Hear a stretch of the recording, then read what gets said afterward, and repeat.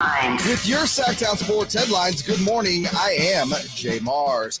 So, the Memphis Grizzlies hobbled into the Golden One Center last night, down two of their best players in Morant and Steven Adams. And your Sacramento Kings, unlike the Sixers game, took advantage.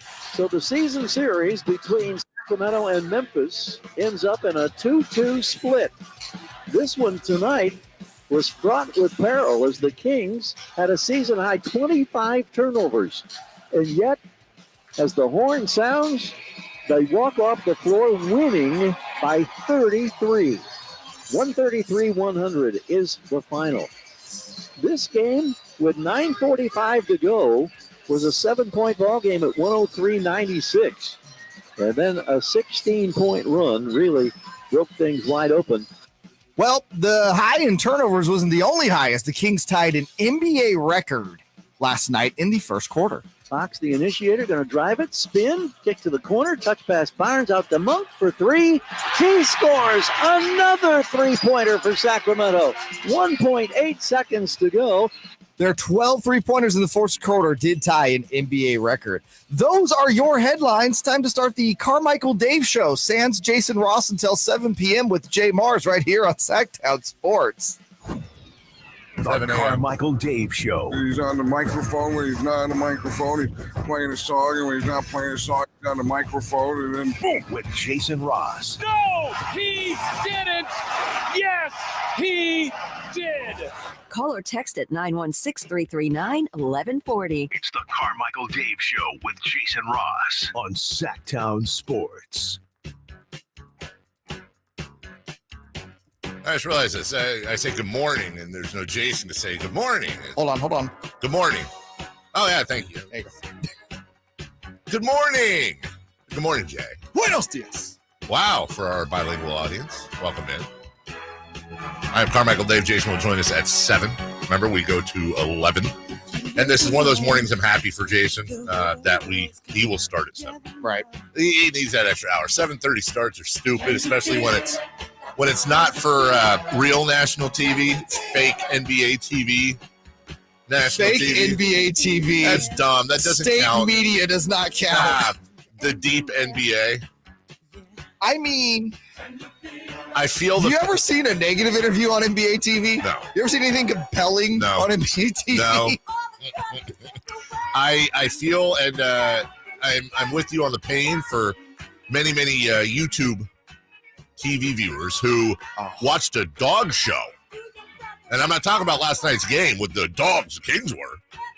It was a literal dog show repeat with the guy from Seinfeld narrating. Not just a repeat, it was from 2017. It wasn't like this was the dog show from 3 days ago. You'd think that they would have figured it out by now. They didn't. And I shouldn't feel this way, but I do feel a little bit of responsibility because, dude, I have personally converted and tech supported probably half the city into switching to YouTube TV. Oh, this is all you're doing. I'm like a YouTube TV evangelist. Huh. I love it. I love the service. I really do. It's great. I've had it for a while now. After, what was it? What was the PlayStation one? PS View? Yeah, View. View. Yeah, it was View. After that went away, we were all a bunch of orphans, and it was between, what was it between? Maybe Fubo? Fubo's the clothing. Sling. And, yeah, Sling. I had Sling for a while. Sling sucked. So I love me some YouTube TV, but it's just about twice a year this happens, and you've got all these poor Kings fans that missed a record-breaking first quarter. Yeah, that's what I was most upset about. Watching Fifi and Fido getting their junk up, which is always the weirdest part of a dog show. I'm following along on Twitter, and I'm seeing like Frankie tweeting about it, like another 3 by Harrison Barnes, 3 in the first 2 minutes. I'm like, what are we missing? Why is this happening? Here, just everybody who went through this, let me just help you out, and you may want to take some time today to set it all up and test it so that it's there for you. If you're a YouTube TV subscriber, there is a backdoor. Hello. You go to the you download and go to the NBC Sports app, and you put in your YouTube credentials, and you can watch. And if you have a Chromecast or a castable television, you can watch on your iPad or your tablet or your phone, and or cast it to your television, which is what my wife is ill and I got kid duties last night. So I had to pick my son up in Rockland from basketball practice at 7:35. And then we drove over to their school where my daughter's band was playing for their varsity basketball. We drove over there and waited until about 8:30 in the parking lot watching the game, and then got her and went home. So I was doing daddy stuff last night while my son and I are finding a way to watch the game, which was a blast of a game. Two things here real quick. I had somehow managed. I need a ruling on this. I really truly need a ruling on this. So I managed to get the game, which I didn't know I could do this, on the screen in my car. Mm-hmm. And I very innocently said, hey, I just figured out how to get. I saw your tweet about it. Okay, I just figured out. I was today years old when I figured out I could get YouTube TV on my little Tesla screen. And man, did I got so many. Wow. Humble brag, cool flex. I want to address this. Can we normalize driving a Tesla not being a flex? I don't think people realize there are some really expensive, but I don't get it. This Tesla I drive is not, listen, expensive is a relative term, and I recognize that. That's the thing. But we're not all making half a mil like you. No. Here's the thing. It's one of the. We all don't have an elevator in our house like you do. I would guess that it's probably in the 50th percentile of pricing cars in this building, for example. Like, I don't think it's if I can tell you right now, like a Ford F-150, not a cheap car. No, not a cheap car, a Chevy, whatever, a Honda Accord, all cost more than what I paid for this thing. I did not know. I'm a former Accord driver. I might have to push back. All right, I'm just going to pull the curtain way back. I paid $35,000 2 years ago for this car. I don't.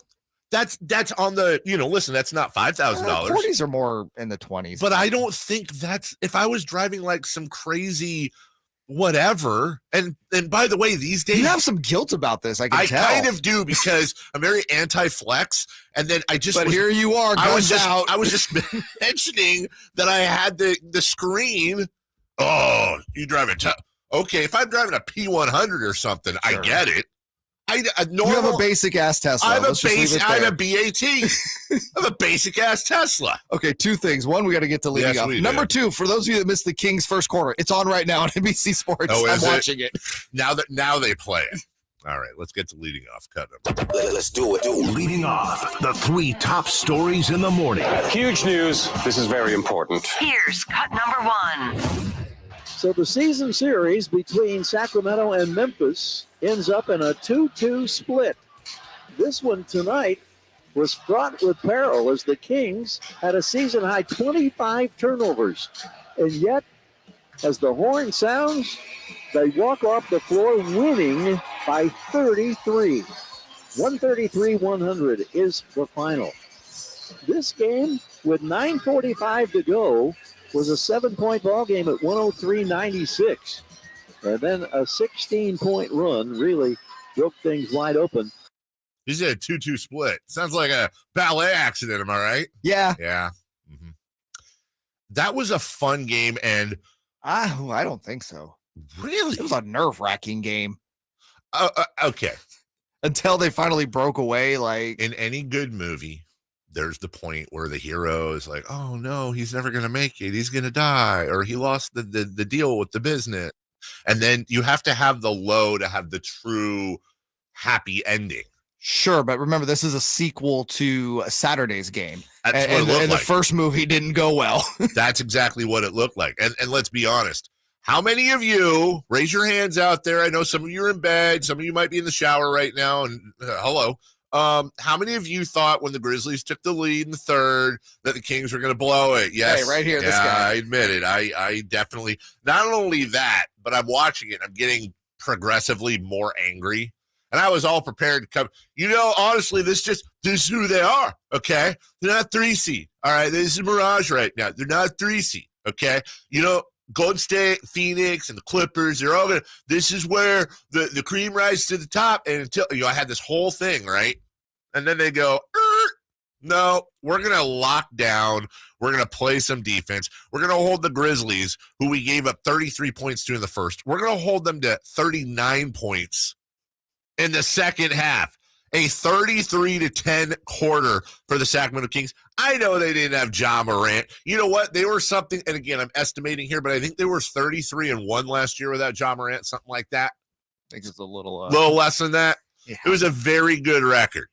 You could also didn't have their bruiser. Here's what's funny. I was going to say that if I was on Grizzlies radio like Eric Hasseltine, our good friend who was there last night, I'd be asking the question, is it possible that Steven Adams is a bigger loss for the Grizzlies than Ja Morant on a night-to-night basis?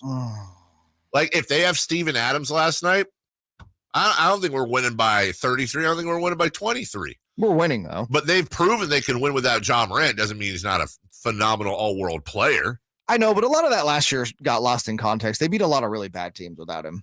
Yes. Like, they played so many non-playoff teams without him and won, where they weren't playing good basketball teams. Shouts to Malik Monk, who was 5 of 9 in 24 minutes, getting a little bit out of that slump. I got a question about that in 3 for. I don't know if you saw it. I did not. I like to be surprised. It's a goodie. Shouts to Rashawn Holmes, 2 of 4, 5 points, 4 boards, and a block in 14 minutes.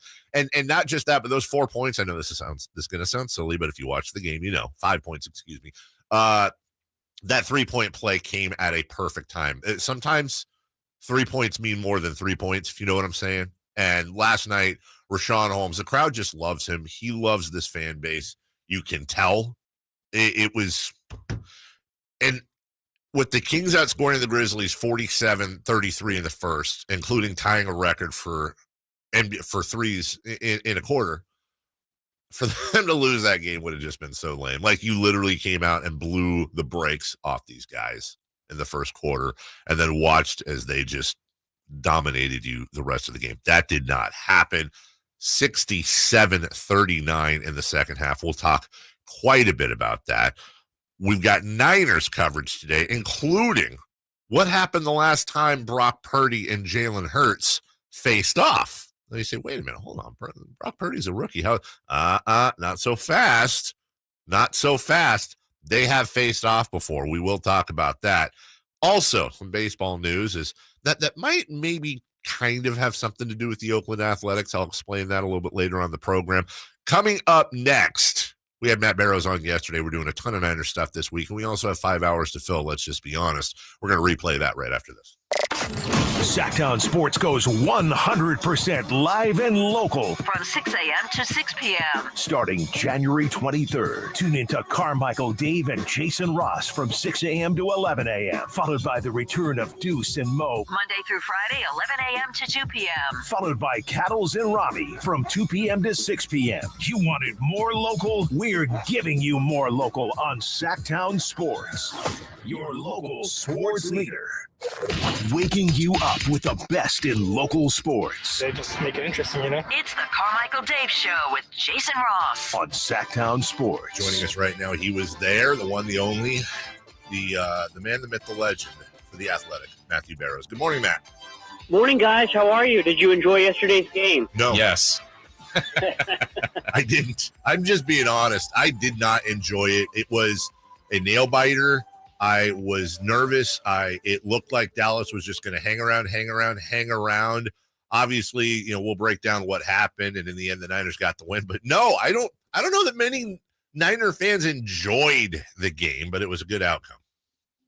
I've been telling everybody who sits around me for several weeks now that Ray McLeod is either going to have a fumble or a touchdown on this play. There's no in between.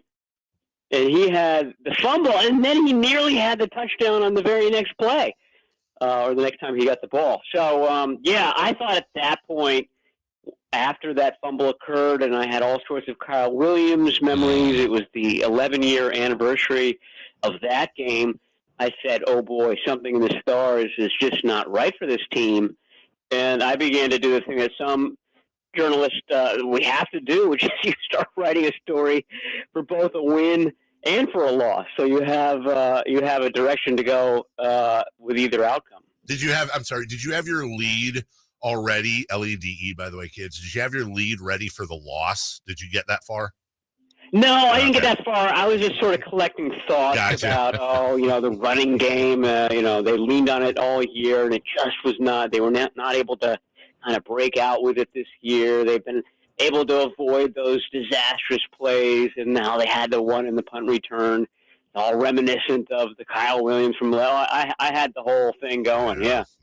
Matt Barrows joining us, and all guests come to you from the Folsom Lake Honda hotline. Folsom Lake Honda, your one-stop Honda shop. Matt, as far as it was late second quarter of the play where Pollard got hurt, and then I think it was a play or two later where they threw the pick. But how much did that help the Niners defense as the game went along, knowing that one of the key weapons for Dallas was out? Yeah, I mean, there's no doubt about it. I mean, and Pollard is an explosive weapon, and the Cowboys talked about losing him and just kind of losing his spirit and his personality in that game, and it just took something away from that offense for sure. So that was a big advantage to the 49ers. They benefited from that. Ezekiel Elliott, still a good runner, but he's not going to have the explosive plays that Pollard brings. So that element of their offense was gone the rest of the day, and so it made the 49ers a little bit more comfortable in how they could play their coverages from that point on. I don't know how to, and you never lead the guest into an opinion. I don't know how to quantify this necessarily, Matt, and I don't know if you agree or disagree, which is why I'm asking. Brock Purdy was not tremendous yet. 19-29, no touchdowns, no picks. He was sacked a couple times. His rating and QBR weren't great. But for some reason, I found myself coming out of yesterday's game even more confident that he's not a flash in the pan than I was before. And I think maybe it was the adversity and how he dealt with it. And I think how well the Cowboys were playing defense. Yes. I mean, that was a very good game plan, first of all. The theme I kept hearing over and over from 49ers offensive linemen was that the Cowboys defensive ends, Parsons and Lawrence, were playing out of their mind in that game, and they were making plays to the outside, making plays to the inside, and really taking away a lot of the offense. Van Der Esch was having a good game, but you're right. I mean, those two long drives in the second half were the difference in the game, and they were mostly kind of gritty runs, but there were some really tight window passes, especially to Christian McCaffrey tucked in there. Those are big time throws against a very good defense that was playing the best it has all year, and he was making them more times than he wasn't. The turnover ratio is big. I talked about the Ray McLeod fumble. That's it for the 49ers. They got two picks of Dak Prescott, and the Cowboys got none from Brock Purdy, and that's been a common theme. So. Not a stellar game, but sort of a gritty game, the kind of game that you need to win a tight playoff game. That's what they got for Purdy.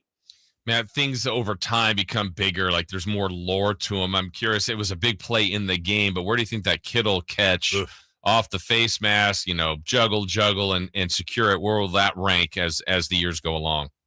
Yeah, maybe not quite as high as that end-of-game catch he made in New Orleans. I think that's the top of the Kittle pantheon right now, but so just below it. I mean, and he had to avoid a safety.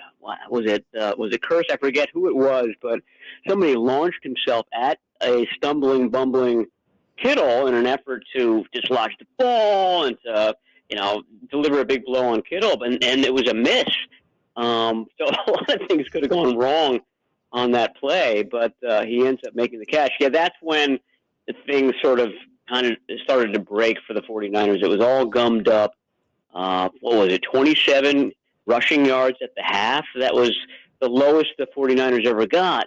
But then they started getting 5 yards a carry, and then McCaffrey got 7 yards a carry, and things just started loosening up a little bit in the second half, and that Kittle play was a big part of it. Matt Barrows of The Athletic with us. Matt, a lot of talk about it. I'm curious, how were you with Kyle Shanahan's play calling in the first half?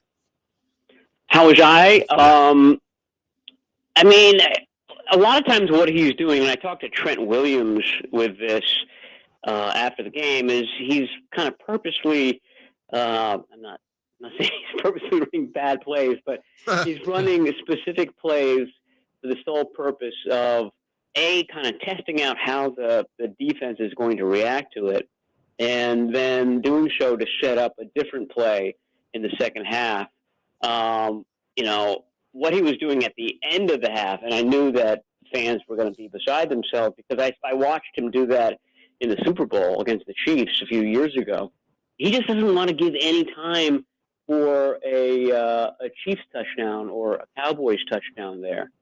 He thinks that the worst thing that can happen is the opponent scores right before the half, and then the opponent gets the ball back right after halftime, and that would have been a real double whammy and a real momentum builder for the Cowboys. So he was that was his main concern, was avoiding that. And I thought, he said he's going to do that every time. So I knew that was going to be what he did. And the fact that Robbie Gould can kind of knock in a 50-yarder in a game where there's all sorts of weird things happening on special teams, I thought that was a big difference in this one. Matt, each week will be different, and Philly poses a different threat. Finally, the Niners have to go on the road here, and Philly looked really good against the Giants. But your early thought on what we can expect on the next matchup, the NFC Championship game? Yeah, I think it's going to be a second straight, really good, really tight game. I think the 49ers played the much better opponent of these two teams in the second round, and that's why everybody is now sort of wringing their hands about this matchup. Oh, man, how can the 49ers play like they did against the Cowboys and beat the mighty Eagles? Well, to me, it was a huge gap in talent between the Giants and the Cowboys. The Cowboys would have gone into Philadelphia. I don't know whether they would have beaten the Eagles, but they certainly would have given them a much better game than the Giants did. So the 49ers are now very much used to what playoff football is. I'm not sure whether the Eagles are, and I think that itself is going to make this a very close game. The number 2 and number 6, I believe, scoring offenses in the league, respectively, the Eagles and 49ers, and the number 1 and number, I want to say 8, I think, scoring defenses in the NFL. The Eagles are at plus 133 for the year in point differential. The Niners plus 173. And the last number I'll throw out, the Cowboys were averaging 27.5 points per game this season, and they were held to 12. So, Matt, with the defense doing the job they did against Dak and the Cowboys, how do you think, are there different problems? Are there bigger problems that the Eagles could give San Francisco's D? Well, I think Jalen Hurts is better than Dak Prescott. I don't think he's going to give you 2 interceptions, and I think he's capable of running for just as much or more yards. And that was another, you knew it was going to be an issue going into the Cowboys game. It was. I think it's going to be just as big, if not bigger, issue with Jalen Hurts. So I don't know how you solve that. I think it's not so much solving it, but kind of keeping the quarterback at a dull roar in terms of the yards that he picks up with his feet. The 49ers defense was not perfect, and they still held the opponent to 12 points. Another deep bomb in this game. I mean, that's now 4 in a row, like major 9-route types of games, and usually teams that give up those don't win, but the 49ers give them up, and they've been winning. So this is a team that can make some mistakes. It just can't make a lot of mistakes. So that's going to be the key against the Eagles and Hurts. Matt Barrows is going to put out a ton of content, as he always does, as we lead up to yet another NFC championship game, and Niners fans everywhere hoping they can get just one more win and put themselves in a position to get that elusive Super Bowl title. Matt, appreciate you as always, and we will talk to you one way or the other next week. Yeah, I'll be in Philly, so give me a buzz there. Yes, sir. Sounds good. Enjoy the food, enjoy the cold, and we'll talk to you in a week. Okay, sounds good. Anyone else notice, if you were watching the Kings game yesterday, one of the commercials they ran, it was for I think the show's called 49er Hours, and it was a recording. I don't know where he was on, but it was a recording of Matt Barrows. That was the narration throughout the whole thing, talking about, and we're going to talk about what he said on the commercial later. his thing was the star of the 49er offense is Kyle Shanahan. And I think that's actually an interesting conversation to have. Our thanks to Matt. And of course, we will talk to him on Monday. Eric Armstead later this week. Greg Papa on Friday is always at 8:00. Nobody has Niner coverage like we do as they march or tackle to the Super Bowl. We'll take a break. When we come back, let's recap last night's Kings Grizzlies record-setting performance. It's good times in Sacramento. You hear the audio next. Check out the Golf to Go Hour with Frank LaRosa every week on Sactown Sports. Get the latest on equipment, area courses, people who play the great game, and plenty of good conversations about golf. It's the Golf to Go Hour every week with Frank LaRosa on Sactown Sports.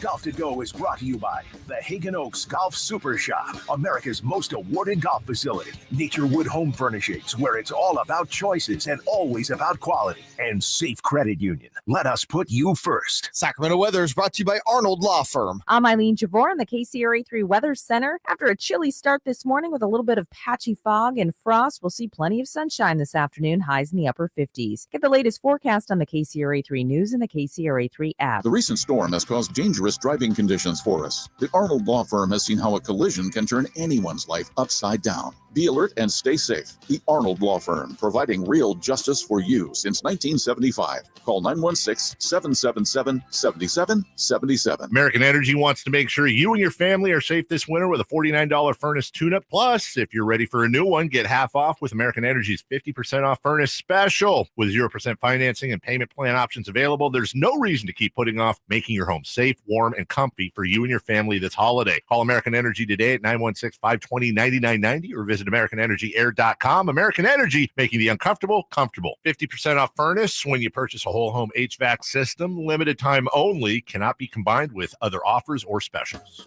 When you take the time to shop at Folsom Lake Honda, there's one thing you'll always find. Happy people ready to serve you. As a family-owned and operated dealership since 2009, customer service is our #1 priority. Our customers love doing business with us, and you will too. Get an instant cash offer for your trade at FolsomLakeHonda.com. We'll buy your car whether you buy from us or not. Folsom Lake Honda is your one-stop Honda shop. Folsom Lake Honda, yeah, your one-stop Honda shop. Individual rates, coverage offerings, and savings may vary. Subject to terms and conditions. Not available in all areas. Actual Pi customer. The other workers' comp insurance company, they were going to reclassify our business, and then they were going to charge me $50,000. Meet Natalie, owner of the carpentry shop. Shocked by an unexpected bill, she knew it was time to switch her workers' comp provider. That's when she found Pi Insurance. When we got the quote back from Pi, it was a sigh of relief. They put us in a policy where we fit. Is your small business overpaying for workers' comp insurance? See how much you could save at trypi.com. Plus, when you sign up for pay-as-you-go billing, your premium is based on your actual payroll, not an estimate. So your workers' comp audit experience is simplified. I'm grateful that there's a company out there that's willing to insure us little guys because every dollar counts. With Pi Insurance, you get pricing and coverage made for small businesses. What are you waiting for? Ask your agent for Pi or get a quote in 3 minutes at trypi.com. That's TRYPIE.com. We all know the pain of being stuck in the past.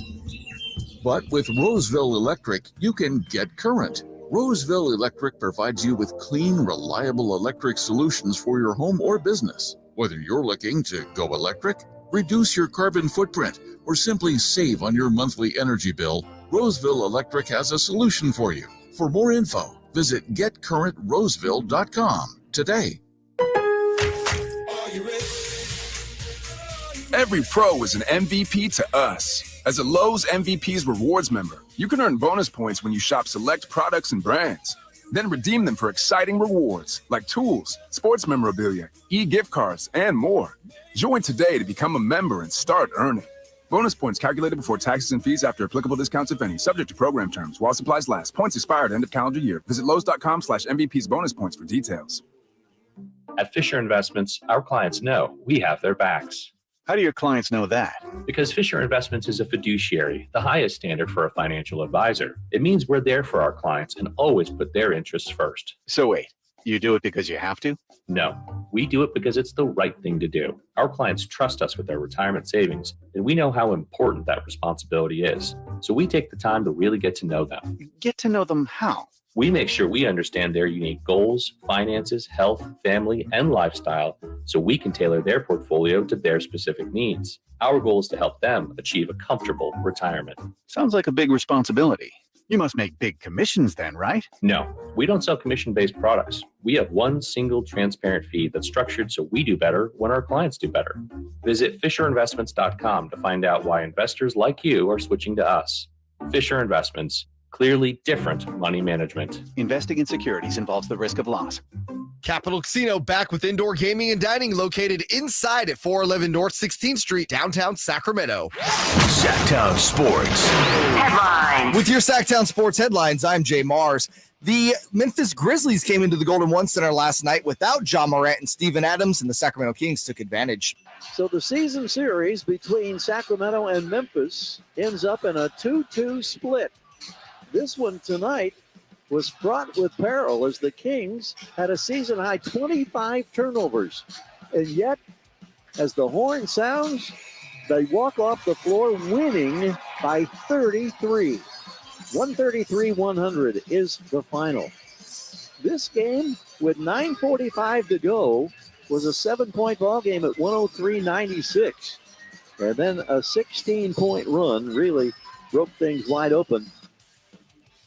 Well, the 25 turnovers was a season high, but it wasn't the only high that the Kings got last night as they tied an NBA record for three-pointers made in the first quarter. Fox, the initiator, going to drive it, spin, kick to the corner, touch pass Barnes out to Monk for three. He scores another three-pointer for Sacramento. 1.8 seconds to go. The Kings have one more game on this homestand when they take on the Raptors tomorrow night at the Golden One Center. Those are your headlines. Back to the Carmichael Dave Show with Jason Ross and Jay Mars, and not with Jason Ross, but with Jay Mars right now on Sactown Sports. The only place in the morning to get your sports fix. Live and local. The Carmichael Dave Show with Jason Ross. High window flip on the Phil Lane transition. Jones unsuccessful. Kings come back quickly. Keegan open right wing, going for another one. He's got his third three-pointer. The Kings are 7 for 7 from downtown. They've attempted 3 two-point shots, and not one of them has been successful. Here's Davion Mitchell for three. The amazing three-point shooting continues. I don't know that I've ever seen a team hit 10 consecutive three-pointers. That's what the Kings have done. They lead 34-22. Fox, the initiator, going to drive it, spin, kick to the corner, touch pass Barnes out to Monk for three. He scores another three-pointer for Sacramento. 1.8 seconds to go. Fox to Holmes. Rip it down, big fella. Rashawn Holmes on a perfectly placed pass from De'Aaron Fox. Fox just got his 7th assist of the ballgame. Rebound corralled by Sabonis. He now has a double-double, his 36th of the year, his 23rd straight, and he got a triple-double with a two-hand flush on a drive to the basket thanks to Malik Monk.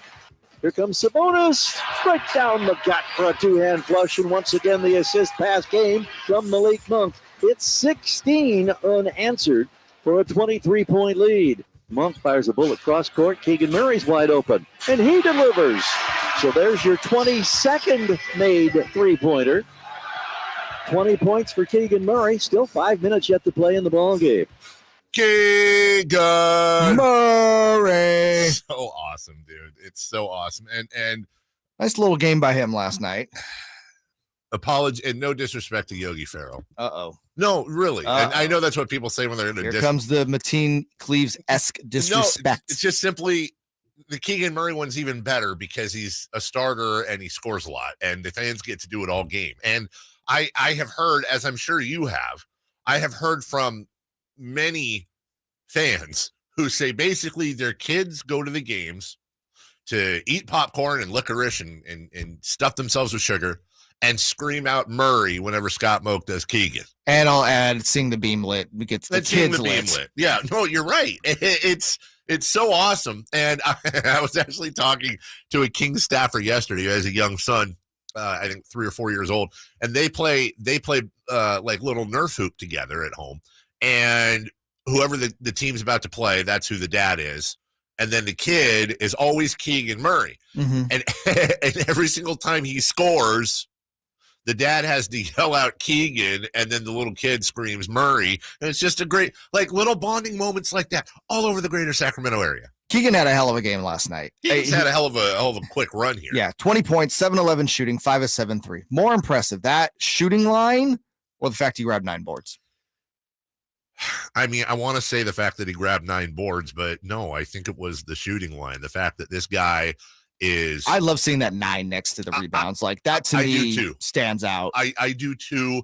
And the fact that he had 1 turnover, that's it. 1 turnover in 34 minutes. He also had a block shot. He was second on the team, or at least the starters, at plus 19. You know what I really, really loved? The bench. The bench, yeah. I think, heard the call of the Wild there, and I'm doing the quick math here. 43 and 12 is 55.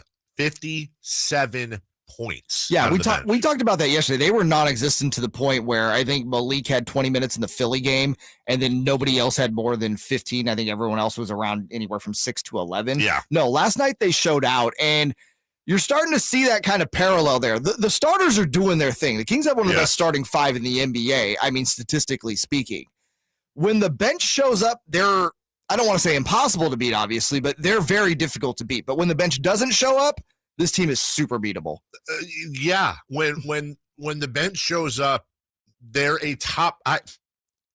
If the bench can have nights like they did last night or anywhere in the vicinity, the Kings are a top 5, top 6 team in the NBA. I agree. And I mean, if that's a tall order. You know, we were talking about Malik Monk, Mike Brown. In fact, somebody told me yesterday it might have coincided with the start of Malik Monk's slump when Mike Brown really started pushing him for 6-man. He may not even be the best 6-man on the team right now. Trey Lyles. He's been really good recently. Oh, my gosh, is he on a run? 24 points, 7 boards, 2 steals, 3 blocks, 6 of 8. It's arguably, and I know he's not the highest scorer, it's arguably the best bench performance all around we've had all season. Yeah, and it's interesting with Trey, too, because we saw last year, you know, he started a lot towards the end of the season, and he put up some good games, but you know, we've all fallen into that, you know, lull of seeing a guy put up big numbers or good numbers at the very least at the end of this season. That doesn't matter. But I was impressed with him last year, and then watching him off the bench, I thought he was good earlier in the year. Got in Mike Brown's doghouse for some reason early too, though. But yeah, he's been really good, and quite frankly, thought he was a throw-in during that Marvin Bagley trade, but he's turned out to be just. Well, I put it this way. If you could have Trey Lyles or Marvin Bagley on your team right now, you're taking Trey Lyles. Without a doubt. In every single way. Malik Monk, by the way, we should mention 13 points, but that wasn't the whole story. 13 points, 9 boards, 8 assists in 24 minutes on 5 and 9 shooting. Yeah, 50%. the efficiency, I think, was the big deal there. Not the line of the night, though. Not the line of the night, though. The line of the night goes to P.J. Dozier. Now, P.J. Dozier had 2 points, couple of steals and a rebound. Okay, whatever. He did that in 3 minutes.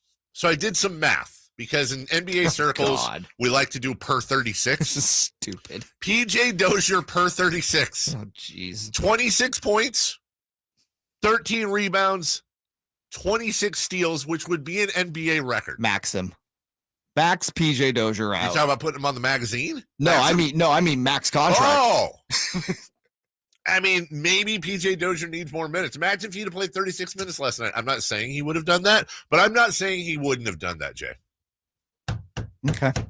I'm going to refrain from jumping on that bandwagon. Are you? Yeah. Are you gonna? We'll have standings watch coming up next as well. Oh, no, we're doing standings watch at 7:27. I see it moved since the meeting. Yeah, no, we got to talk about Art and the Angels and the A's and Joe Lakeup and baseballs. So we're going to hit this break. When we come back, we'll do a quick pause for Chris Guerrero in the YouTube chat. And by the way, I want to shout out everybody in the YouTube chat. Campeo, Jesse is always in there. Jay, I see Chris in there as well. Kyle, Russell. You know, say what you want about Russell. He's always there. He's dedicated. Somebody came in and was trying to mess with our guy Earl yesterday, and I really felt this thing. It's like a family thing where I was like, okay, if anyone gets to mess with Earl, it's us. But if you're in the chat, if you're a new person, you come in, even if you're right, we close ranks. Yeah, no, we will light you up. We'll take a break. When we come back, some news out of the Los Angeles Angels of Anaheim sale, non-sale, and how that maybe could affect A's fans? I'll explain next. Sactown Sports goes 100% live and local. From 6 a.m. to 6 p.m. Starting January 23rd. Tune into Carmichael Dave and Jason Ross from 6 a.m. to 11 a.m. Followed by the return of Deuce and Mo. Monday through Friday, 11 a.m. to 2 p.m. Followed by Cattles and Robbie from 2 p.m. to 6 p.m. You wanted more local? We're giving you more local on Sactown Sports. Your local sports leader. I'm in the great outdoors doing a little Dodge watching with Vince Bloom, the big guy at Lasher's Elk Grove Dodge. Would you look at that? You know, those are some pretty high-powered binoculars you got there, Vince. Yeah, I use them to spot all the Lasher license plates out there. Well, there's bound to be a lot because, I mean, you are the big guy after all, and the big guy's known for making great deals on new Ram 1500 Bighorns and Longhorns, Tradesmen and Laramies, crew cabs and quad cabs, 4x4s and 4x2s. I know. Hold on. I see another one. Another what? Looked like it might have been a new Dodge Challenger. I think so. Or a new Dodge Charger. Elk Grove Dodge sells a ton of those, you know. And new Durangos, Chrysler Pacificas, Jeep Cherokees, and the new Grand Cherokee, Jeep Compass, Gladiators, and Wranglers, and the all-new Wagoneer. I've heard Elk Grove Dodge has great deals on those, too. Oh, he's taking off. Oh, I'm sorry. You lose him? Oh, no. Just another happy customer migrating back to Elk Grove Dodge. No surprise there, because for over 40 years, the name Lasher means a great deal. Only at Lasher's Elk Grove Dodge, in the Elk Grove Auto Mall, and online at elkgrovedodge.com. I'm Craig Ashton of the Injury Law Firm of Ashton and Price. Whether you've been injured on a bicycle, as a pedestrian in a slip and fall, auto, Uber, Lyft, or big rig accident, you need Ashton and Price in your corner. When you call Ashton and Price, there's no chatbot telling you to hit 3 for accounting. You're greeted by a real live person who will immediately transfer you to an experienced attorney. The consultation's free, and there's never a fee until you win. Remember, for the best advice, don't think twice. Call Ashton and Price. Life is uncertain.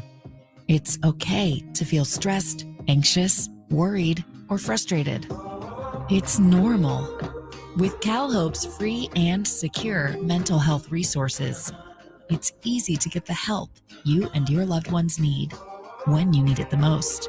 Call our warm line at 833-317-4673 or live chat at calhope.org today.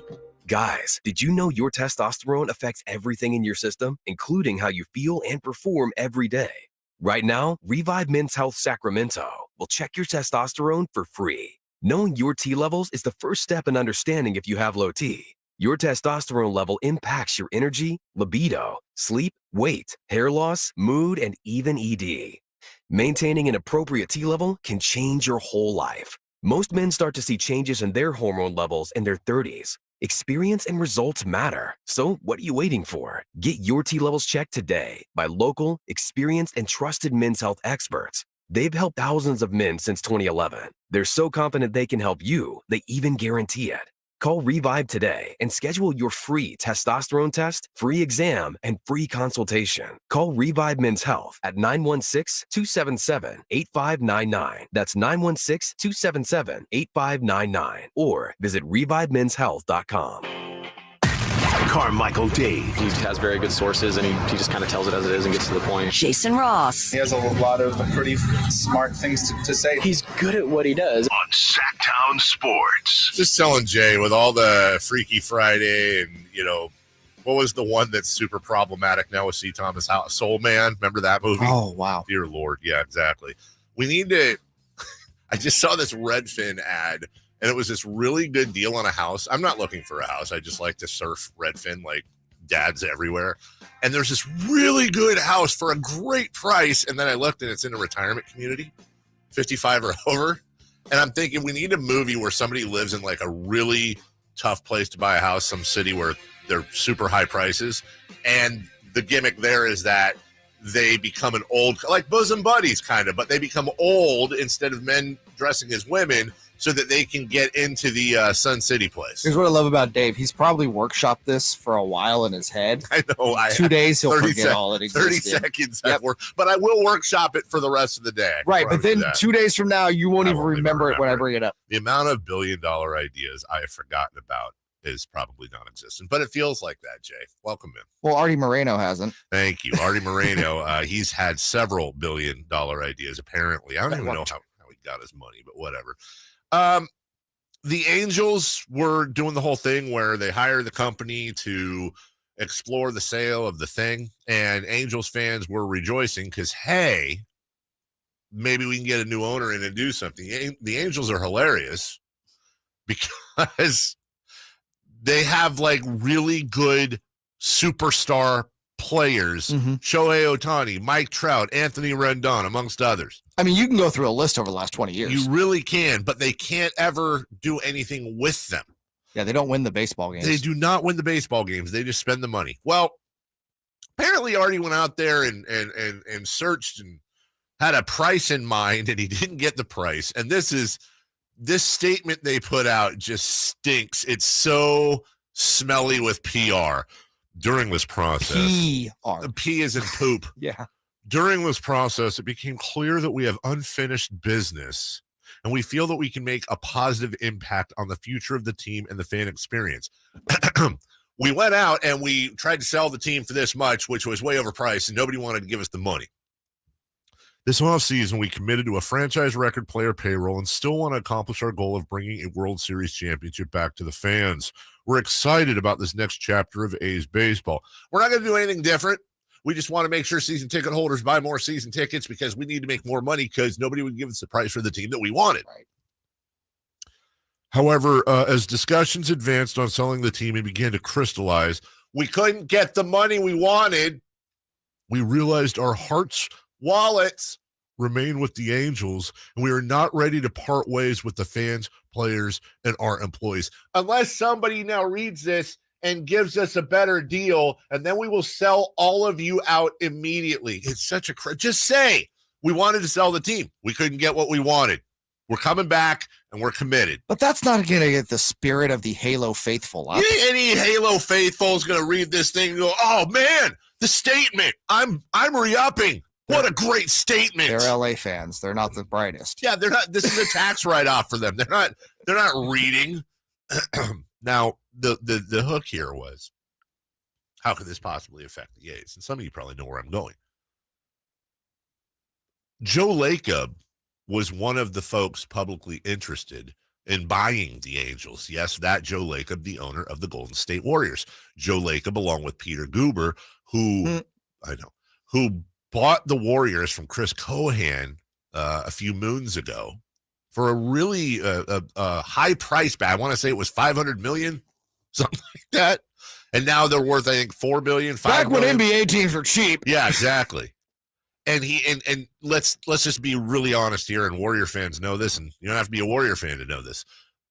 The job that Joe Lacob heading up that team has done all around, not just the dynasty, the titles, the Steph Currys, the Clay, the Dre, the new arena, the move to San Francisco. Like, that is a completely transformed. I don't know that any NBA franchise has transformed as much as they have in 15 years, 14 They years. went from a doormat that sometimes made the playoffs every once in a while, but let's face it, since they won the title in 75, that franchise was a doormat in the NBA. The perennial doormat. To being the perennial franchise. They were the not overnight, but damn near. Well, and again, and I reference this, anybody listening knows I reference this about twice a year.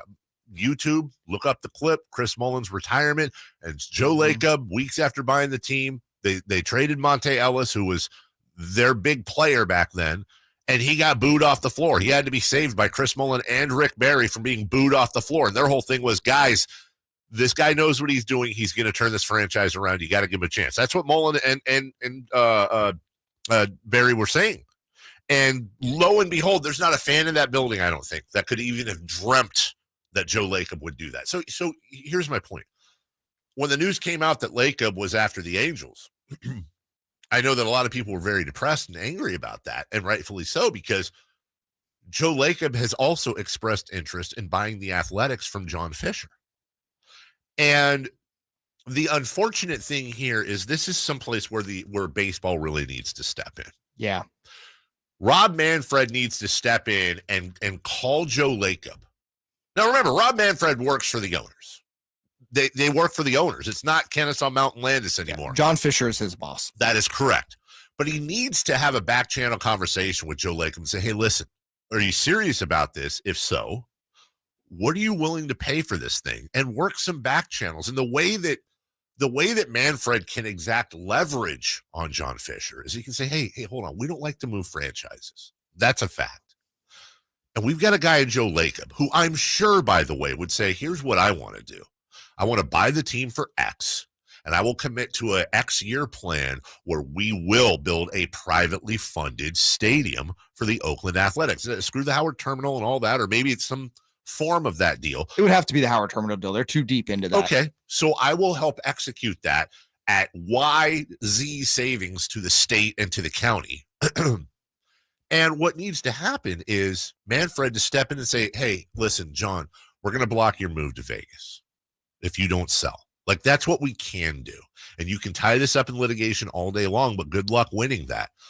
He's offering a fair price. He's offering a market value price. You're going to walk away very, very richer from this. And we'll throw in some sweeteners as well. But you're not going to have the option to move. Vegas should only be on the table if they cannot get anything done in Oakland. I agree, but it seems like Rob Manfred is kind of wants them in Vegas. I mean, that's the feeling I get. That is. But it's, do you want them in Vegas, or do you actually want some decent PR for your once very proud league that, let's face it, how often do we get positive PR about the Major League Baseball at this point? Not really. Not really. Not really. That would be a hell of a PR story. It would wrap up and you would be in headlines all day if you actually did that. I just don't think Rob Manfred, because I think the scenario that you're pointing to is correct. And honest to God, I think John Fisher at the right price will sell. I agree. He has no loyalty to the team. No. This is just a moneymaker for him. And if he gets his right price, he'll sell the team. I just think Rob Manfred's too much of a coward to do it. And I feel that in my bones. I agree with you there.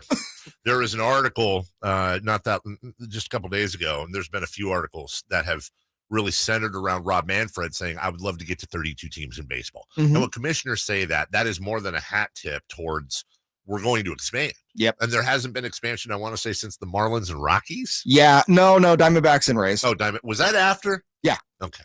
So it's been a while. And it's funny, and I don't want to get anybody's hopes up because this ain't going to happen, but on anyone's list of expansion, the top 2-3 teams are Orlando and Sacramento, which won't happen. You're not going to have, the A's would have to move for that even to be a possibility. And even then, we don't have any. Put it this way, if the A's were a possibility, they'd already probably be here. Exactly. So for Rob Manfred, he can still get to Vegas. He can still get to Vegas with expansion, just like the NBA is going to do. But this is an opportunity really to step in and take arguably the best owner in basketball and bring him into baseball. So maybe and think about this. The A's aren't that far off from where the Warriors were when Joe Lacob bought them. No, in not almost at all. Every aspect of the franchise, it really would make a lot of sense. So I think this is something people should really keep an eye on. We will take a break. When we return, hey, Brock Purdy, Jalen Hurts, this weekend, NFC Championship game, their first meeting ever. Nope, actually, it's not. There's history between these two. We'll get to it next. Sactown Sports goes 100% live and local. From 6 a.m. to 6 p.m. Starting January 23rd. Tune into Carmichael Dave and Jason Ross from 6 a.m. to 11 a.m. Followed by the return of Deuce and Mo. Monday through Friday, 11 a.m. to 2 p.m. Followed by Cattles and Rami from 2 p.m. to 6 p.m. You wanted more local? We're giving you more local on Sactown Sports. Your local sports leader. For your everyday vehicle. Right now, you can get 5 quarts with an STP oil filter for only $26.99. Do the complete job for the right price. Get the parts you need when you need them at AutoZone or AutoZone.com.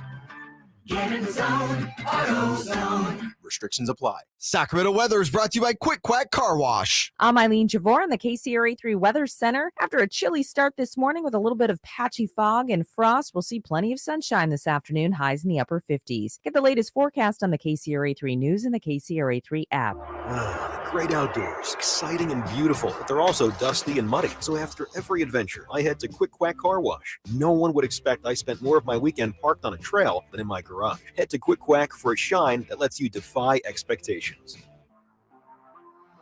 It all started with a group of cowboys who broke from the mold and wanted more. 30 30 years later, the ride continues, and the professional bull riders have never been more ranked. The best ever! We were here for it! Don't be Celebrate 30 years with 3 huge nights this February 3rd through 5th at the Golden One Center in downtown Sacramento. Stop by Loop Neighborhood Market, where Monster Energy is available now. Buying a new Acura is an easy decision, and Acura of Stockton makes buying easy. Come and see us today or shop online. If we don't have it, you can pre-select your favorite Acura and pick it up when it arrives. No contracts or deposits required. It's that easy. Plus, we'll pay top dollar for your trade whether you buy from us or not. Don't settle for less than the quality of a new Acura from Acura of Stockton. Shop in person or online at AcuraofStockton.com. ATM Mortgage. When times get tough, you need a lender that gets even tougher. Hi, Jeff Tarbell with ATM Mortgage. We can still show you an affordable path to home ownership, and all you have to do is call 916-338-9400. That's 338-9400, or online at atmmortgage.net. ATM Mortgage. License under California CFL and MLS 223-4889. Individual rates, coverage, offerings, and savings may vary, subject to terms and conditions, not available in all areas. If you're a small business owner, listen up. Pi Insurance wants to give you one of those aha moments, the kind that could save you money. Workers' comp is probably one of the biggest costs you face. But did you know that insurance providers have flexibility in setting their prices? That's right. But many don't bother giving small businesses the savings you deserve. Instead, you can get lumped in with other businesses and overcharged. Pi Insurance was created to change that. With Pi, you get a quote tailored specifically to your business, and you could save up to 30% with no hassle and no hidden fees. Plus, when you sign up for pay-as-you-go billing, your premium is based on your actual payroll, not an estimate. So your workers' comp audit experience is simplified. Take 3 minutes to see how much you could save with Pi Insurance. Ask your agent for Pi or go to trypi.com. That's TRYPIE.com.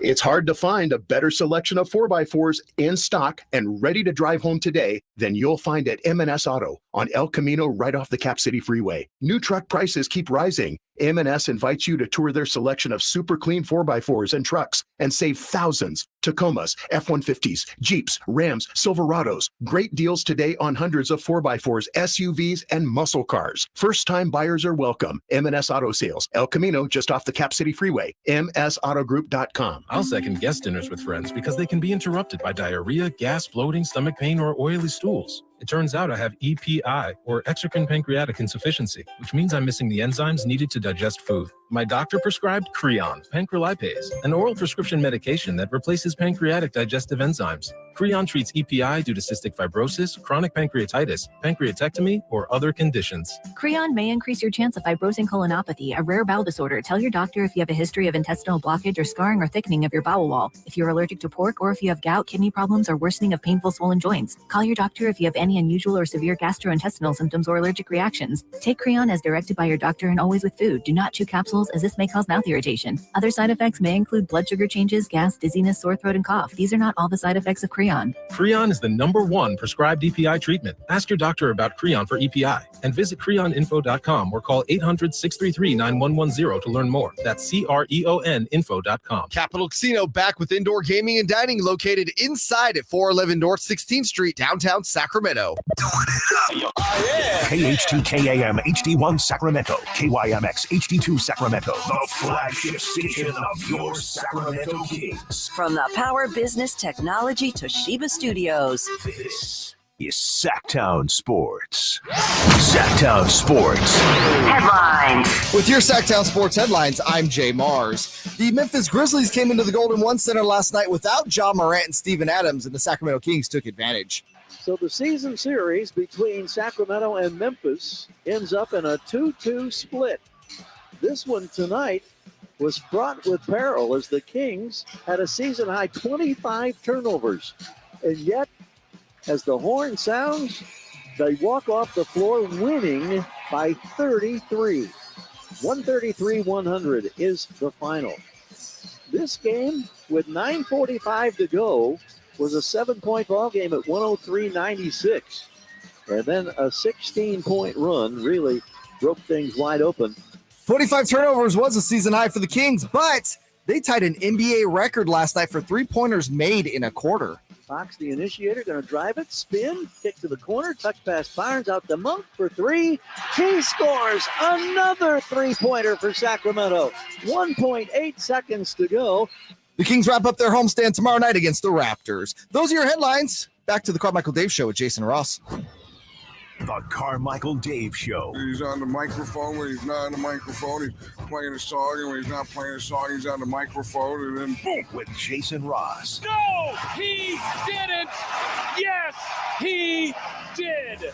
Call or text at 916-339-1140. It's the Carmichael Dave Show with Jason Ross on Sactown Sports. Okay. Good morning. Good morning. Jason Ross Hi. joining us for the next 3 hours. Hey, Dave. As we got the pregame out of the way. Then we're in the main it's more event. than that. I was like in your Artie Moreno impression. That was Artie Moreno. Oh, man. I missed yesterday. I heard Jerry Jones. Mm-hmm. I always said we don't get guests in the 6 o'clock hour. I don't do the 6 o'clock hour. Now there's guests all the time. If you're watching on YouTube, you went from the crappy Teams call from yesterday. Hey, people like dial-up, Jason. I mean, that was terrible. So we have had a couple months ago, I had asked our market manager, who is very lovely and talented and very sweet. He there's some kiss butt there. I said, hey, can we upgrade our software so that we can add a second camera? You remember this? Yeah. And you know what? He is a can do. And he said, yes, absolutely. Did not even just absolutely no problem. Go to engineering, tell them it's okay. We go to engineering, we tell them, hey, we can upgrade the software. You know why? Because we have all these HD digital cameras all over the studio. And then we did that, but then we were told, yeah, you can't, the second one's not going to work. And so for like the last couple months, Jason's been on dial-up. Yeah. Especially yesterday. Magically, I guess, and I don't even know the whole story, but apparently someone went behind the scenes.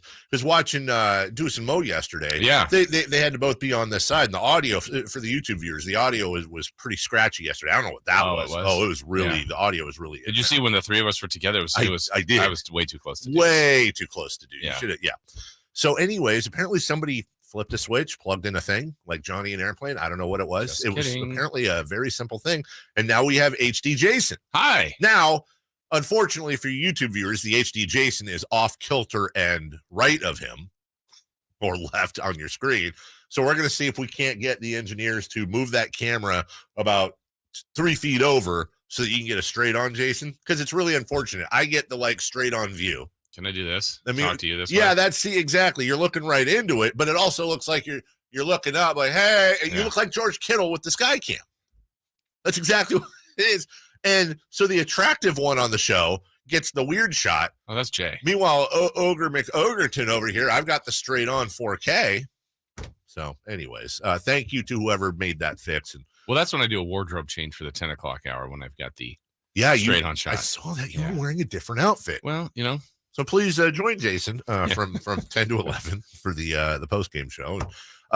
We were talking about a lot of things we'll get to, including the Kings, obviously, the San Francisco 49ers. But Jason Ross, the 49ers play the Eagles this weekend. I'm not sure if you know that. I do, and I'm anxious. Are you? Yes. Nervous, anxious, all of the above. And you are a true diehard Niner fan. I want the Niners to win this, though.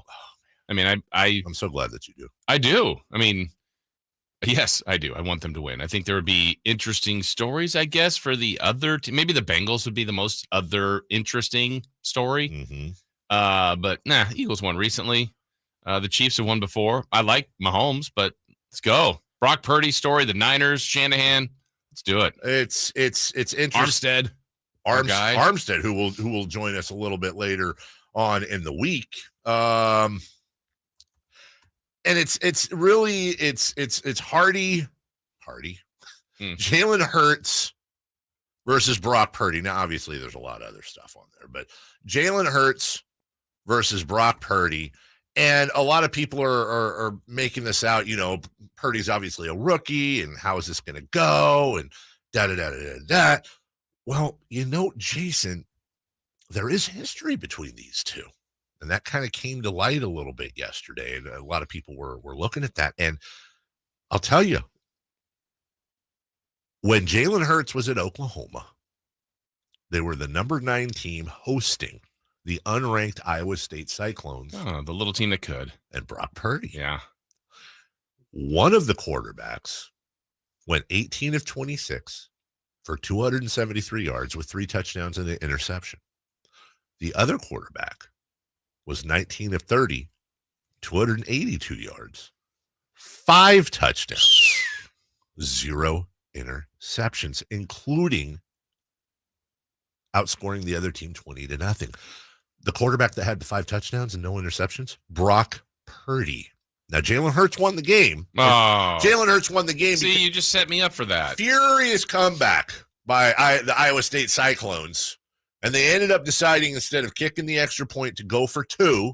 It was very controversial. There was some pushing and shoving and holding in the end zone. And ultimately, they did not convert. They lose by 1 point after just doing everything they could to come back. Also, what I thought was interesting, too, is that Jalen Hurts rushed for 68 yards on 22 carries. It's a 3.1 average.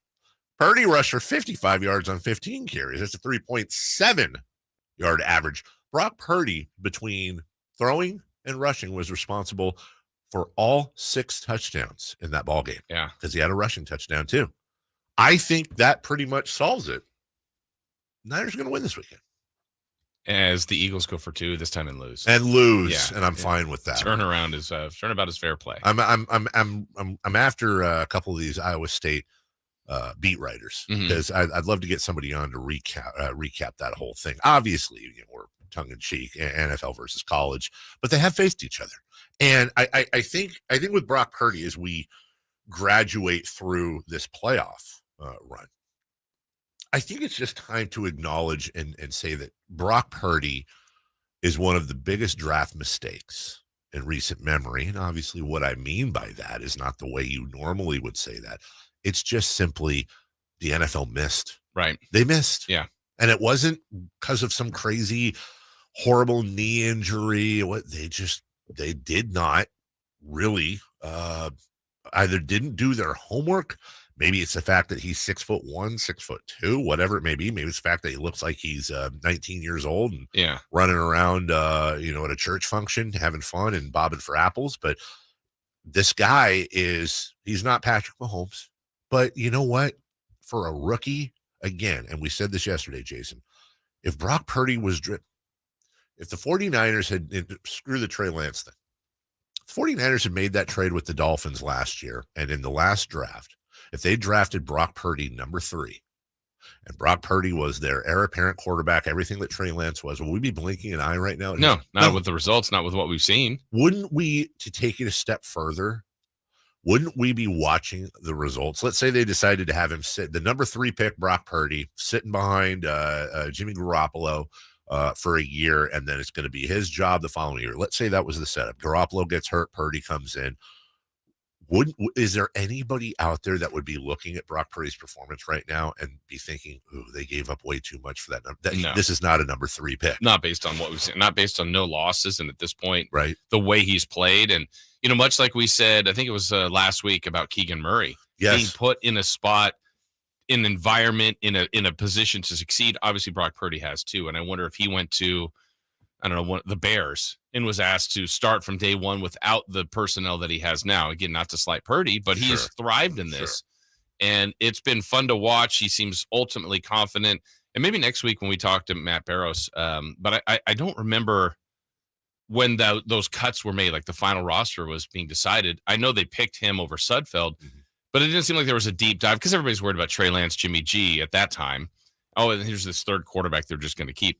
But what was the thought process then compared to what? Because what did they see then that said in a preseason where you don't get a ton of snaps and a ton of reps? He obviously did enough in a short amount of time to say, at least we need to keep this guy around. Yes. No one envisioned that to be the quarterback in the NFC Championship game, but their belief in him has been backed up by what he's done now.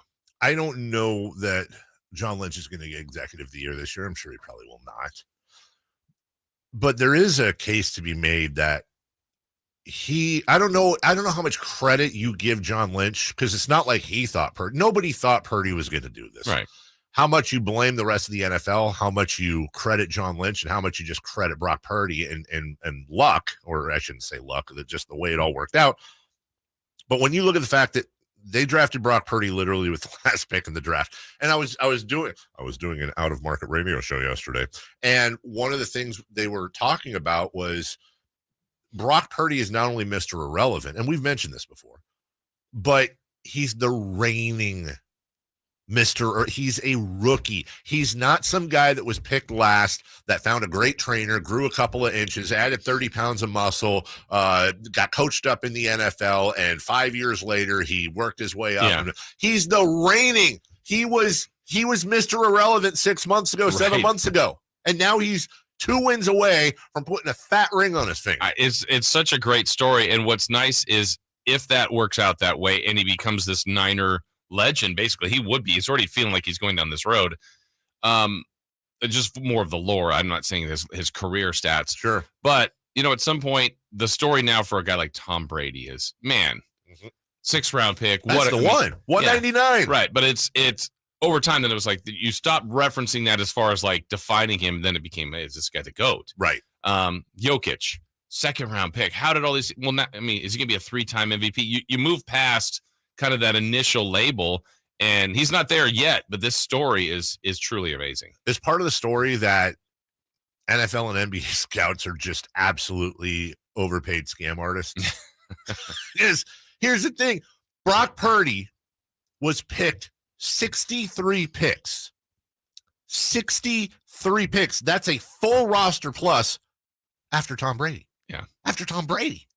And when you look at the Niners depth chart, Brock Purdy drafted, Deebo Samuel drafted, Ayuk drafted, George Kittle drafted. They trade for McCaffrey. They trade for Kyle Juszczyk back then. They trade for Trent Williams. That's just on offense. The work that John Lynch has done, and friends, to mold this team. By the way, we haven't even gotten to the best defense in the NFL. That's just the offense. Yeah. It's one of those things where you look at me and go, who else is executive of the year? Right.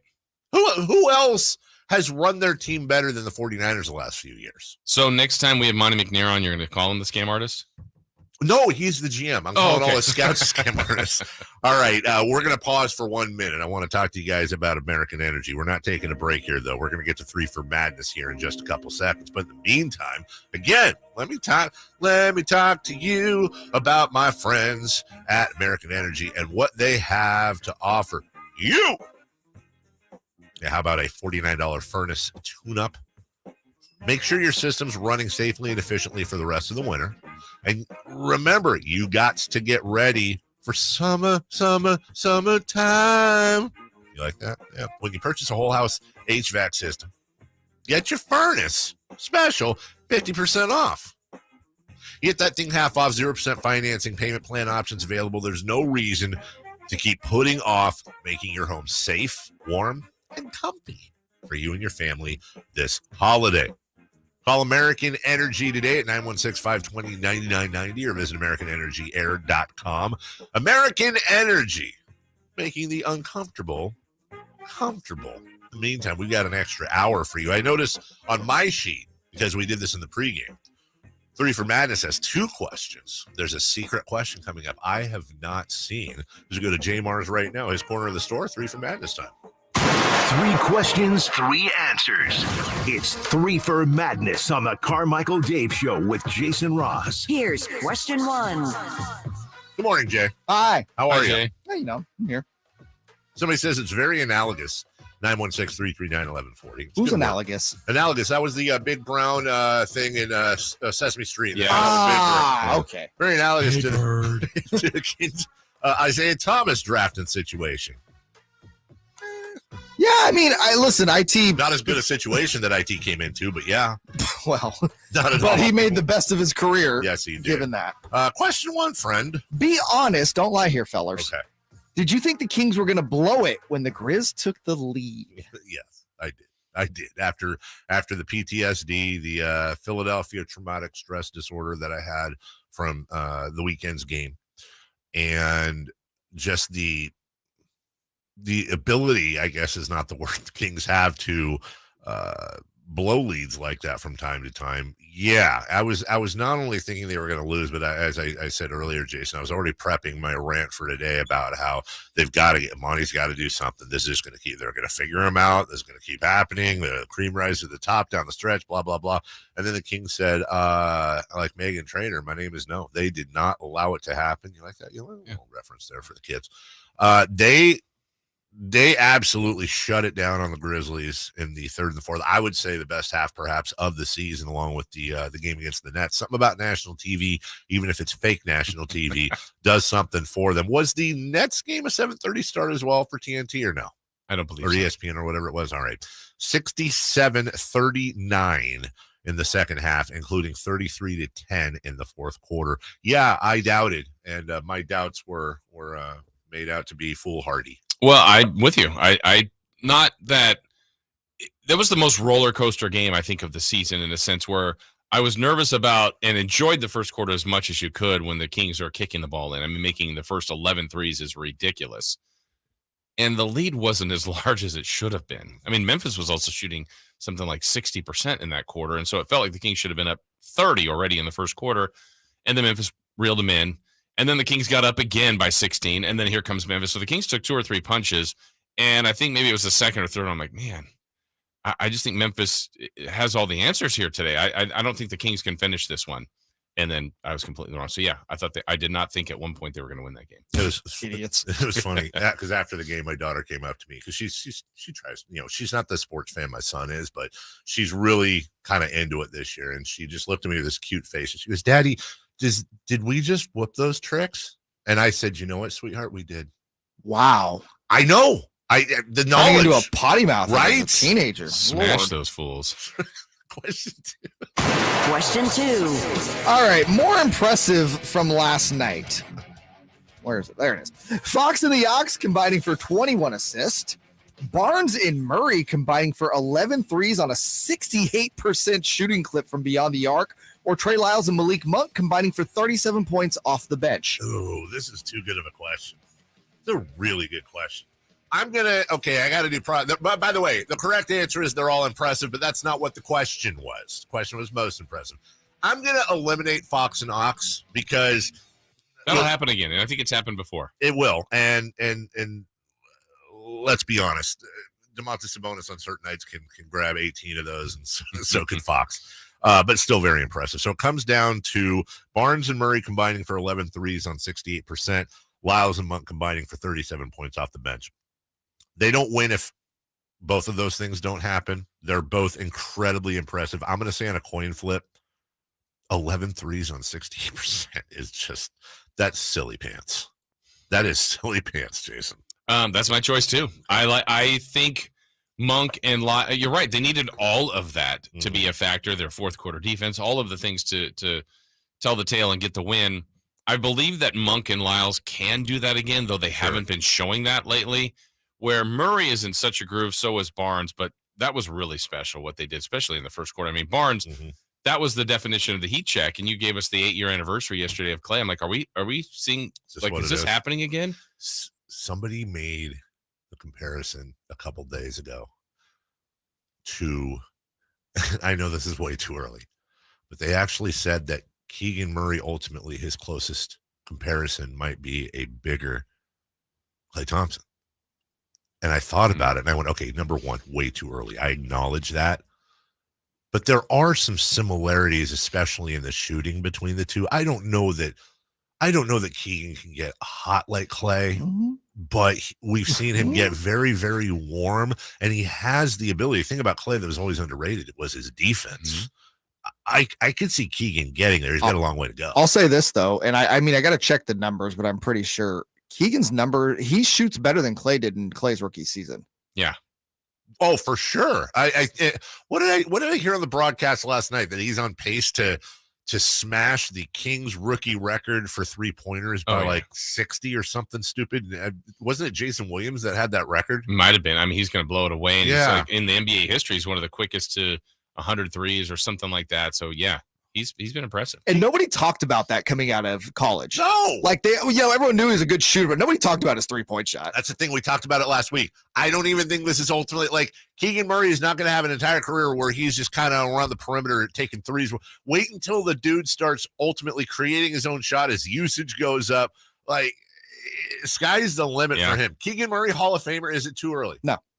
Okay. Put him in now. Number 3. Question 3. All right. More responsible for the 49ers surge on offense late in the season, Brock Purdy or Christian McCaffrey? I told you I had some good ones for you. Jeez. I'm going to, you know what? Every part of my body wants to say Christian McCaffrey because of the way things opened up. But the old school in me, Brock Purdy has the ball in his hands every single down. Every single down, Brock Purdy has the ball in his hands. He's the one that has to make the reads. Christian McCaffrey is fantastic, but let's also not forget, if Brock Purdy wasn't the threat he was throwing the ball, some of these holes would not be opening up for Christian McCaffrey. That being said, chicken and egg. If Christian McCaffrey wasn't such a rushing threat, some of these play action, especially that they're running for Brock Purdy, they'd be covered a little bit differently. I'm going to give it to Brock Purdy because I'm always going to default to the quarterback, but I will accept all answers on this. Yeah, I mean, this one is really difficult to parcel through, but I'm going to say McCaffrey because of he's a special talent, and you need all of the pieces. It's hard for me to pick against a quarterback because of the most important position in football is that one, and he's been great. But I do believe that the Niners would be having similar success if another quarterback was there. And in the DNA of a Kyle Shanahan offense, they want to run. And I think McCaffrey's important to that. So is Elisha Mitchell. So I'm going to lean towards McCaffrey's got a touchdown streak going, 9 straight games. He's been great. And it feels like I'm punishing Purdy, but I don't mean to at all. He's been awesome. Well, it's just Christian McCaffrey. Yeah. I mean, he's so dang good. And the offense just flipped when he came over. It's really, like Jason said, it's really hard to parcel because you also have to look at Purdy from this standpoint. The Niners were never able to get the ball downfield 30 or more yards. With Brock Purdy, that completely opened up a new dimension of the offense. I'm going to keep asking this question every week. And I didn't ask Matt this. I will ask Greg Papa this again because I forgot to last week. No matter what happens this weekend, Brock Purdy is the opening day starter. It's looking like are we there? I think there's a lot of people that are. Yeah. I would say yes, but now you're back to the well, they haven't paid Trey Lance. The payment has been the investment in picks and future assets. That's hard for a GM, I think, to swallow, but also you need to swallow that and go, you know what? And it's not an indictment on him. Like, you're here, you can compete, but maybe we're going with Purdy going forward until we're proven not. As we take a break, would you agree with the following? If you polled Niner fans, at least 80% would say Purdy should be the starter next year. I will follow that up with this question. Isn't Kyle Shanahan the exact person that would say, I don't care? Trey Lance is better and he's our starter. I feel like Kyle would do that. 100%. I feel like that's why it's an impossible question to answer. It's not what should happen. It's what will Kyle do. We'll take a break. When we come back, Standings Watch. Yeah, that woke you all up.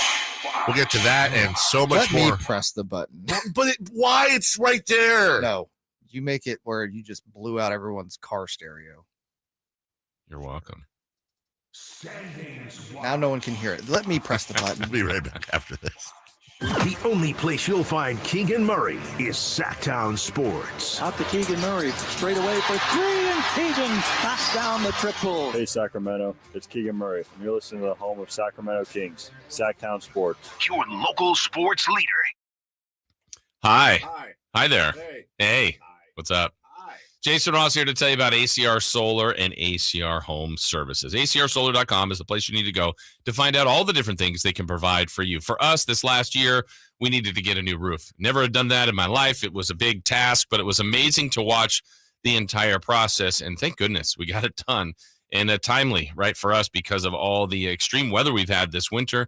But we've been safe, secure. We've handled all the elements because our roof is in dynamite shape, and we're going to have this as a roof for a long, long, long time. We've been in our home for 20 years, and when we bought the house, our roof was an older roof, a shake roof that had, seen its better days, but we knew at some point we needed to get that new roof, and at that time came this last summer. So we talked to multiple companies, but when our connection, and that's what it was with ACR Solar, was truly a connection, meeting with them, with John, the owner, Joe Peterson, the roofing expert, we knew this was the right company for us to pair with, and we're so happy that we did. So if you have anything in home services, solar, certainly, roofing, check them out. Go to acrsolar.com. Sacramento weather is brought to you by Bonnie. I'm Eileen Javor in the KCRA 3 Weather Center. After a chilly start this morning with a little bit of patchy fog and frost, we'll see plenty of sunshine this afternoon, highs in the upper 50s. Get the latest forecast on the KCRA 3 News and the KCRA 3 app. When it's cold and rainy outside, everyone knows Bonnie is leading the way home. Right now, stay warm and cozy with a $79 furnace tune-up.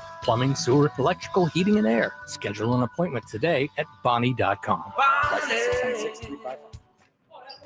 Welcome, Doug Christie here for the Good Feet Store with a question. How is the game of basketball like the Good Feet Store? And the answer is the very best basketball players do it all. Shoot, defend, rebound, they do it all. And the Good Feet Store does it all too. Good Feet manufactures their own line of arch supports, over 300 styles, sizes, and flexibilities. Good Feet arch support specialists at every store personally fit every customer for free with no obligation. Lastly, Good Feet sells its arch supports exclusively at over 200 Good Feet stores nationwide. Sore feet, aching back, knee or hip pain, even plantar fasciitis? When nothing else works, come to the Good Feet Store and experience the comfort, balance, and support of the Good Feet 3-step arch support system. The Good Feet Store in Sacramento, Roseville, Stockton, Modesto, and now Vacaville off Nut Tree Parkway by Sprouts, online at goodfeet.com. The world has changed a lot these last few years. You can do pretty much anything from your home, including order your new Honda from Northern California's #1 Honda dealer, Stockton Honda. Check out our great selection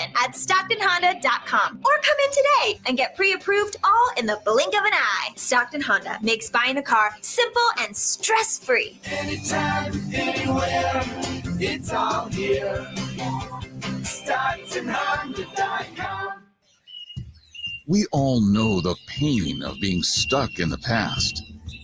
But with Roseville Electric, you can get current. Roseville Electric provides you with clean, reliable electric solutions for your home or business. Whether you're looking to go electric, reduce your carbon footprint, or simply save on your monthly energy bill, Roseville Electric has a solution for you.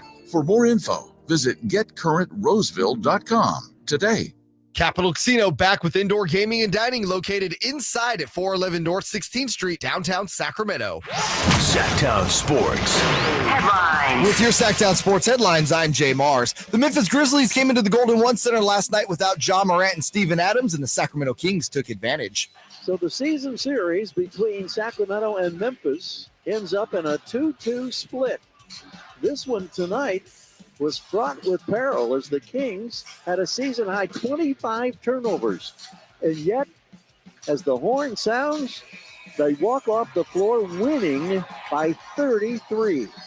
133-100 is the final.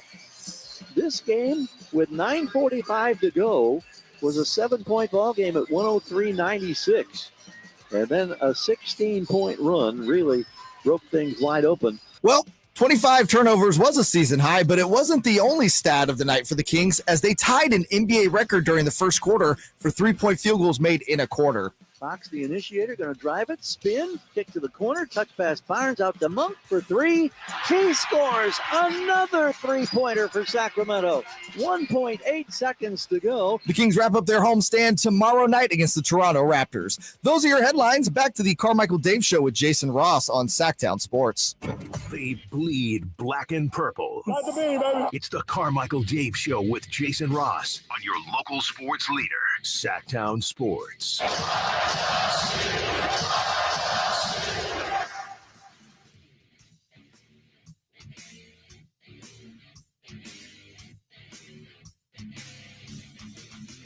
want to know who's responsible for these donuts. I know why. I know why. It was corporate. It's corporate. Yeah, there were syringes in there. I'm like, the syringes are still there, by the way. Are they? Yeah. Corporate. Remember the time corporate got you donuts for your 20th anniversary? Almost. Remember the time corporate got you donuts, Jay, just for being a good guy and carrying the load for the last year and a half? Yeah. Someone's feeling a little underappreciated. Only for you guys. Yeah. Oh, you can give you a hug after the game. I don't eat donuts. Show. You don't? I am a donutarian. Is that what it would be? I don't know. Yeah. I don't think so. No, I saw this when I was watching the YouTube yesterday. I was watching the syringes of.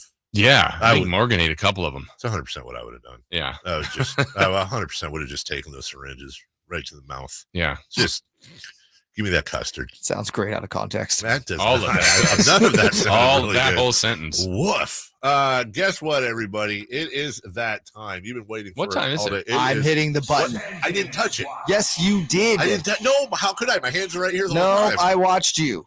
Giving you access to the imaging is like giving a 3-year-old a chainsaw.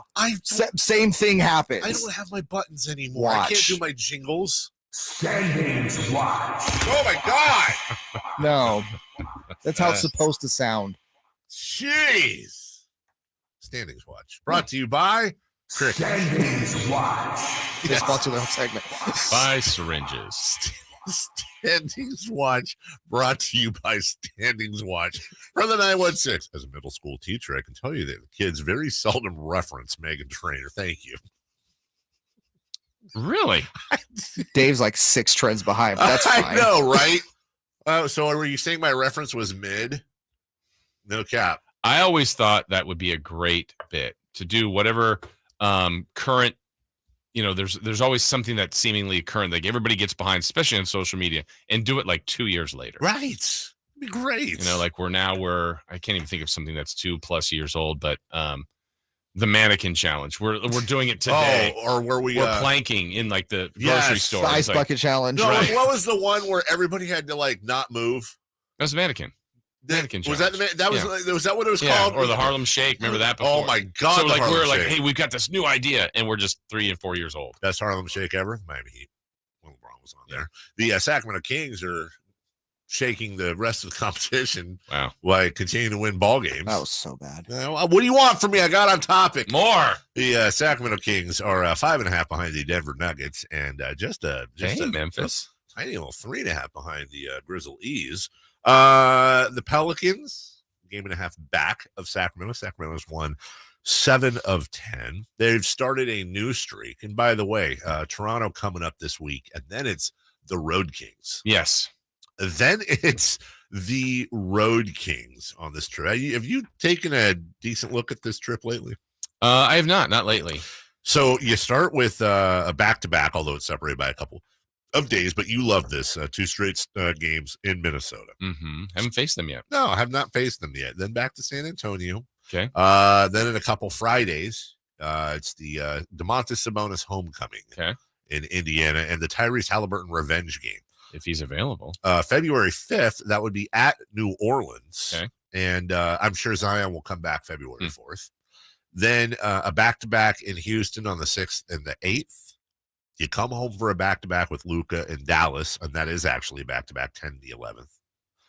Quick road trip to Phoenix, back home for Portland, and then you're off on another 3-game trip, Clippers and 2 in Oklahoma City.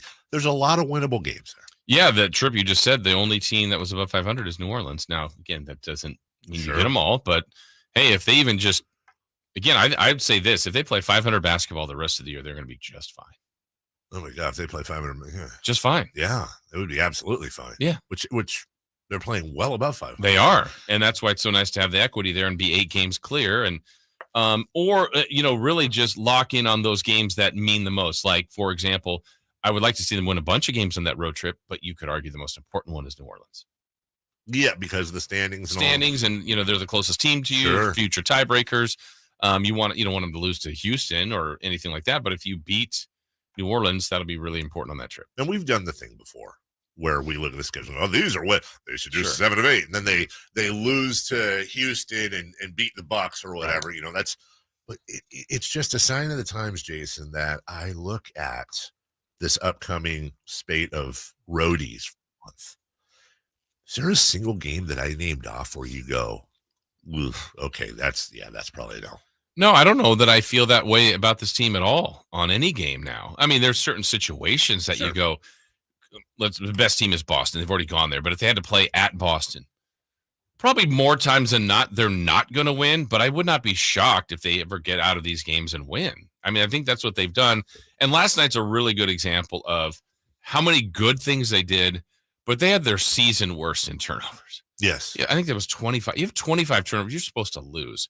So the margin of error they now have, they don't have to be perfect. They don't have to have this, well, they had to make all their free throws and have a perfect fourth quarter to win. They don't have to do that. And it just shows you the growth of the team, how much better they are overall from top to bottom. They honestly, I mean, you talk about a team like this and go, well, every game's winnable, and every game is winnable. For the listen, there are some teams out there that are going to give the Kings fits. Sure. And to be honest with you, I think they're all in the Eastern Conference. I don't, if the season ended today, Jason, and forget that they're the Sacramento Kings, they're just the 3 seed. Let's pretend like they're there every year.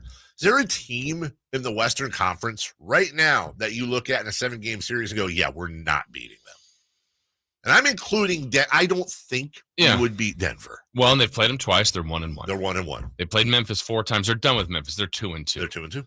I think Memphis is a difficult matchup for them. I agree with you. And I was really impressed with Memphis last night, even without 2 of their best players. But no, I know what your point is. I mean, then you go down the line. They haven't faced New Orleans or Dallas yet. They've beaten the Clippers, beaten the Jazz. I think they've only played the Suns once. They've beaten everybody, basically, in the West, and you feel like they can. And famous last words, but I actually really like the way they match up with Dallas. Okay. I really like the way they, on paper, Right. I like that matchup. Dallas is not very big down low.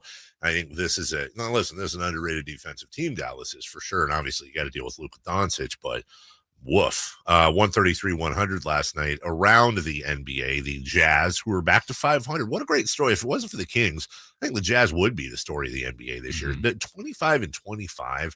And anytime you look at a stat split of Walker Kessler, who came over in that Gobert deal, Walker Kessler and Gobert, that's not a 4 first-round pick split. Right. It really does look like Danny Ainge is really the one GM. Jeff Petrie used to be like this, where if you see Danny Ainge on caller ID, don't pick up. Maybe the league should have stepped in.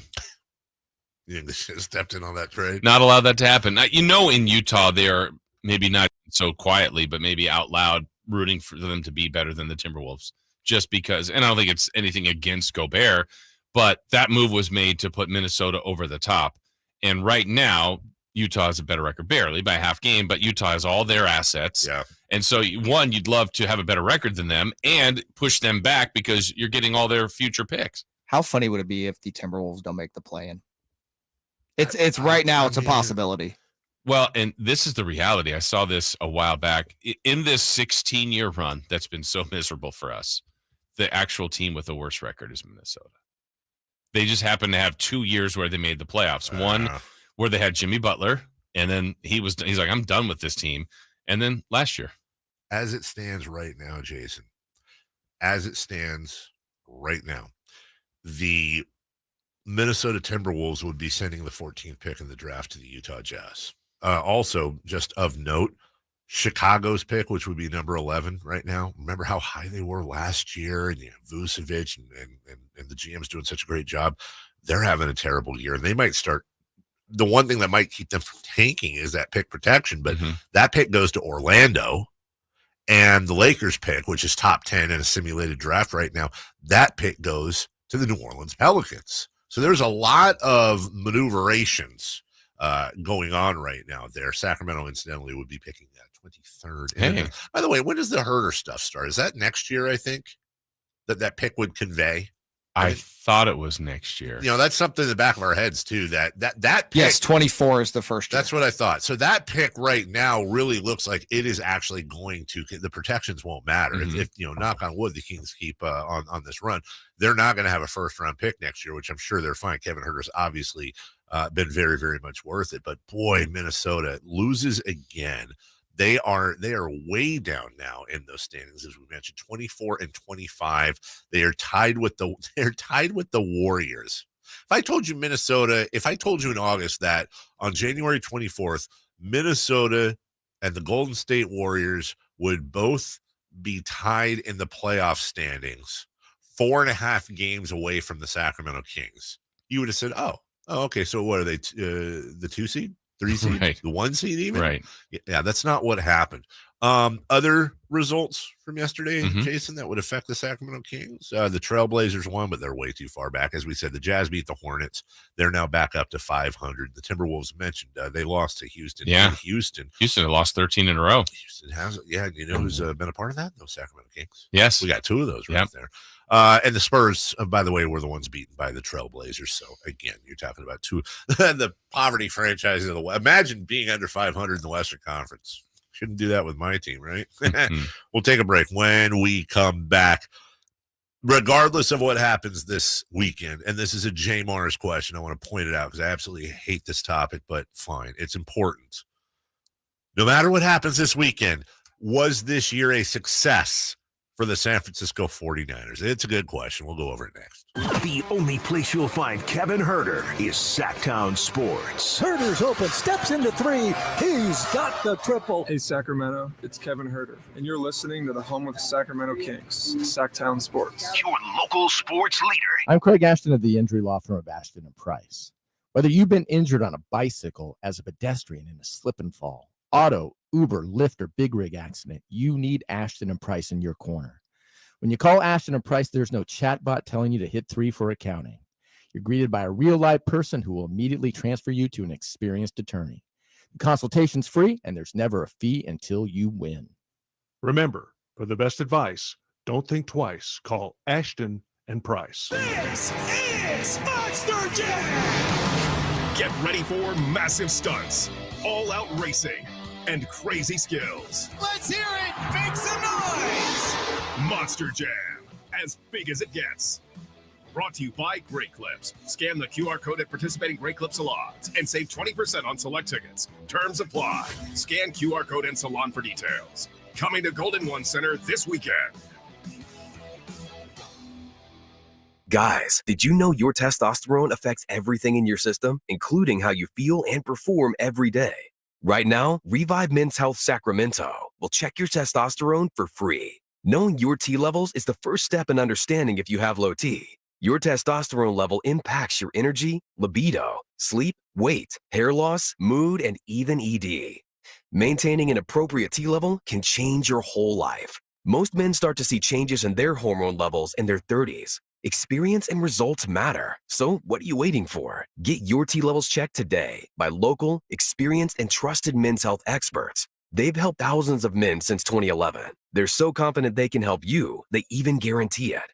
Call Revive today and schedule your free testosterone test, free exam, and free consultation. Call Revive Men's Health at 916-277-8599. That's 916-277-8599. Or visit ReviveMen'sHealth.com. 3 little words no parent wants to hear. My tummy hurts. And it always seems to happen at the worst times. Like in the middle of the morning rush, when you still have homework to check and lunches to pack, and of course, you're already late for work. Luckily, there's Pepto Kids. Pepto Kids chewables provide fast relief for common stomach issues, turning those 3 words into these 3 words. I feel better. Bad time for stomach upsets? Good time for Pepto Kids chewables. Fast relief for little tummies. Use as directed. Keep out of reach of children.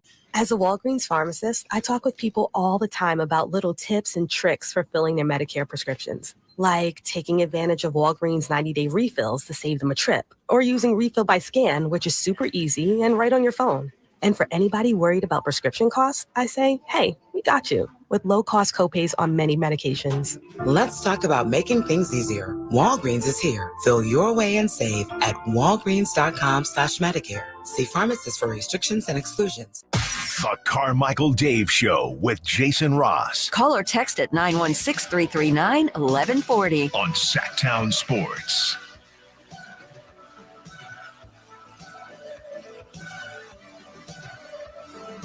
Should the 49ers lose to the Philadelphia Eagles? Say that. I said should. Okay. No, they shouldn't. I mean, they should. If the 49ers should come up short against the Feagles this weekend. The question J. Mars is posing, would this season be considered a success? This is a layered question here, I think, as a diehard Niner fan. By the way, 12 noon on Sunday on Fox. If the Niners lose this weekend, should the season be considered a success? If you'd have told me at the beginning of the year that they would lose not only Trey Lance, but Jimmy Garoppolo, they would have to finish the rest of the season, by the way, a large portion of the rest of the season, not like one game, with Mr. Irrelevant, and they would still end up the same place they were last year in the NFC Championship game. By all measures, oh, by the way, they added Christian McCaffrey. Right. By all measures, yes, successful season. As a matter of fact, to be honest, there's only, two more teams in the entire NFL that will have a more successful season than the Niners if they lost this weekend. Only two. One will tie. So, yeah, that's it's almost a miraculous season. However, as any diehard Niner, you don't have to be a diehard Niner fan to know, Chargers, 1994, Super Bowl. That's the last time you saw a ring. We've been back there against the Chiefs, been back there against the Ravens. There have been opportunities. It's still going to be a crushing loss and an offseason where it feels like a failure if they come up short. Yeah, that's it. I think, this is it's an organization that measures their success on championships. So if you don't get there, it would feel like a failure. Now, failure is such a strong word because of some of the things you pointed out. To have Brock Purdy help lead this team on this undefeated run late in the year and to be in the NFC Championship game by seeding, they're on the road and they're the 2 seed. They're playing the 1 on the road. That's right. They're not favored this week, but that's all okay. That wouldn't make it feel as much as a failure. But then I also would say, what's missing? You have the best offensive lineman. You have one of the best running backs in the league, one of the best tight ends in the league, one of the best receiving cores in the league, the best defense, yes, a reliable kicker. It's not like, hey, you'll run it back, but I don't know what they're missing. So they have all of the elements. To me, they are definitely Super Bowl caliber. Now it's sports, right? It's one. Philly's got a team that can beat you. Yeah. Cincinnati and Kansas City can beat you. So a really good team here, a couple good teams aren't going to win it. And you just hope for the Niners' sake they're not one of them. But I wouldn't say failure, but the whole thing for them and their organization is based on winning the championship. You bring up an interesting conversation. If the Niners do come up short, one of the very frustrating things, I think, not just for fans, but for that front office, is you go, okay, we had the 6th best offense in the NFL this year, and we went 13-4. And by the way, that offense was higher after Brock Purdy took over. Okay, we had the best defense in the NFL, top 6 offense, number 1 defense. I think it's a top 2 offense, 3 offense since Purdy came over, McCaffrey. And you went 13-4. So now that we're in the offseason, how do we improve? What are you gonna do? Add another receiver? You gonna add another backfield guy?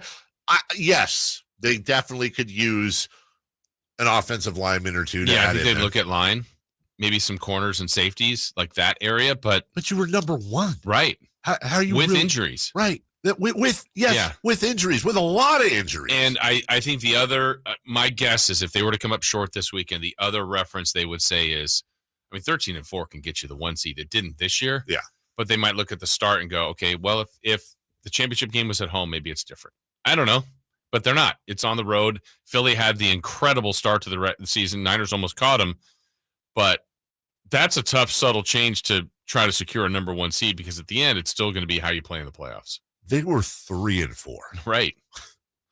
3 of those losses came to the Falcons, Bears, and Broncos. And I'll tell you what, if the Niners do win the Super Bowl this year, we're going to look at that and just look back and go, wait, what? Yeah. The Broncos game, the 3rd game of the year, I said 11-10. It's one of the worst games ever. It's one of the worst, it's one of the most unwatchable games you or I've ever seen. And the team is, even though the roster is largely the same, it's unrecognized. The rainy day thing, the opening in Chicago. Sure, you could chalk that up to a monsoon, but the Bears had to play in the monsoon too. The Falcons, they were on a bit of a run. That was a very weird game. And then the Chiefs just boat raced. Yeah. And that was the first game that McCaffrey, remember, played a few snaps. It was kind of a little bit of a weird situation, but still was a bad loss. If the Niners do win the Super Bowl, that Chiefs game, in which it was their 7th game of the year with 10 remaining in the regular season, that'll be the last game they lost. Mm-hmm. that's quite the run. That's quite the, we just got embarrassed. Let's never let that happen again. And not to look ahead, but let's look ahead. And if there is a Chiefs 49ers rematch, not just from this year, but also from a couple of years ago in the Super Bowl, and that's something we're looking at too, Jason, is that when you look at the teams remaining in two of those cases, you got banged up quarterbacks. You know, Jalen Hurts is not 100. Right. He's much closer, but he's not 100%. He's still struggling a little bit, and we still don't know what Patrick. I mean, that's the injury that shook the world right there. Possibly, Patrick Mahomes comes back this weekend. He's not himself. Right now, for his benefit, there's 2 more weeks after that. But still, I mean, if it's truly that, it depends on what grade that high ankle sprain is. But those are pretty nagging. No, and you, if the Chiefs don't win the Super Bowl this year. We were talking yesterday about the Bills and how the Bills now every year seem to come up short. Do we, and we brought this up a couple weeks ago, do we start hearing whispers around the Chiefs that maybe there does need to be some sort of a shakeup, something going on? Not Mahomesian or Reidian, but. Well, that seems to be like the biggest part of the shakeup, right? I mean, they already did a pretty significant one in Tyreek Hill. I don't know what else they would do there. I mean, to me, shake up his coach in quarterback. Those are the biggest things you could do. They're not doing anything with Mahomes, and I don't think Reed's going anywhere. I can't imagine that. Reed's so good. Here's George Kittle talking about playing in Philadelphia. It's exactly where you want to be, right? I mean, at the start of the year, back in OTAs, all you're doing is preparing, for the Super Bowl. And to be one step away from that, it's awesome. To go into Philly, which is fantastic, atmosphere. I don't know if there's you can say, I mean, I love Levi's. I think it's a fantastic atmosphere, but if I'm not going to be biased, I mean, besides Kansas City and the Eagles, I mean, they're pretty top tier. So it's going to be wonderful. I know how much the fans love their opposing team and all the fans. So it's going to be really fun. And it's going to be cold and violent, and it's going to be a blast. Let's go to the other side here. We're talking about a Jalen Hurts injury and him coming back from that. Here's Nick Sirianni, the coach of the Eagles, on an A.J. Brown's injury. He was going through a little something with his body. That was hurting him. We feel like he'll be ready to go this week, but he was hurting in that game, and so that's why he wasn't in the game. All right, finally here, or not finally, but when you look at all these injuries going on, final injury note here, Andy Reid talking about Patrick Mahomes. He's worked hard in the treatment. Is doing okay. He told you guys. I mean, he mentioned it to you that he's going to play. So I mean, that's his mindset. And then we'll just take it day by day and see how he does. My good friend Jim Gray does a weekly. Your good friend. My good friend Jim Gray does a weekly podcast with Tom Brady. Yes. Did you hear? I did not. Well, Tom Brady was asked by Jim Gray, who, say what you want about Jim Gray, he's not afraid to ask questions. That is fact. He was asked if there was a timetable for his decision to retire or not. Tom, you're leaving everybody guessing. You said you'll take your time. Do you have any type of a timetable as to what you might want to do regarding your football career? Jim, if I knew what I was going to do, I'd have already done it. Okay? I'm taking it a day at a time. That's the most real answer Tom Brady's ever given. Amen. And Jim, stop asking me the bleeping. I heard that for the first time and when I heard that yesterday, I really truly thought it was fake. Yeah. I thought it was a bit or somebody. Nope, not at all. What to do regarding your football career? Jim, if I knew what I was going to do, I'd have already done it. Okay? I'm taking it a day at a time. Watch the whiteout he puts on it. I sense you're antagonized by the question. You're scratching. It's only the question that everybody wants to hear. You're scratchy. I appreciate your asking. Thank you. Now go bleep. I appreciate. Hey, he re-entered Tom Brady, PR guy again. What does that mean? You're scratchy. What does that? What does that mean? You're annoying me. You're scratchy. I've never heard that before. Is that a thing? You're scratchy. Is that a Boston thing? Expired. Expired. Is that Aunt Joni? You're scratchy. Let's see. Did you see, by the way, yesterday? I think that was the proverbial F-bomb that we all wanted to give Jim Gray. Oh, I'm sorry. Your close personal My close personal friend, Jim Gray, who was absolutely not separated from me in a boxing event one time because he was drinking. Yeah. So, what did I want? I know we got a break. I had one more thing I wanted to ask you. Oh, did you see the Cowboys Twitter account yesterday? I think so. Did you see what they said about their recap of the game? Oh, no, I didn't. Okay, when we come back, we got other stuff we got to do here. Frankie's going to join us. When we come back, I'm going to read you the tweet, the actual tweet that the actual Dallas Cowboys Twitter account put out. And I want you to tell me if it's a little. Have you seen this, Jay? Okay, he's seen this. He reads. You just go home and nap, Jason, now that you have 5 hours. I wish I did. Frankie, coming up next. Join the Sacramento Kings on Thursday, January 26th for the Kingpin Classic Charity Bowling Tournament. Presented by Rayleigh's. Bowl and mingle with your favorite players, coaches, Kings dancers, the 916 crew, and Slams It. All while supporting the Sacramento Kings Foundation. Learn more at kings.com/bowling. For your everyday vehicle. Right now, you can get 5 quarts with an STP oil filter for only $26.99. Do the complete job for the right price. Get the parts you need when you need them at AutoZone or AutoZone.com. Get in the zone, AutoZone. Restrictions apply. Sacramento weather is brought to you by Quick Quack Car Wash. I'm Eileen Javor in the KCRA 3 Weather Center. After a chilly start this morning with a little bit of patchy fog and frost, we'll see plenty of sunshine this afternoon, highs in the upper 50s. Get the latest forecast on the KCRA 3 News and the KCRA 3 app. The great outdoors, exciting and beautiful, but they're also dusty and muddy. So after every adventure, I head to Quick Quack Car Wash. No one would expect I spent more of my weekend parked on a trail than in my garage. Head to Quick Quack for a shine that lets you defy expectations. The Black Crowes, live. A night of all their iconic songs. Saturday, May 6th, a special set from the Crowes at the all-new and all-incredible The Venue at Thunder Valley. Tickets on sale now at ThunderValleyResort.com. Don't miss the Black Crowes at The Venue at Thunder Valley.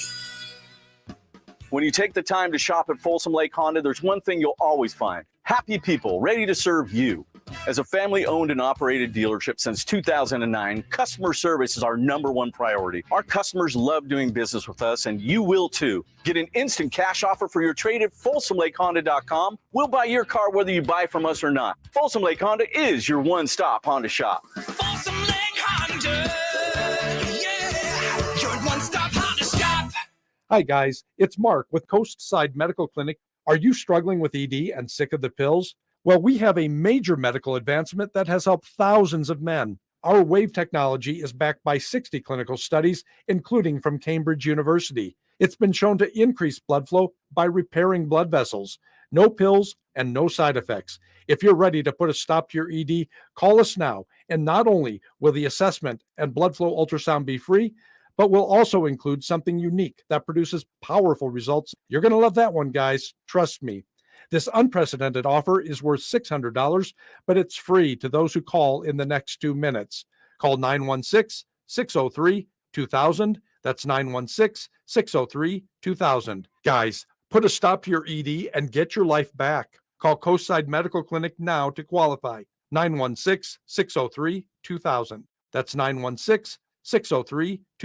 Capital Casino back with indoor gaming and dining located inside at 411 North 16th Street, downtown Sacramento. KHTKAM HD1 Sacramento, KYMX HD2 Sacramento. From the Power Business Technology Toshiba Studios. This is Sactown Sports. Sactown Sports. Headlines. With your Sactown Sports headlines, I'm Jay Mars. The Kings took on the shorthanded Memphis Grizzlies last night at the Golden One Center with John Morant and Steven Adams out of action, and Sacramento took advantage. So the season series between Sacramento and Memphis ends up in a 2-2 split. This one tonight was fraught with peril as the Kings had a season-high 25 turnovers. And yet, as the horn sounds, they walk off the floor winning by 33. 133-100 is the final. This game, with 9:45 to go, was a 7-point ball game at 103-96. And then a 16-point run really broke things wide open. While the 25 turnovers was a team high this season, the Kings set another record, well, tied one, as they hit 12 three-pointers in the first quarter, which does tie an NBA record for three-pointers made in one quarter. Fox, the initiator, going to drive it, spin, kick to the corner, touch pass Barnes out to Monk for three. He scores another three-pointer for Sacramento. 1.8 seconds to go. The Kings wrap up their homestand tomorrow night against the Toronto Raptors. Those are your headlines. Back to the Carmichael Dave Show with Jason Ross. The Carmichael Dave Show. He's on the microphone when he's not on the microphone. He's playing a song, and when he's not playing a song, he's on the microphone, and then boom, with Jason Ross. No, he didn't. Yes, he did. Call or text at 916-339-1140. It's the Carmichael Dave Show with Jason Ross on Sactown Sports. Hello to all of you on the YouTube. As always, you can watch us on YouTube. Just go to Sactown Sports' page. Subscribe, like, do all those fun things. Adam, Tim, Ron with the question of the day, Mike, all y'all. Hey, there's Earl. Good morning, Earl. Good morning, Earl. Get to Frankie in a second. I want to tell you about this just to finish up what we talked about last segment. The Dallas Cowboys, 2 days ago, tweeted out. It's their real account, by the way. Dak Prescott gave away the ball twice in the narrow loss to the 49ers in a matchup the Cowboys had a chance to win if they didn't again generate self-inflicted wounds. Wow. Yeah.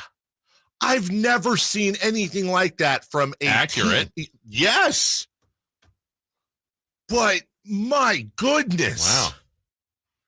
Coming up later, who would you rather have, Dak Prescott or Derek Carr, who may both be switching teams next year? Joining us right now, here's somebody that'll never switch teams. He is an integral part of the Sactown Sports crew, on air, off air, digitally, and so much more. The one, the only, the lovely, the talented Frankie Cartoscelli. Good morning, Frankie.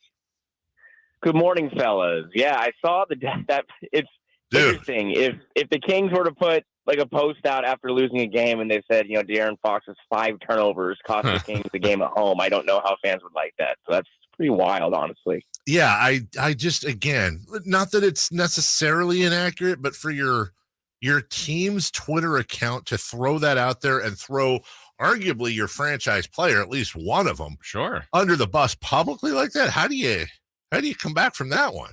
It's a team's account. I don't know. It's just it's something that I think everyone had to take a double take, and they saw those new gold badges on Twitter now. I guess that's the way you tell, but.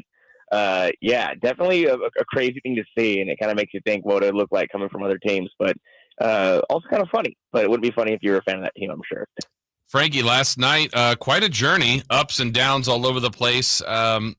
What was the bigger factor you thought in the Kings' victory, that incredible three-point shooting or that fourth quarter defense?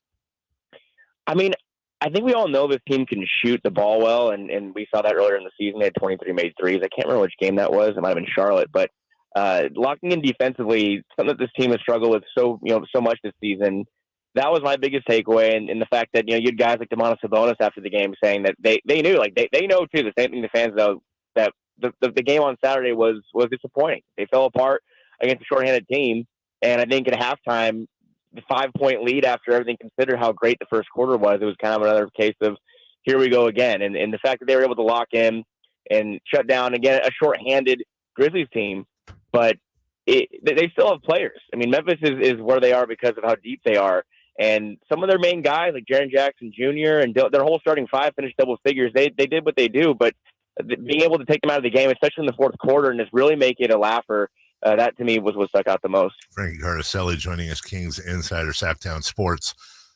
I found myself last night going, another Domantas Sabonis triple-double. Is that the quietest triple-double ever? And are we can't be getting used to this, right? You're not allowed to get used to this, right? I don't think you can ever I can't ever get used to it, but when you look at the fact that I guess if you were to chalk it up, it'd be a quote-unquote bad game for Sabonis because he had eight turnovers, a tie career high. But he still makes things happen. He still was finding teammates. He still finished 10 rebounds on a night the Kings really needed to win on the boards. I mean, obviously no Steven Adams, but they just got killed in the paint against Philly without Joel Embiid, and they've been beaten in the paint by Memphis all season long. But what Domantas Sabonis is doing, and especially I think the broken thumb or the bad hand narrative is starting to kind of fade away because he clearly is unaffected at all. This this person, Domantas Sabonis, is not affected by mortal injuries like broken thumbs. He's not affected at all. So I think it's something that should be appreciated, and it's not something you see every day, and especially not something that you see this consistently. But whether it's triple doubles or double doubles, he's making it happen every night, and he's someone who I think we can consider him a shoo-in for the All-Star game. Now, I think it'd be kind of a huge snub if he doesn't make it. And you see guys like JJ Redick, who has a vote saying he's going to put him in a starting vote group. So I think it's kind of spreading around that Domantas Sabonis, he's going to be in Salt Lake City, and he deserves it. Frankie, the development that we're seeing right now from Keegan Murray, he's in such a great run. His shooting is off the charts. He looks so much more comfortable. He's driving a little bit more, and the challenge by Coach Brown to get him to rebound has finally started to come through. His impact on this team as they go forward and try to make it to the playoffs, what kind of role do you think he has in making this a playoff-type team? Well, I think his role is growing. I mean, I think that's kind of naturally what you see from rookies in any sport. You kind of grow as the year goes on or your career goes on. But the three-point shooting is obviously it's better than I thought it would be. I think in college he was a great shooter, and from volume too at Iowa. But he also rebounded in college, and I think that's been the biggest kind of addition to his game over the past month or so. Mike Brown really challenged him to use his athleticism both to rebound and also, like you said, go in the paint and go dunk on people. I've seen him. We've all seen him go at the rim more than we have the first 2-3 months of the season. But between going into the paint, going to the rim, rebounding more, I think he's averaging around 6 rebounds per game for the month of January. That's a huge addition to his game, and it's something that makes him valuable. And it's a team. The Kings are a team that need rebounding, and that's, I think, one of the main reasons why Mike Brown really has kind of pointed at Keegan, someone who's 6'8" and long and has a history of rebounding in his previous stops in Iowa. I just think that the Kings need that kind of punch. And Domantas Sabonis, like we talked about, he's been great on the boards, but he needs help. And when you have players like De'Aaron Fox, who's having a career year rebounding the basketball out of the guard spot, you have Harrison Barnes, who normally is a 5-6 rebound guy, but kind of not really as much lately. He's more of a scorer. You need that other guy that can go in there and get you rebounds. And Keegan, I think he has 9 or more rebounds in 3 of the last 4 games. That's exactly what you need. Frankie, which was more impressive to you? 22 of 40 from behind the arc. That's a 55% clip. Or the fact that they out-rebounded the Grizzlies 53-31.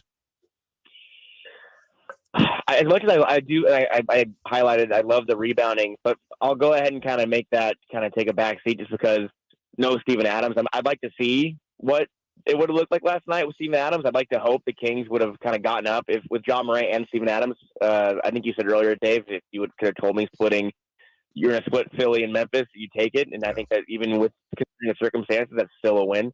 But the three-point shooting, I mean, I think even Kevin Huerter said last night that he had to look next to Fox and the better. Fox looked over him on the bench with when they were 10 for 10 and said, "We have not missed a shot yet." And they're superstitious. They didn't want to talk about it, but that to me is impressive. And again, this team, the whole starting 5 has really taken a step forward. I mean, De'Aaron Fox, I think he's quote unquote the worst 3-point shooter of the bunch, and he's shooting around 34% from 3. And Domantas Sabonis has been somebody who has had that in his bag when he needs it, but I think Harrison Barnes, that 5 for 6 first quarter really set this thing off and got them off and running. But the 3-point shooting to me absolutely was impressive last night. Frankie, this team has a lot of good elements to it. It seems like they're really good when the bench contributes. Coach Brown talks about the bench contributing defensively, but offensively last night we saw a much better game from Malik Monk. And then what Trey Lyles did, I think was his best game as a King. Talk about what you think his role could be as this team, makes its push in the second half. Yeah, I mean, he's going up on the Mike Brown trust chart. I mean, he's getting more and more opportunities, and he deserves it. He's knocking down 3 balls. He's been rebounding. I think last night he had 3 blocks and 2 steals. He's been doing it on both ends of the floor, and that's something that I think has been so underrated about him as his defensive impact. And that's why Mike Brown will at times throw him in there at the backup 5 when you're not getting great minutes from Rashawn Holmes and Chimezie Metu. That's kind of your third string center there in Trey Lyles at this point. And I think when you add in the fact that he can stretch the floor, it just kind of brings it all together. And I think coming into the season, that was one of the biggest reasons why I was so hopeful the team would pick up his option. I think it's $2.5 million team option. That at this point has to be one of the better bargains in the NBA. I mean, I do think over the past month he's been one of the better bench pieces in the league. And we talked about how great Malik Monk was over the first month of the year and how Mike Brown and other players were saying he should deserve some consideration for Sixth Man of the Year. Trey Lyles is in that conversation right now. I mean, we'll see how the next couple months of the season goes, but if he keeps playing this way, I mean, he has to at least get a vote or two. I mean, he deserves it. He's been such a huge part of what this team's been doing off the bench. And when you see Malik Monk, who did have a nice bounce back game last night, he fluttered with the triple-double. You have Trey Lyles doing what he does off the bench. It makes the Kings that much more dangerous of a team. They score 133 points when they get contributions from their bench. As good as the starting five has been, you need a little more from those guys off the bench. And that's exactly what they got last night. And that's exactly what the Grizzlies didn't get last night. If you look at their box score, they didn't get much bench scoring at all. And that's how valuable bench scoring is, and why the Kings have gotten off to such a good start this season, is that more times than not, they've had those guys that can come off and give the starters a little bit of relief. But Trey Lyles is a massive, massive part of that. Sactown Sports Kings insider Frankie Cartoscelli with us. Rashawn Holmes got the start for an ailing Domantas Sabonis against the Lakers. He responded with 16 and 11. The following game was a DNP for him. You look at the numbers he put up last night, and in 14 minutes, granted it's a small sample size, but he had 5 points, he had 4 boards, he had a block, and he had that 3-point play that I think really is underrated as far as a momentum boost. That was really an important igniting type of play. Are we, sometimes they say it's right in front of your face. Are we at a point where we can maybe start getting back to Rashawn Holmes could very well be the backup big that we're looking for right here on the roster all along? Yeah, I think that's the ideal situation. And I think because of his contract and how hard it might be to find him a new home, I think there's more inclination to talk ourselves into that, because he is capable. Kings fans know what Rashawn Holmes is capable of. And we've been seeing the Lakers game was a perfect just kind of callback to, oh, this guy is the same player. He's in there. That was so exciting and that fans fell in love with.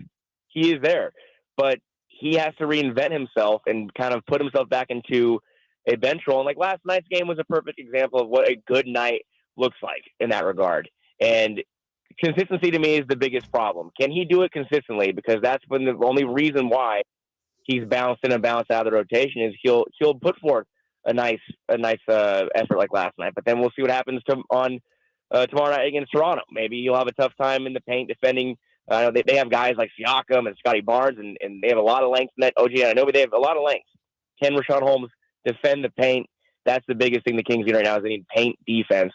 Is he a rim protector? I don't think many people can say he's a rim protector, but the passion he brings is undeniable. I think Kings fans are always going to have a place in their hearts for Rashawn Holmes, but can the Kings find a place for him in their rotation? And the deadline's coming up. I don't know how hard it's going to be for this team to move him. But, yeah, I mean, absolutely. If they could find a way to have him be that backup big and solve that problem in-house, that's going to be a huge win for them. Read him and watch him on Sactown Sports' websites and all our socials. Frankie Cartoscelli joining us, our Kings Insider. Thank you, buddy. We'll talk to you soon. Guys, have a great week. All right. Thank you. That's Frankie. We'll take a quick break. When we come back, it's Sean Salisbury time, and we'll get right into not just the Eagles and Niners. Got to ask a Patrick Mahomes question from him as well. We will go over quarterbacks with the ex-NFL quarterback, Sean Salisbury, next. The only place you'll find De'Aaron Fox is Sactown Sports. Spins away from the defender, in the paint, soft floater. That's a great play by De'Aaron Fox. Hey, Sacramento, it's De'Aaron Fox, and you're listening to the home of the Sacramento Kings, Sactown Sports. Your local sports leader.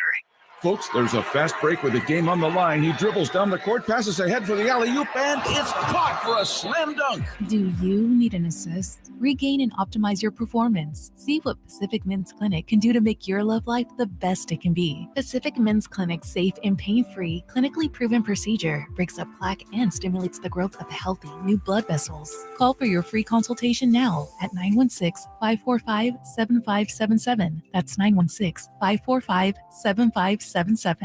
Finding great candidates to hire can be like, well, trying to find a needle in a haystack, but not with ZipRecruiter. Its powerful technology actively finds and invites qualified candidates to apply to your job. So while other companies might deliver a lot of hay, ZipRecruiter finds you the needle in the haystack. See why 4 out of 5 employers who post a job on ZipRecruiter get a quality candidate within the first day. Try ZipRecruiter for free at ZipRecruiter.com/free. That's ZipRecruiter.com/free. Wake hooking you up with the best in local sports. They just make it interesting, you know? It's the Carmichael Dave Show with Jason Ross on Sactown Sports. All right, joining us right now, let's get right to it. It always, really honestly, is the quickest segment of the week. So filled with great information. Just an all-around good guy, the one, the only Sean Salisbury. Good morning, Sean. Morning, guys. How you doing? Good. You still getting that echo? Nope. Okay. Good. Off. No problem. Yep. Good. I woke up the hamster on the wheel, so we're good to go. You know, Sean, we're kicking around a theory here about Brock Purdy, and you know, if it was Brock Purdy that the Niners traded 3 picks for and drafted him number 3, would we be batting an eye right now? Wouldn't he be just simply fulfilling or exceeding expectations of a top 5 pick? Do we need to get out of our head that this guy's Mr. Irrelevant and just acknowledge that was a draft failure by scouts? Caught up and sitting in the same box. People can't think outside it. They think that they don't realize that the experts and the quarterback coaches and the front office people, they miss and they fail sometimes. Doesn't mean it's a lifetime sentence, but they fail. Mm-hmm. And they miss on a guy. They don't know. That's why it's so hard to judge the position. You don't know the DNA till you see it. If Brock Purdy right now was what he's doing and was the 4th pick of the NFL draft this past year, they would be saying, if his accuracy increased, boy, we got the next Drew Brees, but better movement. He's just not as accurate. But, man, a winner, we've got something to build on. We found our franchise quarterback. Listen, they said it about Herbert in his first year. Oh, my gosh, he's in the lineup. And you know why? Because the optics don't match measurable. Hence why I cannot – they drive me nuts. Yes, it's a great visual to look at a 6'4" guy. If they all turn out like Mahomes or Allen or somebody big and Burrow, great. But you know what? There are guys who can actually play baseball and basketball, football, a 6'5" power forward or a small forward that has to guard somebody 5 inches taller and could score on anybody. There are guys that just do things that are abnormal. And I don't want to hear, I'm so tired of hearing, yeah, but what if he wasn't on the team? Well, I got news for you. If Mahomes was on the Texans, they wouldn't be in the playoffs. Isn't the object to get a great coach and a great quarterback and build it? The 49ers just did it opposite. They've got themselves a great defense and great personnel around him. And I'm not saying he's great. I'm not putting him in the Hall of Fame. But think how the narrative would change. Even if he didn't trade all those, if he was just the 4th pick of the draft, think what you were saying about Trey Lance from, North Dakota State, right? Am I correct? Yeah. North Dakota State. Think what you were saying about him. You saw him play 1 game his last year and saw him a season before, and he missed the COVID season. And think about how the regard we held him in. Why? Because of the talk, big, physical presence, can run, and raving about him. We didn't rave about Brock Purdy because he was just kind of lost in the shuffle. Even the guys like Nick Saban missed. I'm not minimizing and I'm not going to diminish Brock Purdy if he loses to Philadelphia this week and the great Eagles defense just plays better. So, and if he plays great, I'm not putting him in the Hall of Fame. My point is some guys are built different and we don't know how they're built until we see what it's like when they're actually off the assembly line and we got him playing. Nick Saban missed on him so far. And so far, what Saban said about him has just been different. Some guys just don't believe the narrative on him. So, yes, if in fact this dude was a 2nd-round pick, like Drew Brees was, or was a 1st-round pick, we would be saying the 49ers got their franchise quarterback. He's undefeated. He's at the top. And then I hear, well, Sean, he's got these great players around him. Well, yeah, so did Montana. So did Elway. So does Mahomes. Brady at times, great players on defense. And every now and then a Gronk or a Moss come along. Isn't that the object of the game? But doesn't Joe Burrow have great weapons around him? Sure. So it's the narrative on his measurables and where he was drafted because we give front office people and coaches way too much credit when it comes to evaluating talent. Sometimes they just flat-ass miss. All guests come to you from the Folsom Lake Honda hotline. Folsom Lake Honda, your one-stop Honda shop. Sean, regardless of how the outcome goes this weekend, then for the 49ers and Brock Purdy, has he done enough in your mind to be the starter next year? If he decided to take this week off, which we're not that kind of player empowerment, you get my point. You're damn right. Okay, why wouldn't he be? Well, that's why I'm asking people right now. Why wouldn't he be? Would we be saying the same thing if if Trey Lance or Jimmy were doing what Brock Purdy's done right now. Now, Jimmy played well this year, but if they were doing, I'm talking about statistics, protecting the ball, making throws, overcoming bad plays and good plays, would they be saying the same thing? Oh, the only reason Trey's winning or Jimmy's winning is because of the defense and because McCaffrey's here. Would they be saying the same thing? I'm not talking about San Francisco, but nationally. The answer is no, because we expect the wheel to fall off Brock Purdy because of where it was drafted. Maybe it's not going to. So not only is it, well, it's kind of, if you want to just tell me, well, there's going to be a competition, fine. It's a no-brainer. He's every bit the starting quarterback going into next offseason as Jalen Hurts is in Philadelphia. There is no issue. He's the quarterback. It's now his job to lose, not his job to win. He's put it up. Trey Lance has started, 3 games? Whatever, I guess 4 games, whatever it's been.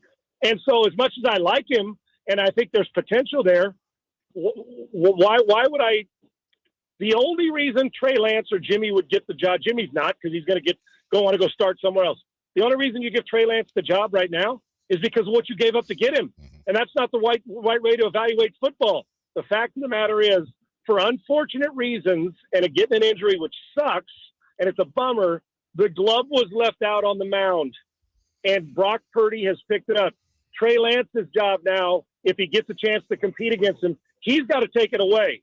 Otherwise, Brock Purdy's your quarterback until further notice. Sean Salisbury with us. Sean, switching quarterbacks and switching injuries here as well. Talk to me about Patrick Mahomes. You saw the injury. I know you're not Dr. Well, I know you got that degree, but I don't think you are. Are you Dr. Salisbury? No, not yet. Okay. Not yet. Working on it. Well, save that for another day. We're working on it. What from a quarterback point of view, if you're a Kansas City fan or a bettor or whatever it is there much of a chance that Mahomes is going to be full strength, or do we have a gimpy quarterback at least till the Super Bowl if he makes it that far? In a week, I remember, and the reason I'm not a doctor, but I had the same right ankle sprain. I'm a right-handed thrower, high ankle sprain, getting ready after a bye week for 2 weeks preparation to play Stanford. And I treated it about 8 hours a day, heavily taped it, and then spatted the outside of my cleat. I was not at 100%. I played well, very well, and we won, but I had 2 weeks. Now, Mahomes may be freakier, and it's advanced and all that. He just may be a freak that he can play at 75% better than the rest of the world. I can't imagine it's 100% if it's a severe high ankle sprain, and it sure looked like it from my optics, but I don't think he's going to be 100%. Now, as close as you can get, we know he's going to play. Is it an issue? You're damn right it is, because that's his back leg. When he makes those quick movements, the quick twitch to get out of the pocket, even though he can throw off schedule, he's still got to get to the off schedule position. It's not his front leg. It's that put your back foot in the ground, quick move, and then you can throw sidearm or jump passes. But there's no doubt, if this is not 100%, and I'd be hard-pressed to say that it is, now they may tell us it is before the game and then after the game say, well, he really wasn't 100%. There's no doubt it affects movement and affects some of the things that you can do. And there's no doubt if you're the defensive coordinator in Cincinnati, even though he's great moving off his spot, maybe this is the time, because he can't put his foot in the ground, that you want him to move off his spot. The balance will be different if it's 80 or 85 or 90%, but it is a problem, and it is an issue at least today, because he's only got a week, not 2 weeks. If it was between now and the Super Bowl, I'd say I'd expect him close to 100%, but I have had a high ankle sprain that was severe and was able to play and win, which he can do better than I am, but it'll still take its toll. There is no question. Sean, who are you picking in the 2 games this weekend? I think Cincinnati has been in the AFC as good a team as we've had for the last 8 to 10 weeks. I'm picking them even if Mahomes was 100% healthy. I just think they understand their game plan, and I think they've got the best offensive weapons in the AFC, meaning Cincinnati. And as good as Mahomes and Burrow are, and they're great, I'll take a full healthy Burrow, and I'm taking the 49ers on the road. Brock Purdy's story continues. Both great defenses. It will simply come down to who's going to lay the ball on the ground, who's going to make the 3 or 4 mistakes they don't normally make.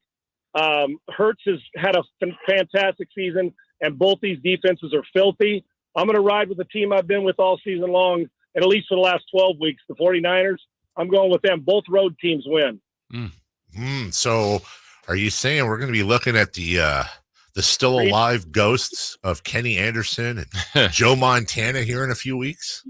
That's exactly back in the day. That's exactly. Was that the game that Joe threw to John Taylor on the post, the slant route at the goal line? Was that the game? I think that was the 94-second drive with the post to Taylor. Yes, sir. Yeah, and was that Boomer Esiason or Kenny Anderson? Either Boomer. way. Yeah, it was Boomer. Yeah. There you go. So, listen, I have so much respect for Philly and Kansas City. The atmospheres are going to be great. Will it shock us if either home team wins? Absolutely not. But straight up, I'm not going to back off. I'm going to go with both road teams. And, somebody's going to have to make one or two more plays than the other, and keep an eye on both teams on special teams. A missed extra point or a missed field goal. I think both games will be that close. That is Sean Salisbury every single Tuesday in the 8 o'clock hour, fresh off his 4-hour award-winning show in Houston, Texas. Appreciate you, buddy. Looking forward to recapping these championship games next week. All right. Thank you. I appreciate you now. All right. Take care. That is Sean Salisbury. We will take a break. When we come back, let's look back at last night's game. We got some audio for you, and really let's focus on the defense as well. There was some defense and a first-time DPOG, Defensive Player of the Game chain winner. We'll talk about it after this. Sactown Sports goes 100% live and local. From 6 a.m. to 6 p.m. Starting January 23rd. Tune into Carmichael Dave and Jason Ross from 6 a.m. to 11 a.m. Followed by the return of Deuce and Mo. Monday through Friday, 11 a.m. to 2 p.m. Followed by Cattles and Rami from 2 p.m. to 6 p.m. You wanted more local? We're giving you more local on Sactown Sports. Your local sports leader. Individual rates, coverage, offerings, and savings may vary, subject to terms and conditions, not available in all areas.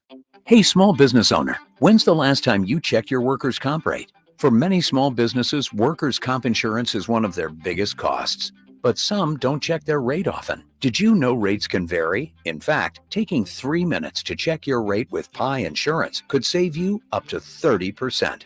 Just go to trypi.com, share a few details about your business, and get a quote that's customized for you with no hassle or hidden fees. We know you're busy, but spending just a few minutes to check your rate could save you money. Plus, when you sign up for pay-as-you-go billing, your premium is based on your actual payroll, not an estimate. So your workers' comp audit experience is simplified. See how much you could save with Pi Insurance.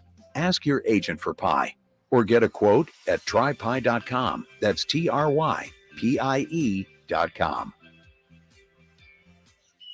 We all know the pain of being stuck in the past. But with Roseville Electric, you can get current with clean, reliable electric solutions for your home or business. For more info, visit getcurrentroseville.com today. Hagen Oaks is introducing the next generation of speed with the long-awaited Ping G430 line of clubs. With more ball speed, improved sound, and movable weights, the Max Driver is something special. You'll find distance with forgiveness in the fairways, carbon fly wrap in the hybrids, and 7 to 10 yards more in the irons. G430 was worth the wait.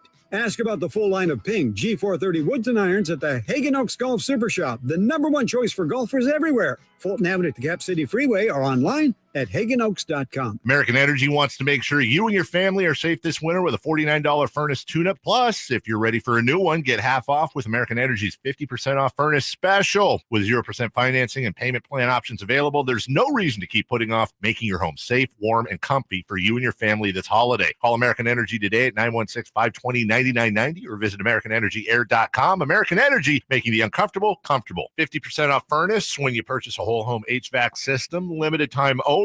Cannot be combined with other offers or specials. Guys, your testosterone level impacts your energy, drive, weight, hair loss, and even ED. Revive Men's Health Sacramento will check your T level for free. For your free T level check, exam, and consultation, call 916-277-8599 or visit ReviveMen'sHealth.com. It all started with a group of Cowboys who broke from the mold and wanted more. 30 years later, the ride continues, and the professional bull riders have never been more ranked. The best ever! We were here for it! Don't be a Celebrate 30 years this February 3rd through 5th at the Golden One Center in downtown Sacramento. Stop by any participating Save Mart for a 20% off discount ticket code when you buy Monster Energy. Time to check out Coastside Medical Clinic, who's dedicated to providing breakthrough remedies for men. Sactown Sports Headlines. With your Sactown Sports headlines, I'm Jay Mars. The Kings fell to the Sixers, who were shorthanded on Saturday night. The Grizzlies came in shorthanded as well last night, with John Morant and Steven Adams both not playing, but this time the Kings took advantage. So the season series between Sacramento and Memphis ends up in a 2-2 split. This one tonight was fraught with peril as the Kings had a season-high 25 turnovers. And yet, as the horn sounds, they walk off the floor winning by 33. 133-100 is the final. This game, with 9:45 to go, was a 7-point ball game at 103-96. And then a 16-point run really broke things wide open. Despite the season high 25 turnovers, the Kings did tie an NBA record for three-pointers made in a quarter with 12 in the first period. Fox, the initiator, going to drive it, spin, kick to the corner, touch pass Barnes out to Monk for three. He scores another three-pointer for Sacramento. 1.8 seconds to go. The Kings wrap up their homestand tomorrow night against the Toronto Raptors. Those are your headlines. Back to the Carmichael Dave Show with Jason Ross. Carmichael Dave. He has very good sources, and he just kind of tells it as it is and gets to the point. Jason Ross. He has a lot of pretty smart things to say. He's good at what he does. On Sactown Sports.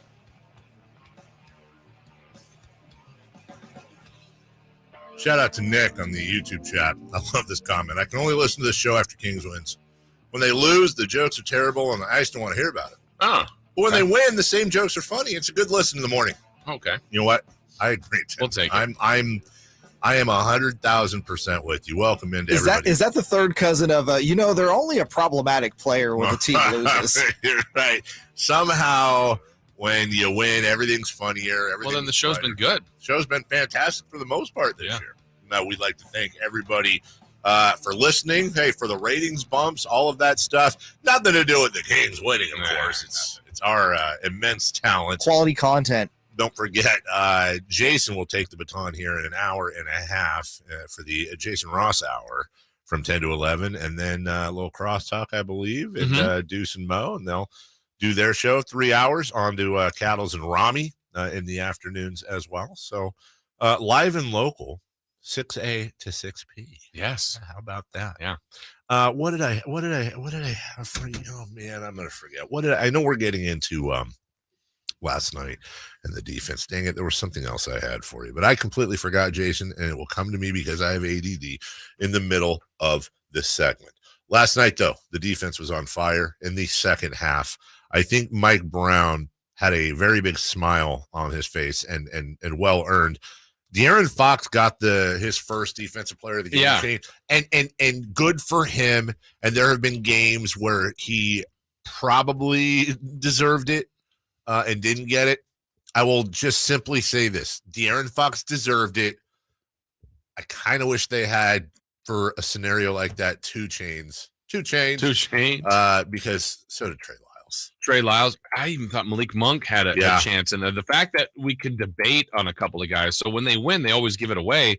And there's been a couple of games where they won. And I go, I don't know who's going to get even. Like with the game, for example, when they lost to the Lakers here at home, it was 136-134. Fox shoots the half-court shot. If it goes in, they win. Someone gets the chain, and I would have been like, I don't know. So, but yesterday, they were terrific, and that fourth quarter defense was the best of the season as far as one quarter stretch. Memphis missed their last 15 shots, 8 turnovers in the quarter, all those steals.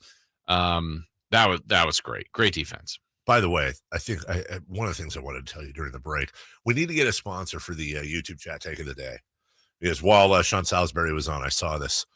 Legit, there are a couple of people in there, and I'm not here to judge, but love this team so much, love the chemistry and all that with the trade deadline coming up, just want to make moves around the edges, but like legit would not trade Harrison Barnes for LeBron James because it would probably upset the chemistry of the team. I mean, That is a take I never expected to hear. And that's no disrespect to Harrison Barnes. Right. And by the way, I don't think sniffing around. I really don't think the Kings are going to. They'll improve around the edges. Obviously, if they get some crazy phone call and something up, Monty's not going to hesitate. But I think if they make any moves, it's going to be more akin to Trey Lyles than it would be Domantas Sabonis this year, obviously. I don't know about that, Jason. Listen, I don't want to see Harrison go anywhere. I think he's doing fantastic, but I feel like LeBron could bring a couple things to this team. I would do that trade. Would you? Wow. Yeah. Wow. Controversial take. Yeah. Well, the defense would be helped as well, but Harrison's been so great lately. He has been that steady Eddie presence in more ways than just scoring. He might possibly be on the best overall run. I know he's come out of the box. Was it last year he started the season really well? I think this year too. He's had stretches, and when you look at his numbers, they're fairly consistent. But when you look at, let's say just the month of January, 21 points on 53.5% from behind the arc to go with 4 boards and almost a couple assists a game, and then the leadership. Right. It's not just the fact that he's scoring 21 points a game, Jason. We were talking about this earlier, like with Rashawn Holmes' 5 points. 5 points isn't always 5 points. Same thing with Harrison. How many, and there needs to be a better way to quantify this. How many times is it, the other team on a 10-2 run, a 15-4 run, and the Kings can't make anything, and Harrison Barnes gets the ball and draws a foul, gets to the line a couple of times. It's the timing of his points and how important they are lately that really, really are making me proud of that guy. I think his experience on the Warriors won a championship team where he was kind of finding his role. Then the Mavericks, we got to remember he was the leading scorer on that team. Yeah. So he's kind of lived in both worlds here where it's like, I've got to kind of carry a team. I've got to be a piece of a team. Now he's finding in both spots where there's certain games where, like last night, the beginning was out of this world what he was doing from 3.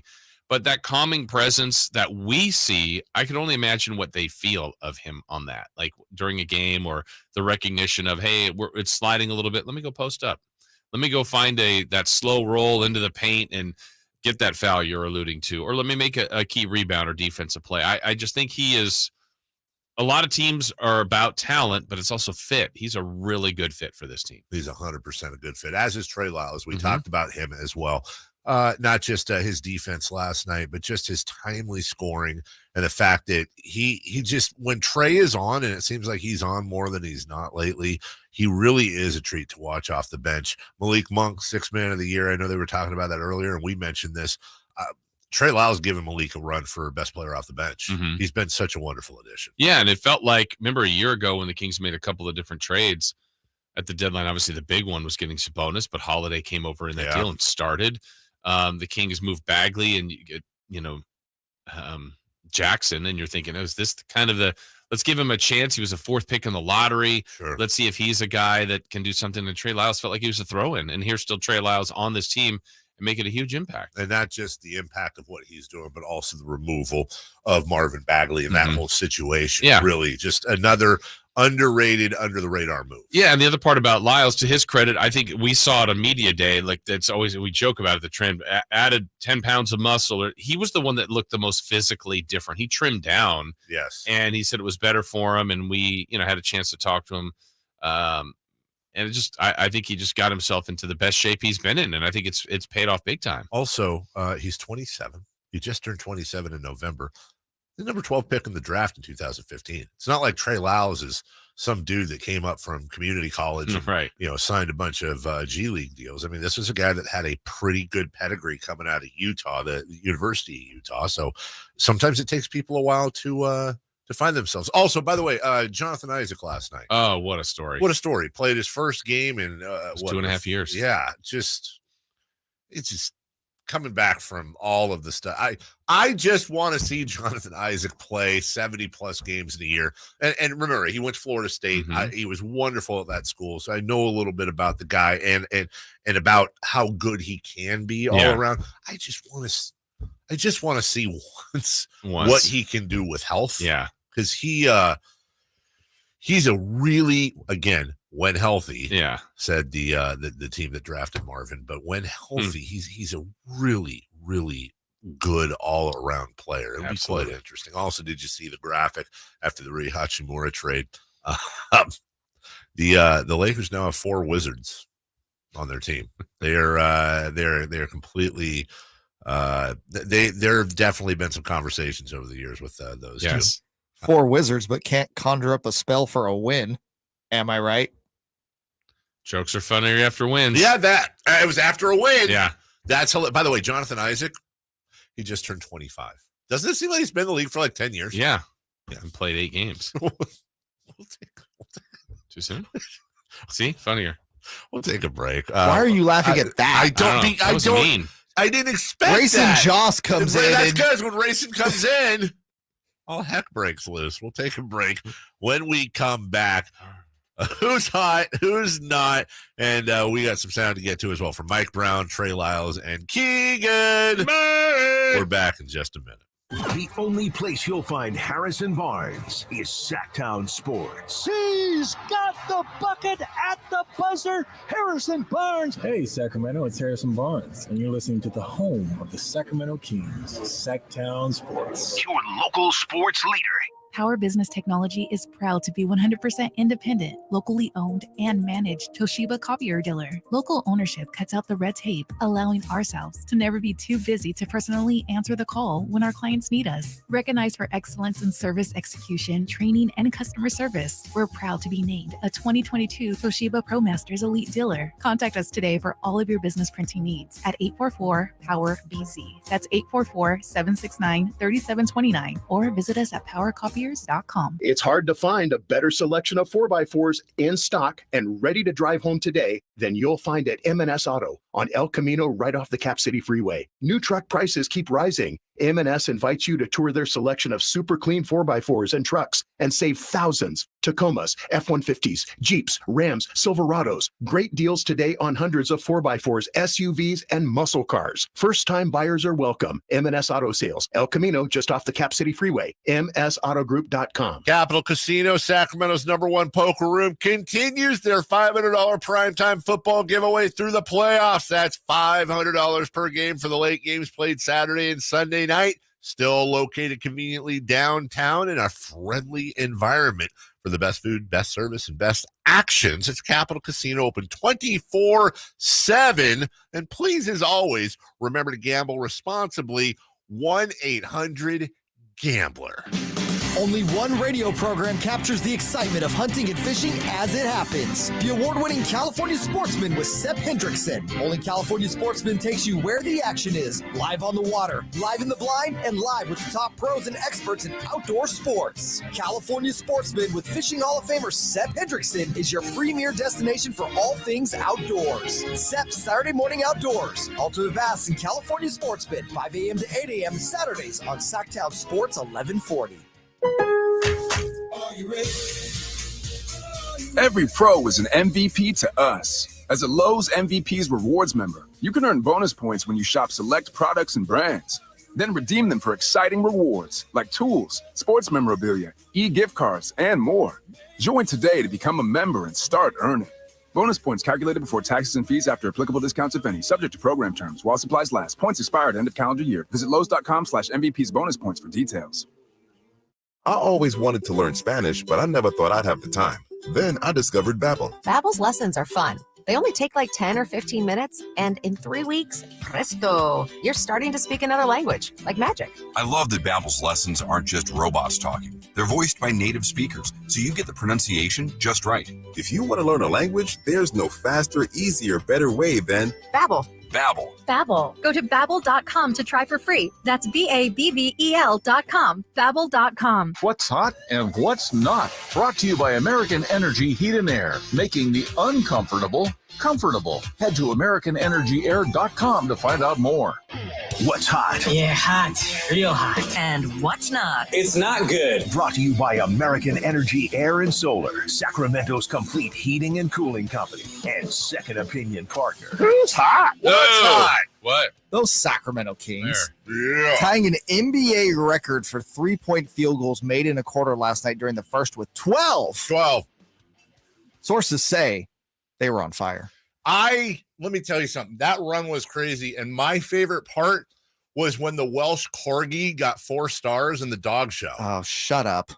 I don't want to remember that. You know what I'm talking Yes, I was watching. They're breaking a record. Oh, yeah, Jason hasn't heard. So something happened last night, and YouTube TV subscribers watched a dog show for the first quarter and a half. That's me. It was not a dog show. A 2017 dog show. Yeah, from 2017, narrated by Best of? guy. Yeah, it was a best of the That dog wasn't even show. a best of. They Worst just put of? the damn thing on. The Kings are breaking records, and we're watching Fifi the Pekingese lift her leg on a barrel, and like, come on. Who's not? The YouTube TV. That was actually where I was going to go with that. But also, the Sacramento Kings. Yeah. They committed a season-high 25 turnovers last night. I saw G-Man put the stat out, though, to kind of go back into the who's hot territory. Excuse me. They've had 3 games this year with 20-plus turnovers. They've won all 3 games. That's bizarre. That is bizarre. Yeah. Does that mean they should start turning the ball over? Yes. I think so. Yeah. And that they should show dog shows more. Yeah, dude. That's actually that's what was happening in the arena. The dog show was actually a dog show? Yeah, from 2017. It was terrible. That's weird. And it was that long? Yeah, it was like the first quarter and a half. Most of the first half. Wow. Yeah, and then by the way, they finally they figured it out. And hey, there's a run by the Grizz. Here come the Grizz. So you missed all the good stuff. Although you did get to see the fourth quarter, and there's that. I was explaining to everybody. There is that workaround where you can go to the NBC Sports app and log in with your credentials and all that. But it's like twice a year this happens. Enough with it. Yeah. It's 2023. AD stands for Anthony Davis. Yes, it does. Want to get some sound? We got a lot. Why don't you sound it up? We got a lot of sound here, guys. Let's. I will let you pick. This is not a showtatorship. This is a showocracy, and everyone's vote counts. We have Mike Brown, Trey Lyles, and Keegan Murray. Go ahead, Jason. Pass the baton to you. Well, I mean, he's on the Kings broadcast. He knows the ins and outs better than anyone. Well, I'm not sure exactly what's in there, but I know Trey Lyles is in there. Trey Lyles is in here, and here's what he had to say post game. Every game that we win, it starts with our defense. So, second quarter, we kind of was lackadaisical offensively and defensively. They were kind of getting to where they wanted to do. Then offensively, we started turning the ball over. We didn't take care of the ball at all tonight. I think we had 25 turnovers, but luckily enough, we were able to, play better defense in the second half and get us the big win. Trey, I saw you put the work in all summer. You're someone who's been in and out of the lineup. How do you stay prepared for when your number's called? Because to me, you're a Swiss Army knife. You're someone that gives the team, obviously, 24 points tonight. You knock down some threes, but you play defense, you get steals, you get blocks. You do the little stuff that help teams win. How do you mentally stay locked in when your consistent minutes aren't there? I've said it all year whenever I've done interviews and guys have asked me. It's just the only thing I can control is my effort. I can't control how many minutes I play. I can't control if shot goes in or if it doesn't, but I can control how hard I play. And I can control my mental aspect and mental approach to the game. So tonight, just, made sure I came out here and did what I was supposed to do. Shots started falling. So, luckily I had a good game. Man, great game tonight. What's the team's mindset, especially coming out and playing defense? There's been a couple of letdowns throughout the season, especially as of late. What are you guys thinking or coming up with when it comes out to playing together on the defensive end? Coach made a big emphasis after the Philly game that we needed to rebound more. So tonight, we try to make that an emphasis of limiting the offensive rebounds because they killed us last time we were in Memphis on the offensive glass. So that and just being there for one another, being in the gaps, helping one another, being able to be ready to rotate and helping our teammates. So we've done that tonight, especially in the second half, and that's what led to our win. Trey, you sound nice, calm, cool, and collected. But let's keep it real, bro. You were on one tonight, especially in that second half. Describe the emotions when you're knocking down 3 after 3. You had that monster dunk down the lane as well in transition. For me, I try to stay even keeled, go out there and just do what I'm supposed to do. Like I said, I can't control if the ball goes in, but, it was going in tonight and, it just shows the preparation that I put in. And, I expect that from myself. So I don't get too hype. I don't, get too explosive and stuff like that. But, I just try to go out there and do what I know I'm capable of doing. And if that's making shots, then that's what it is. And I expect that from myself. Hi. Yeah, he and just the way he carries himself, and the way he talks about the game too is also. I think quite attractive as well. Yeah, I thought that 2-play sequence back-to-back in the fourth quarter when it was still a close enough game where Memphis could certainly win. He had the steal that it just looked like it might be a poke away, and then he runs it down, and then the jam was incredible. And then another deflection right after that, and another dunk. Building was going nuts. I think the lead went from about 9 to 13, and then it just kept escalating and getting completely out of control. That was part of that 16-0 run. And really, in a game where they hit all these threes, Dave, I thought it was the defense at the end that got that separation, and that's hasn't always been done by this team, but it was nice to see them do it. I thought it was one of their best defensive quarters by far. It's interesting. Just taking a look, we talked a little bit about Harrison Barnes and how he's a free agent this summer, and I imagine they'll try to work something out there. Trey Lyles also an unrestricted free agent this summer. As a matter of fact, Lyles, Dellavedova, Len, and Terrence Davis, who we already knew, are your free agents. Really, the Kings have most of this team, almost the entire team, really locked down for next year. HB and Lyles are obviously the big pieces there, and Trey's in a contract year. Trey Lyles made some money last night. Yeah, I think he's made his money with the offseason approach, with the way he's played this season. He's been reliable, and he's played the 5, the 4, maybe even some 3. His versatility, his ability to shoot, his rebounding, he would be valued by any team, and I know the Kings value him a lot. Here's something I'll ask you, and I know you don't have the list in front of you, but there aren't right now. I think Sabonis is right around 5th on most of your MVP watches, if you will. You've got obviously Jokic, Embiid, Tatum, maybe a Giannis, and all that. There is one award, I think, that doesn't exist that Domantas Sabonis may in fact win. But it doesn't exist? It doesn't exist, but it should. This actually wouldn't be a bad award. Is Domantas Sabonis the best current value in the NBA? Domantas Sabonis this year is making $18.5 million. And yes, we're talking NBA money, not real money. Yes, that's a lot of money. Next year, he makes 19.4 in the final year of that deal. Now, again, the 4 I mentioned above him, Giannis, Jokic, Embiid, and Tatum, they're all maxed. Tatum's making $32 million this year. Now, you can certainly make an argument that Jason Tatum's better than Domantas Sabonis. That's fine. We're not getting into that. Is Jason Tatum $14 million a year better than Domantas Sabonis? I do not think he is. It's timing for everything, and in this case, it's a good time for the Kings to get him at this value. Now, the pay-up's coming. Yes. His payday is coming. Oh, yes. And he's earned it. He's deserved it based really in Indiana, but he's adding to it now with what he's doing here in Sacramento. And Jokic is obviously, we call Domas Diet Jokic. But next year, Domantas is going to make $19.5 million. Jokic's going to make $46.5. Wow. And then 50, and then 53, and then $57.7 million. So I'm nominating, they're doing the Clutch Player Award. That's true. That's been added. Why not do like the Best Value Player Award brought to you by Winco? Okay. I just made the NBA a bunch of money right there. Well done. Yeah, exactly. By Winco. I'm talking about like good. Where's a place you think of for value? Costco. Okay. Put some respect on the Lord. You put some respect on Winco. Winco's fine. Wow, he's going with fine. Fine. It's fine. I've shopped at Winco. Just a Sam's Club or a Costco guy? No, more of a Walmart guy at this point in my life. But here's the best value in the NBA. Talking to Gary Gerald. Domantas Sabonis is about to come over and slip on a headset. We'll get an opportunity to check in with Domas.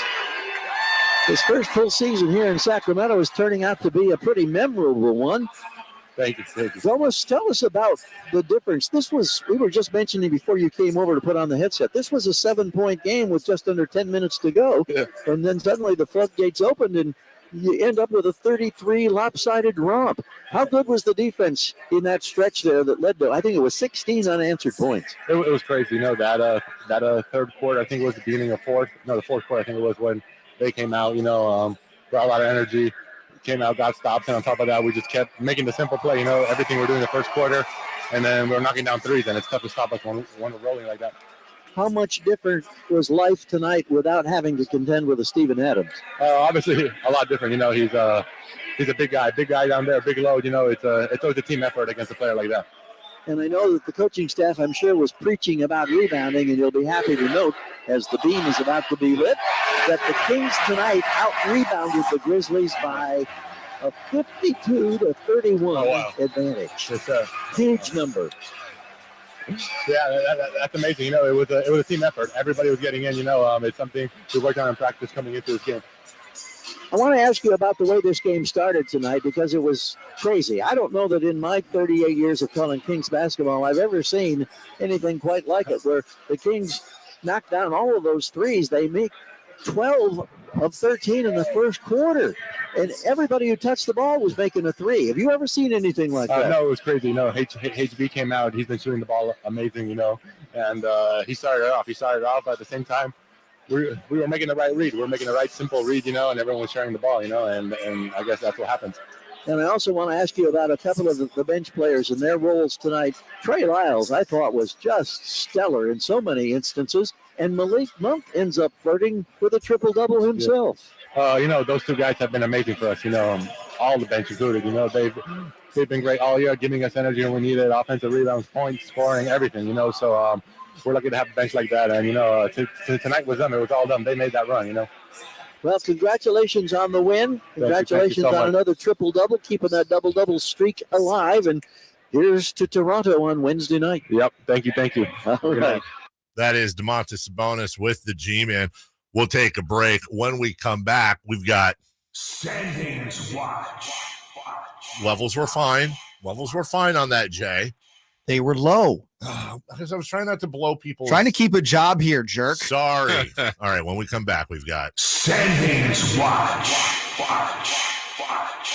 I know you're not supposed to wish bad upon people, but if a bus hits you today, I won't be angry. Wow. And what happened in the world? This is me saying this here. I'm not a wrestling guy, but something happened in the world of wrestling yesterday that is gonna make people very angry. Hit the button again. Try me. No, I'm not falling for that. You hooked up some. I'm gonna get shocked. Something's gonna happen. We'll be right back after Peter this. Venkman. Sactown Sports goes 100% live and local. From 6 a.m. to 6 p.m. Starting January 23rd, tune into Carmichael Dave and Jason Ross from 6 a.m. to 11 a.m. Followed by the return of Deuce and Mo. Monday through Friday, 11 a.m. to 2 p.m. Followed by Cattles and Rami from 2 p.m. to 6 p.m. You wanted more local? We're giving you more local on Sactown Sports. Your local sports leader. For your everyday vehicle. Right now, you can get 5 quarts with an STP oil filter for only $26.99. Do the complete job for the right price. Get the parts you need when you need them at AutoZone or AutoZone.com. Get in the zone, AutoZone. Restrictions apply. Individual rates, coverage offerings, and savings may vary, subject to terms and conditions. Not available in all areas. Actual Pi customer. As a small business, we're always looking for ways that we can offer the quality product and get some cost savings. Meet Michelle from J.J. Pfister Distilling Company, a small business in California. When looking for workers' comp coverage tailored to the company's needs, she discovered Pi Insurance. We heard about Pi Insurance being geared for a small business, gave Pi a call, and ended up switching. Is your small business overpaying for workers' comp insurance? See how much you could save at trypi.com. Plus, when you sign up for pay-as-you-go billing, your premium is based on your actual payroll, not an estimate, so your workers' comp audit experience is simplified. We saved about 30% off of our workers' comp insurance when we switched to Pi. It's as easy as pie to get the savings you deserve. What are you waiting for? Ask your agent for Pi or get a quote in 3 minutes at trypi.com. That's TRYPIE.com. People of the world, I am Chef Jose Andres and I'm here with an important message.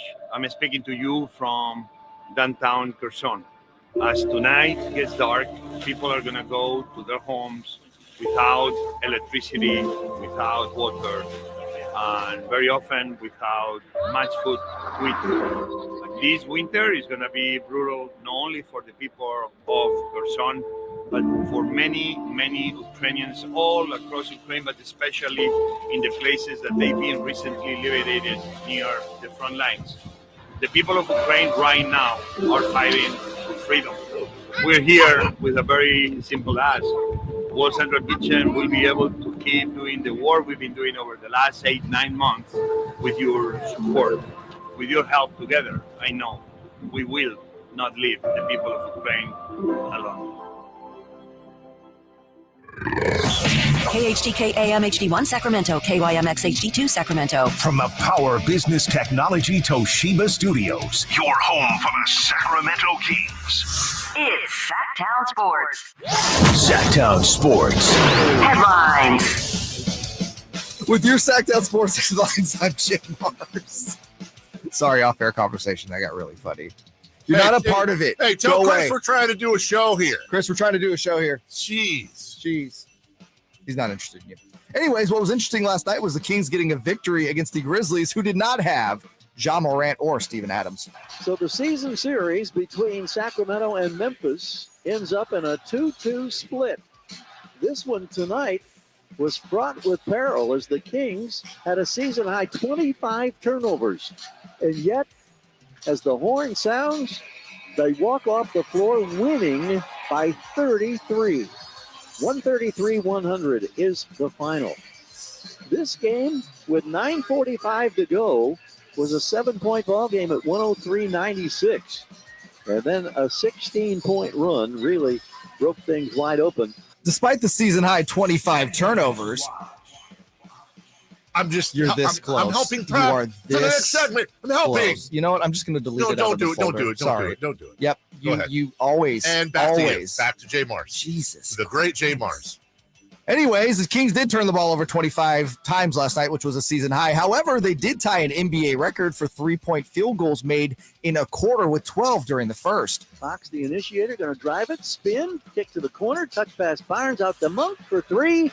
He scores another three-pointer for Sacramento. 1.8 seconds to go. The Kings in their homestand tomorrow against the Toronto Raptors. With your Sactown Sports headlines. Don't be mad. I'm Jay Mars. Back to hour number 56 of the Carmichael Dave Show with Jason Ross. The Carmichael Dave Show. He's on the microphone when he's not on the microphone. He's playing a song, and when he's not playing a song, he's on the microphone, and then boom. With Jason Ross. No, he didn't. Yes, he did. Call or text at 916-339-1140. It's the Carmichael Dave Show with Jason Ross on Sactown Sports. Shout out to Tomas. Tomas is down in Fresno, big Kings fan. And, we had Victory Puppy, who's now Victory Dog. The Victory lazy, snorty dog. We now, I don't know if I'm okay with this or not, but I'm choosing to be okay with this. We now have Victory Child. Okay. Which one? I did not get the name here, but the chant is... Oh, I thought it was one of yours. No. The chant is fantastic. It looks like we're dealing with a 3-year-old somewhere in there, little girl, and she was chanting last night the well-known now signature chant of Sacramento Kings fans, Light the Beans. Oh, I thought it was Ref This Sucks. Beans.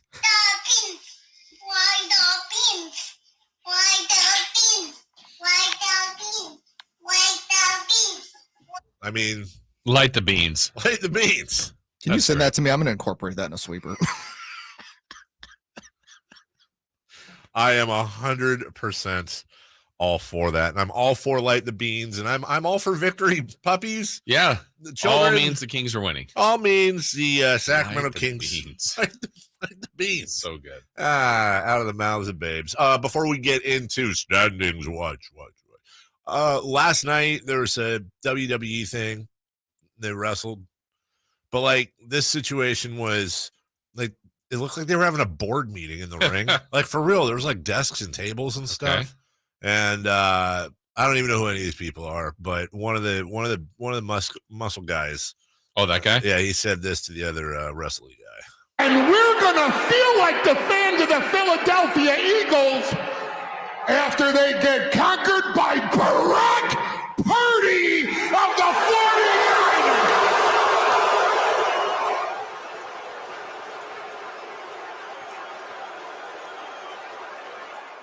I mean, listen, nice work. We remember when most of you might remember when a very young The Rock. Yes, very young The Rock came into Arco Arena And he was played it perfectly. Doing a song, and it was something about the Lakers are going to, beat that rear end here. And he got, the pop on those boos was insane. It's pretty gutsy to do that in Philly. It is. They'll throw a kid. Yes. They'll not just throw, eggs and stuff on Dozen Egg Night. They'll throw everything down at you. Absolutely. And a cheesesteak. By the way. Why the beans? Why the beans? Hello, Matthew. Good morning. Oh, good morning, gentlemen. Should I say good morning? Matthew. Good morning. Thanks, Matthew. Good morning. It's about time I called in, gentlemen. Thank you for having me on. Hey, thank you for coming on. If you don't know, Matthew is a wonderful Twitter follower, a big listener to the program. Somehow finds every out of context horrific thing I say. Yeah, but does a great Carmichael Dave impression, too. He does do a great Carmichael. Thank you so much. Yeah, that was fantastic. What's going on, buddy? Well, listen, I do want to talk about rebounds, but first I got to start off with some heavy-hitting sports journalism. What do you say? Should the Kings run a concurrent dog show on the Upper Bowl with every game? Your thoughts? I worked last night. Let's put it this way. Every single game, the first and second quarter, for the most part, have been blacked out for a dog show. The Kings have beaten the Grizzlies by 33. Yeah. I think we'd lose Dave, too. You'd go up to the top and watch the dog show. Honestly, dog shows, baby races, yeah, very, very close to me. So, yeah, I'm with you, Matthew. I'll talk to some people. Victory puppies, right? Victory puppies. I wanted to tune in and see Mike Bibby, but instead I got Pringles, the $25,000 per pound Yorkshire Terrier. That's just fine.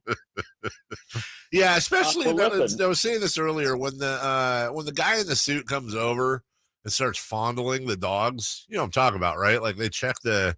Yeah, and he doesn't even work there. Right. He's just, you want to contact? Yes.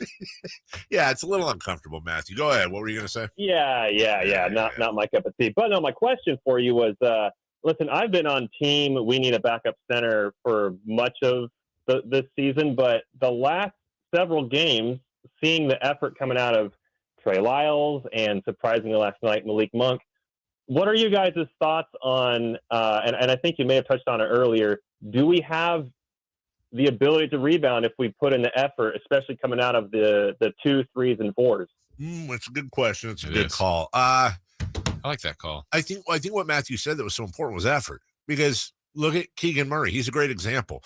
Keegan Murray was challenged by Mike Brown. This is also a great example of coaching. We remember Mike Brown on Terrence Davis earlier in the year, the famous situation where he was literally coaching him on the floor and he immediately took a charge like 2 plays later. And with Keegan, he challenged Keegan in the right way. And Keegan has responded with the best rebounding stretch of his life. Yes, you have to be tall. Yes, you have to be cagey. Well, I shouldn't say tall. Yes, you have to be cagey and strategic, and also have having a big tuchus doesn't hurt either. But it's also a lot about effort and desire and positioning, and Keegan showing that he can be a much better rebounder. Yeah, I think it's a team flaw as far as points in the paint and rebounding, as far as just overall roster makeup. Now, they can overcome some of it. They've shown that, and it happens seemingly when it becomes the points of emphasis from Coach Brown, because I think they've done we're giving up too many points in the paint speech after a post game 3 or 4 times, and then they get better at it for 3 or 4 games, and then it comes back, and same with rebounding. So, I still think it's a team issue, a team flaw. When a lot of them stand around and watch Sabonis get them all, which he does for the most part. But I just don't think it's their best attribute. But I think it has to keep being emphasized by the coaching staff to do a better job there. With the roster the way it's constructed. Sure. What always kind of bakes my noodle is, I don't know what that means. So the way they played last night. Mm-hmm. So I go, you know what, if they'd have played that way against Philadelphia, they'd have won that game by 30 as well. How much of it, though, last night was the matchup? Like, could the Kings have played the way they did last night against Philadelphia, in your opinion? I mean, I think at times they did. Yeah.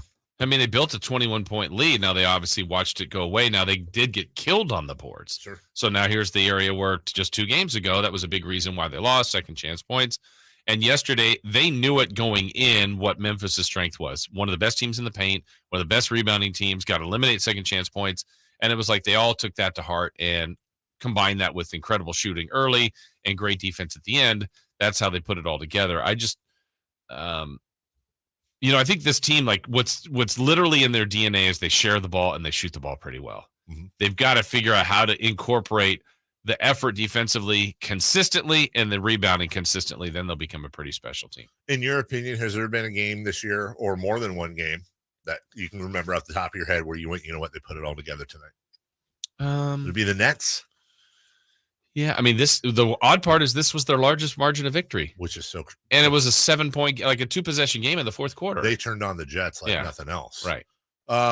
Would you say maybe Brooklyn last night? Yeah, there's been a couple at other. Cleveland, maybe. Yeah, I mean that was a fantastic finish, right? 18-0 Yeah, that's run, true. But that was a finish. I think they're still chasing it, which is good. We have not seen the best of the Sacramento Kings yet. All right, it's time for Standings Watch. That's not my fault. He just gave me the finger. Standings Watch brought to you by absolutely no one yet, but if you do want to sponsor the show, call the station 923-6800. Sure, just call and ask for that. Call and ask for Scott Marsh. Your business could be right here. The Sacramento Kings 5.5 back of the Nuggets. They do pick up a full game on the Grizzlies, but they are still 3.5 back of the Grizz for the 2 seed. They are firmly in the number 3 seed, a game and a half ahead of the Pelicans and a full 3 games ahead of the Mavericks, 3.5 games ahead of the Clippers. Here's the bottom line here. The Sacramento Kings right now are 4 games away from falling into the play-in. Okay. Does that make sense? Yeah, but that would take, I mean, obviously a lot of losing, a lot of other teams winning. They're in pretty good position at the moment. They're also 4.5 games, 5 games away from falling out of the playoffs entirely. I mean, again, we're Kings fans, so we, or at least I look at that from time to time. If you care, good. If not, I don't blame you, but it's worth noting the Sacramento Kings, and some people have some money on this.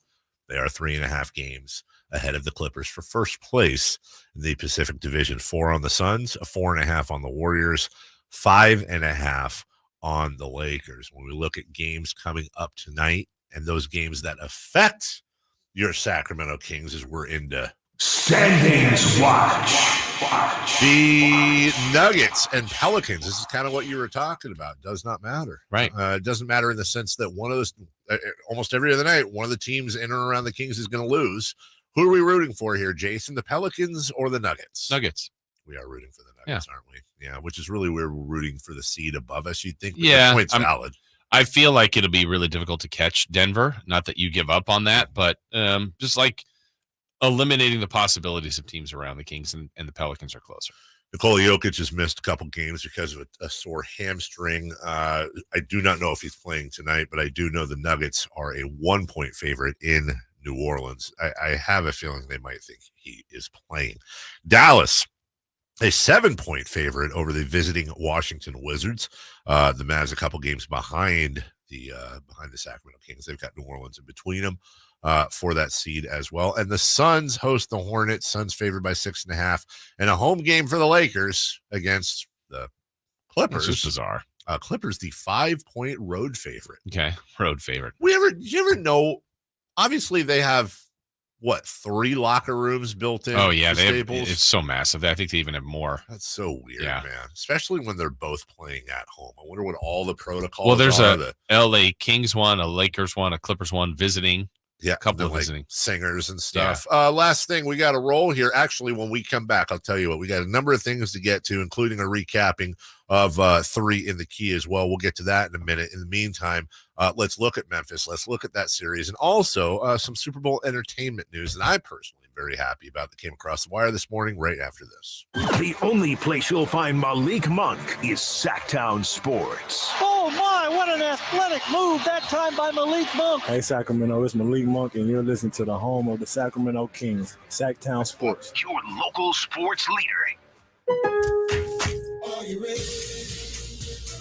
Every pro is an MVP to us. As a Lowe's MVP's Rewards member, you can earn bonus points when you shop select products and brands. Then redeem them for exciting rewards like tools, sports memorabilia, e-gift cards, and more. Join today to become a member and start earning. Bonus points calculated before taxes and fees after applicable discounts, if any, subject to program terms while supplies last. Points expire at end of calendar year. Visit Lowe's.com/MVP's bonus points for details. I always wanted to learn Spanish, but I never thought I'd have the time.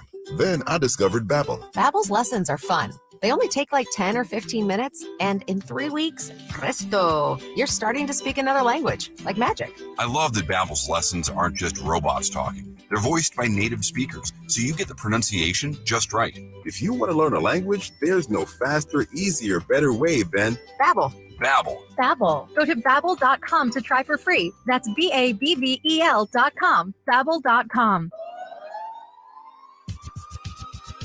The Carmichael Dave Show with Jason Ross. Call or text at 916-339-1140. On Sactown Sports.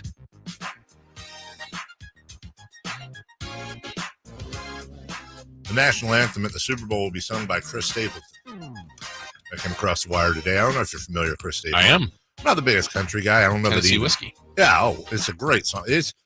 He is a great story, and he has a great voice. He might be my favorite new-ish, like current artist going right now. He's certainly up there. So that'll be fun. I'm trying to imagine. I'm sure he's done it before. I'm trying to imagine Chris Stapleton in that voice singing the national anthem. I'm sure it'll be good. And then I think his wife does all the like traveling harmonies with him and stuff. Oh, nice. Okay. I did not know that. So Chris Stapleton, also Babyface will be singing America the Beautiful. Oh, nice. Oh, yeah. That's right. The Kings are done with Memphis. Yeah. And I think this is a good thing in a sense that obviously it's a really good team. Faced them 4 times, got the split. But Memphis could have a huge impact in the Kings' postseason quest because of all the teams that Memphis still plays. Yeah. And that's a lot of the NBA schedule is about when you play somebody. And in this case, it's good that the Kings are already done with them. And Memphis plays, Dallas 3 times, the Warriors 3 times, the Clippers 3 times. These teams are all right around the Kings. Well, the Warriors aren't right now, but they could be. And that's a big deal. Do you find it interesting, especially considering how the Kings are doing this year, that 2 games in a row, the number 3 seed in the East and the number 2 seed in the West sat rested players? I do find that a little like I could understand that for last year or really any other year of the last 16, but a little interesting that, with Embiid, Harden, Adams, and Morant, you're talking about 3 All-Stars and Steven Adams there that have rested 2 consecutive games against the Kings. Yeah, and now for Memphis, that's their first 3-game losing streak of the year. Not that, they could totally overcome that, but I'm sure their quest is to try to be the 1 seed, and they're slipping behind Denver at this point.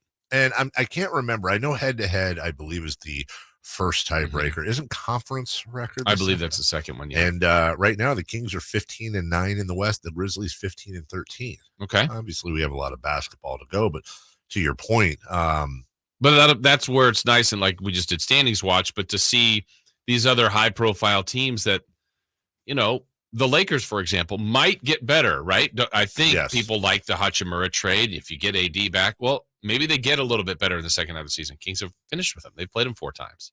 They don't have, that's other teams' problems. Right. And so you wonder, as these other teams, there's still a lot out there. Chris Paul, now back for Phoenix. They're going to get Devin Booker. Golden State keeps flirting and not flirting with being healthy. But they play them once. Right. That's it left. That's it. That's all that's left. A lot of that, to your point, is out of the way. Same thing with the Clay. You're just kind of waiting, weirdly enough, for a lot of these teams to kind of turn on the second half jets. Yeah, it's getting late. It hasn't happened yet. No. By the way, Sacramento, just in case you were wondering, the 23rd most difficult schedule left. That's really crazy. The Sacramento Kings have the 7th easiest schedule remaining when you consider who all they've played. And you look in the Clippers, they have the 4th toughest schedule. Golden State, the 10th toughest schedule. Phoenix 14, the Lakers 15, Denver 16, New Orleans 18, Dallas 19. As a matter of fact, in the West, this is crazy. The only team right now, currently, with an easier schedule than Sacramento the rest of the way is Oklahoma City. Wow. That's it. Okay. Everything else, the Sacramento of all the teams, Memphis is right above Sacramento, but still, when you consider the fact, and we don't know because a bad team now could be a good team in a month. Sure, the whole thing changes, trades and all that. But like you said, when you look at the remainder of the schedule, yeah, there's going to be some tough games, but again, they've got a lot of these tough ones out of the way. You look at this road trip coming up. Every single game is either extremely winnable or very, right there. Yeah, we mentioned, was it last week when they were getting ready to start that little 2-game set with Houston, that they hadn't faced them yet, and all the teams that they hadn't faced, or maybe it was when they were starting OKC. They had OKC, they hadn't played Minnesota, they hadn't played New Orleans, and they hadn't played Dallas.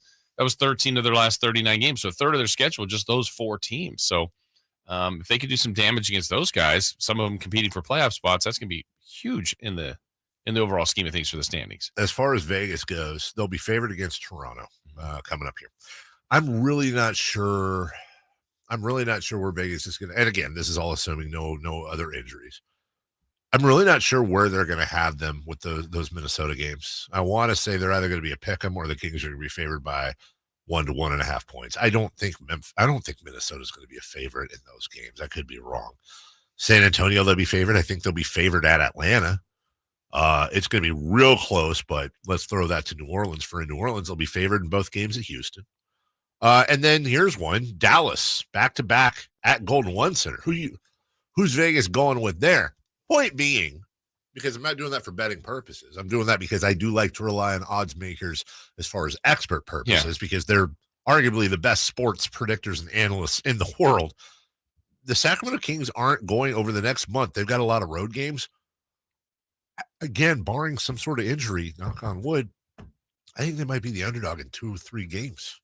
That's nuts when you think about the fact that in a month they're going to have 3 home games and the rest road games. Yeah, but they've created that with winning 7 of 8 here. The way they've played for the bulk of the season, people are looking at what they do offensively on a night-to-night basis. They've been healthy, knock on wood.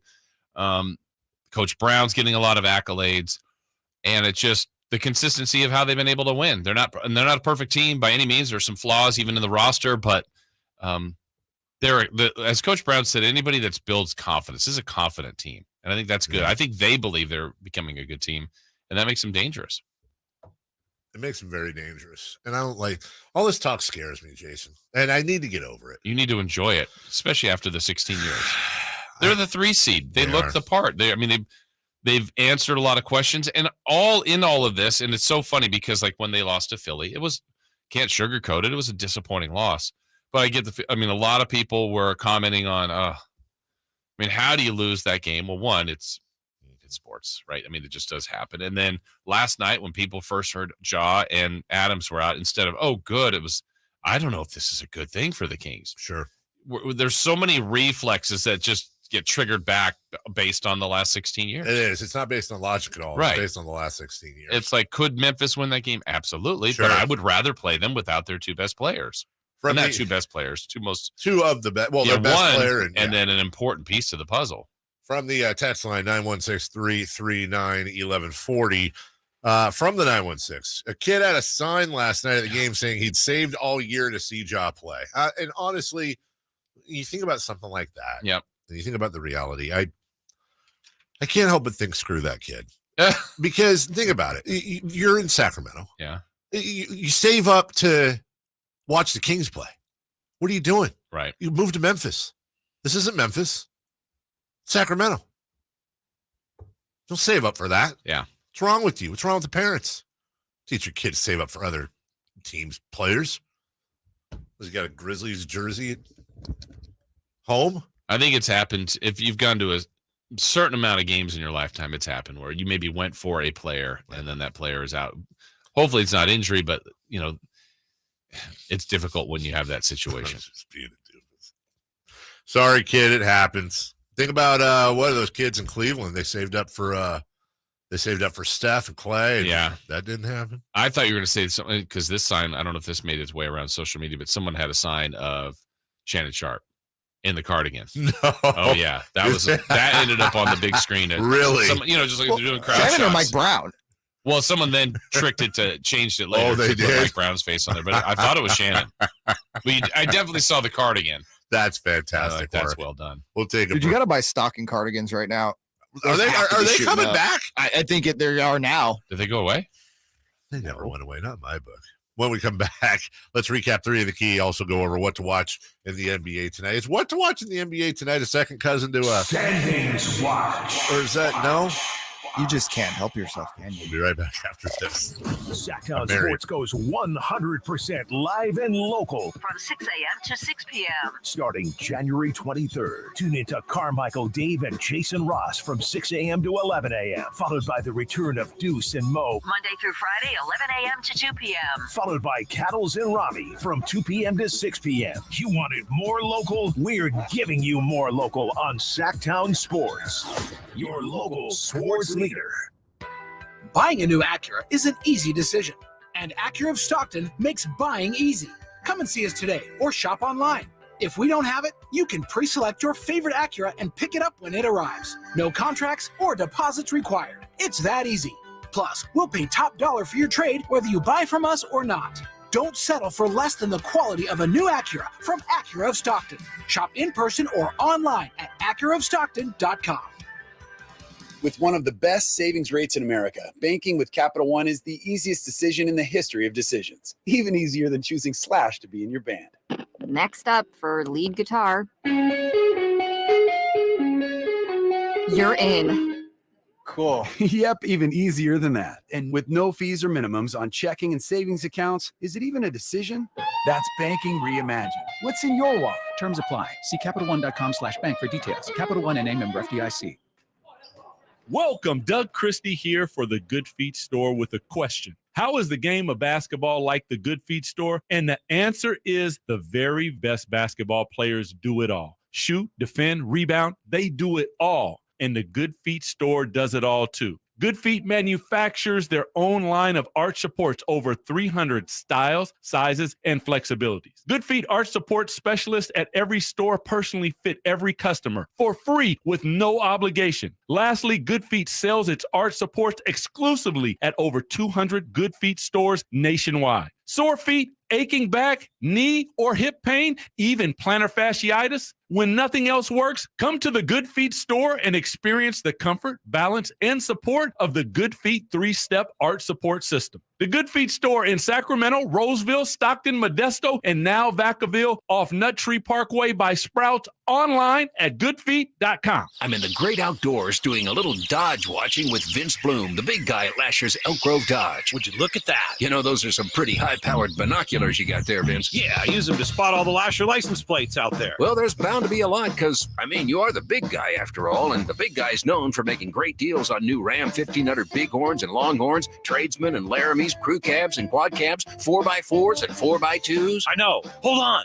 I see another one. Another what? Looked like it might have been a new Dodge Challenger. I think so. Or a new Dodge Charger. Elk Grove Dodge sells a ton of those, you know. And new Durangos, Chrysler Pacificas, Jeep Cherokees, and the new Grand Cherokee, Jeep Compass, Gladiators, and Wranglers, and the all-new Wagoneer. I've heard Elk Grove Dodge has great deals on those, too. Oh, he's taken off. Oh, I'm sorry. You lose him? Oh, no. Just another happy customer migrating back to Elk Grove Dodge. No surprise there, because for over 40 years, the name Lasher means a great deal. Only at Lasher's Elk Grove Dodge and the Elk Grove Auto Mall and online at elkgrovedodge.com. Wolf & Shepherd is the dress shoe made and worn by athletes. Their founder is a former track athlete and designer who brought athletic shoe innovation to dress shoes, inventing the crossover. Wolf & Shepherd's crossover is a business meets athletic shoe that features full-grain Italian leather and an athletic, agile sole. This cross-functional design provides all-day comfort and style, making the crossover game for anything.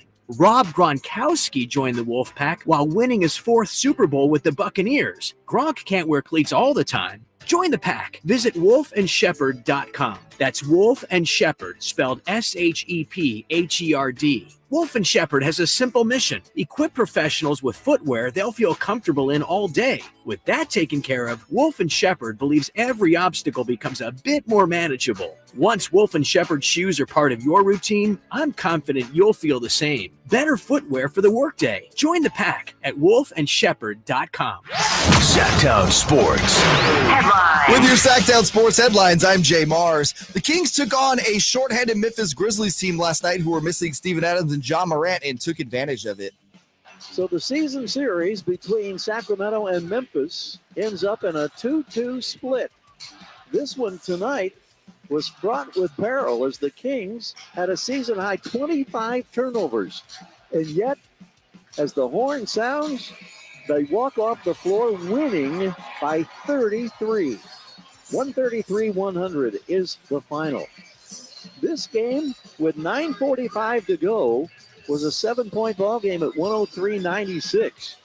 And then a 16-point run really broke things wide open. Despite the 25 turnovers, the Kings did tie an NBA record for three-point field goals made in one quarter during the first period. Fox, the initiator, going to drive it, spin, kick to the corner, touch pass Barnes out to Monk for three.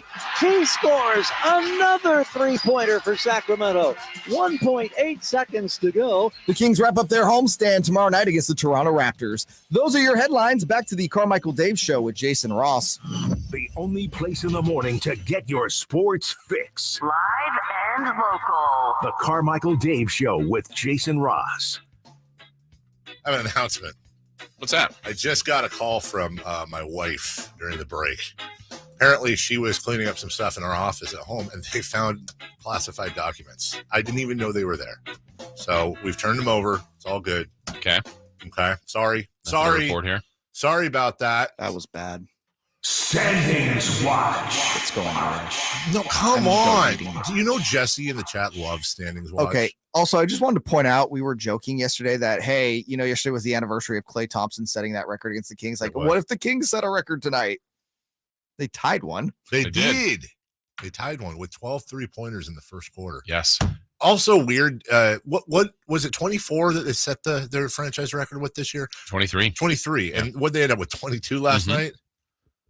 So should we talk about the fact that they hit 12 3-pointers in the first quarter and then 10 the rest of the game? Yeah, they really struggled. Is there a problem? Yes. Mm-hmm. Some stuff to get to here because we got to get to 3 in the key.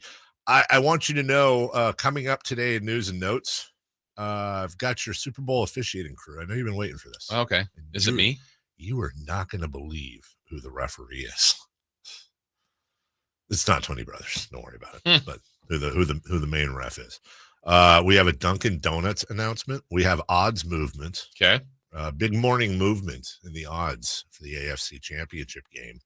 I will tell you this right now, kind of on that note, Sacramento set a new franchise record and tied the NBA record for made threes in a quarter. They're now the third team with 12 threes in a quarter, joining the Phoenix Suns and Portland Trailblazers, both of which did it less than a month apart in 2021. Jason Ross, will the Sacramento Kings hit more than 12 threes in a quarter this year? No. Wow. But they'll beat the 23 threes.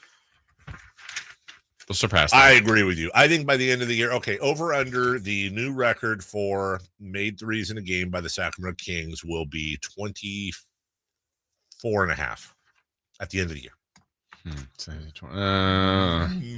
Over. I think 25 is about the peak. That's a lot of threes. Well, I think it'll be 25. That sounds right. NBA record, I think, is 27. Is the NBA record? I think so. Is that also the NBA record for? Wasn't that the most consecutive misses by the Rockets in the play? Was it 27? Oh yeah, they were awful. Also, if they're at 23 again, I don't care what point of the game it's at. We just got to get Dellavedova in to hit 24. He has to break all the records. I think if the Kings were to break the record for most threes in a quarter, I think Monty McNair will have been in the front office for both. I think I'm right about this. Monty McNair will have been in the front office for both the NBA record for most three-pointers in a quarter and the NBA record for most missed three-pointers in a quarter with the Rockets. Hey, good for you, Monty. Record well setter. Balanced. Yes. Why is there what I can't help but think screw that kid. Okay, I didn't do it. You know who's here.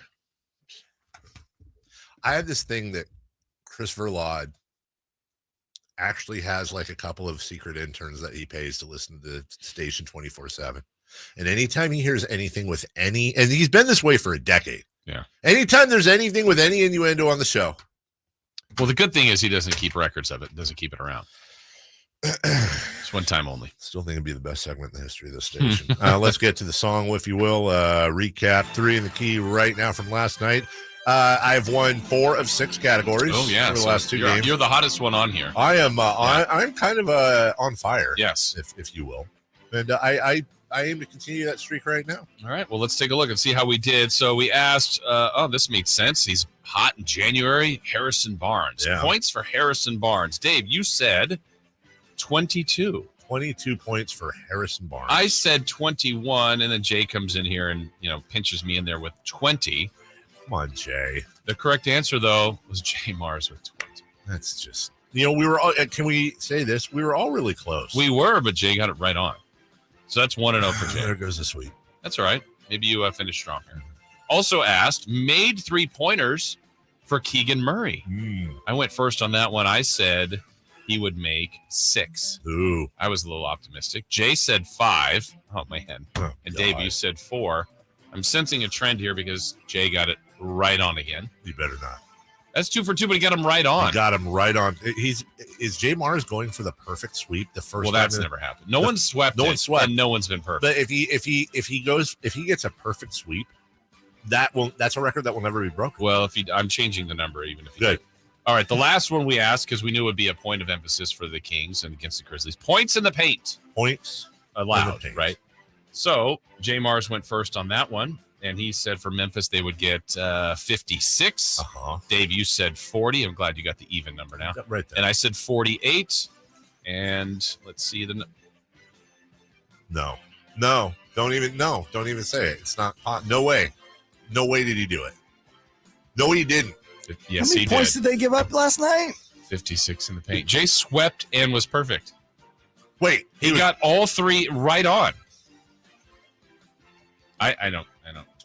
How many points? Never mind. He missed it, I guess. How many points in the paint did he have? 56. And they had 56? Yes. He got all 3 literally right on. I think we might have ended the segment there. It's like I want to forget it even happened.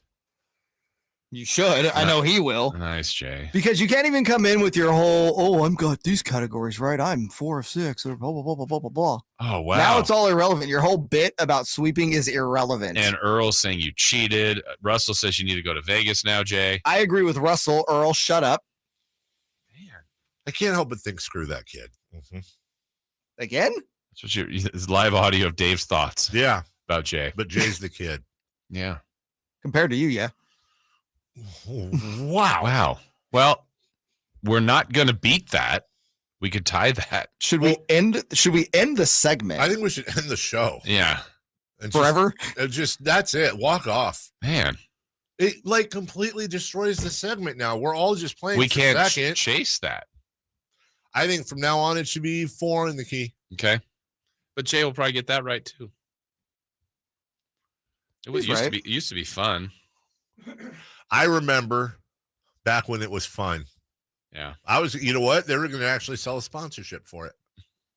Well, now Jay should get I all should of be the the money. sponsor. Yes. You know, it should be 3 in the key, brought to you by Dr. Peppercorn's root canals, because it's not fun. It's the fun has been taken out of it. Where's Wendy? She showed up over the weekend with You Squints. saw the picture, yeah. Squints and Wendy Peppercorn. May I say reunited? Oh, wait, I need to. Squints has really aged well. I Yes. agree. Yes. May you say what? Yeah, Squints has really aged well. Oh, okay. I can't help but think, screw that kid. All right, look. Let's just move on. Okay. And we need to find a new segment. Jay, I acknowledge that was very impressive. Thank you. It was good. It was good. Sometimes when you're a savant, it has to be recognized. You know what? Like they say, broken clock is right 3 times a day. That's do exactly say what they say. Nuggets and Pelicans tonight.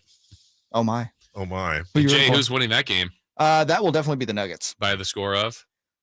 They will win 124 to 103. I'm sure he's right.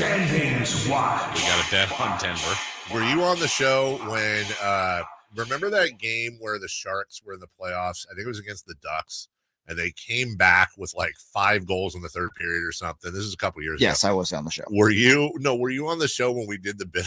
We did the bit on Monday where we went back. So on Monday we go, let's go back and hear what Kyle Madsen did for his. I was here for the bit. And so we go back, and what we did obviously is we pre-recorded. Kyle's like, well, I think with 7 seconds left in regulation, Franklin Schmittenhofer is going to score a goal, and it was like all dead on, right? Yeah. The amount of people that we had text in, like, Kyle, oh my, that's the greatest call I've ever seen.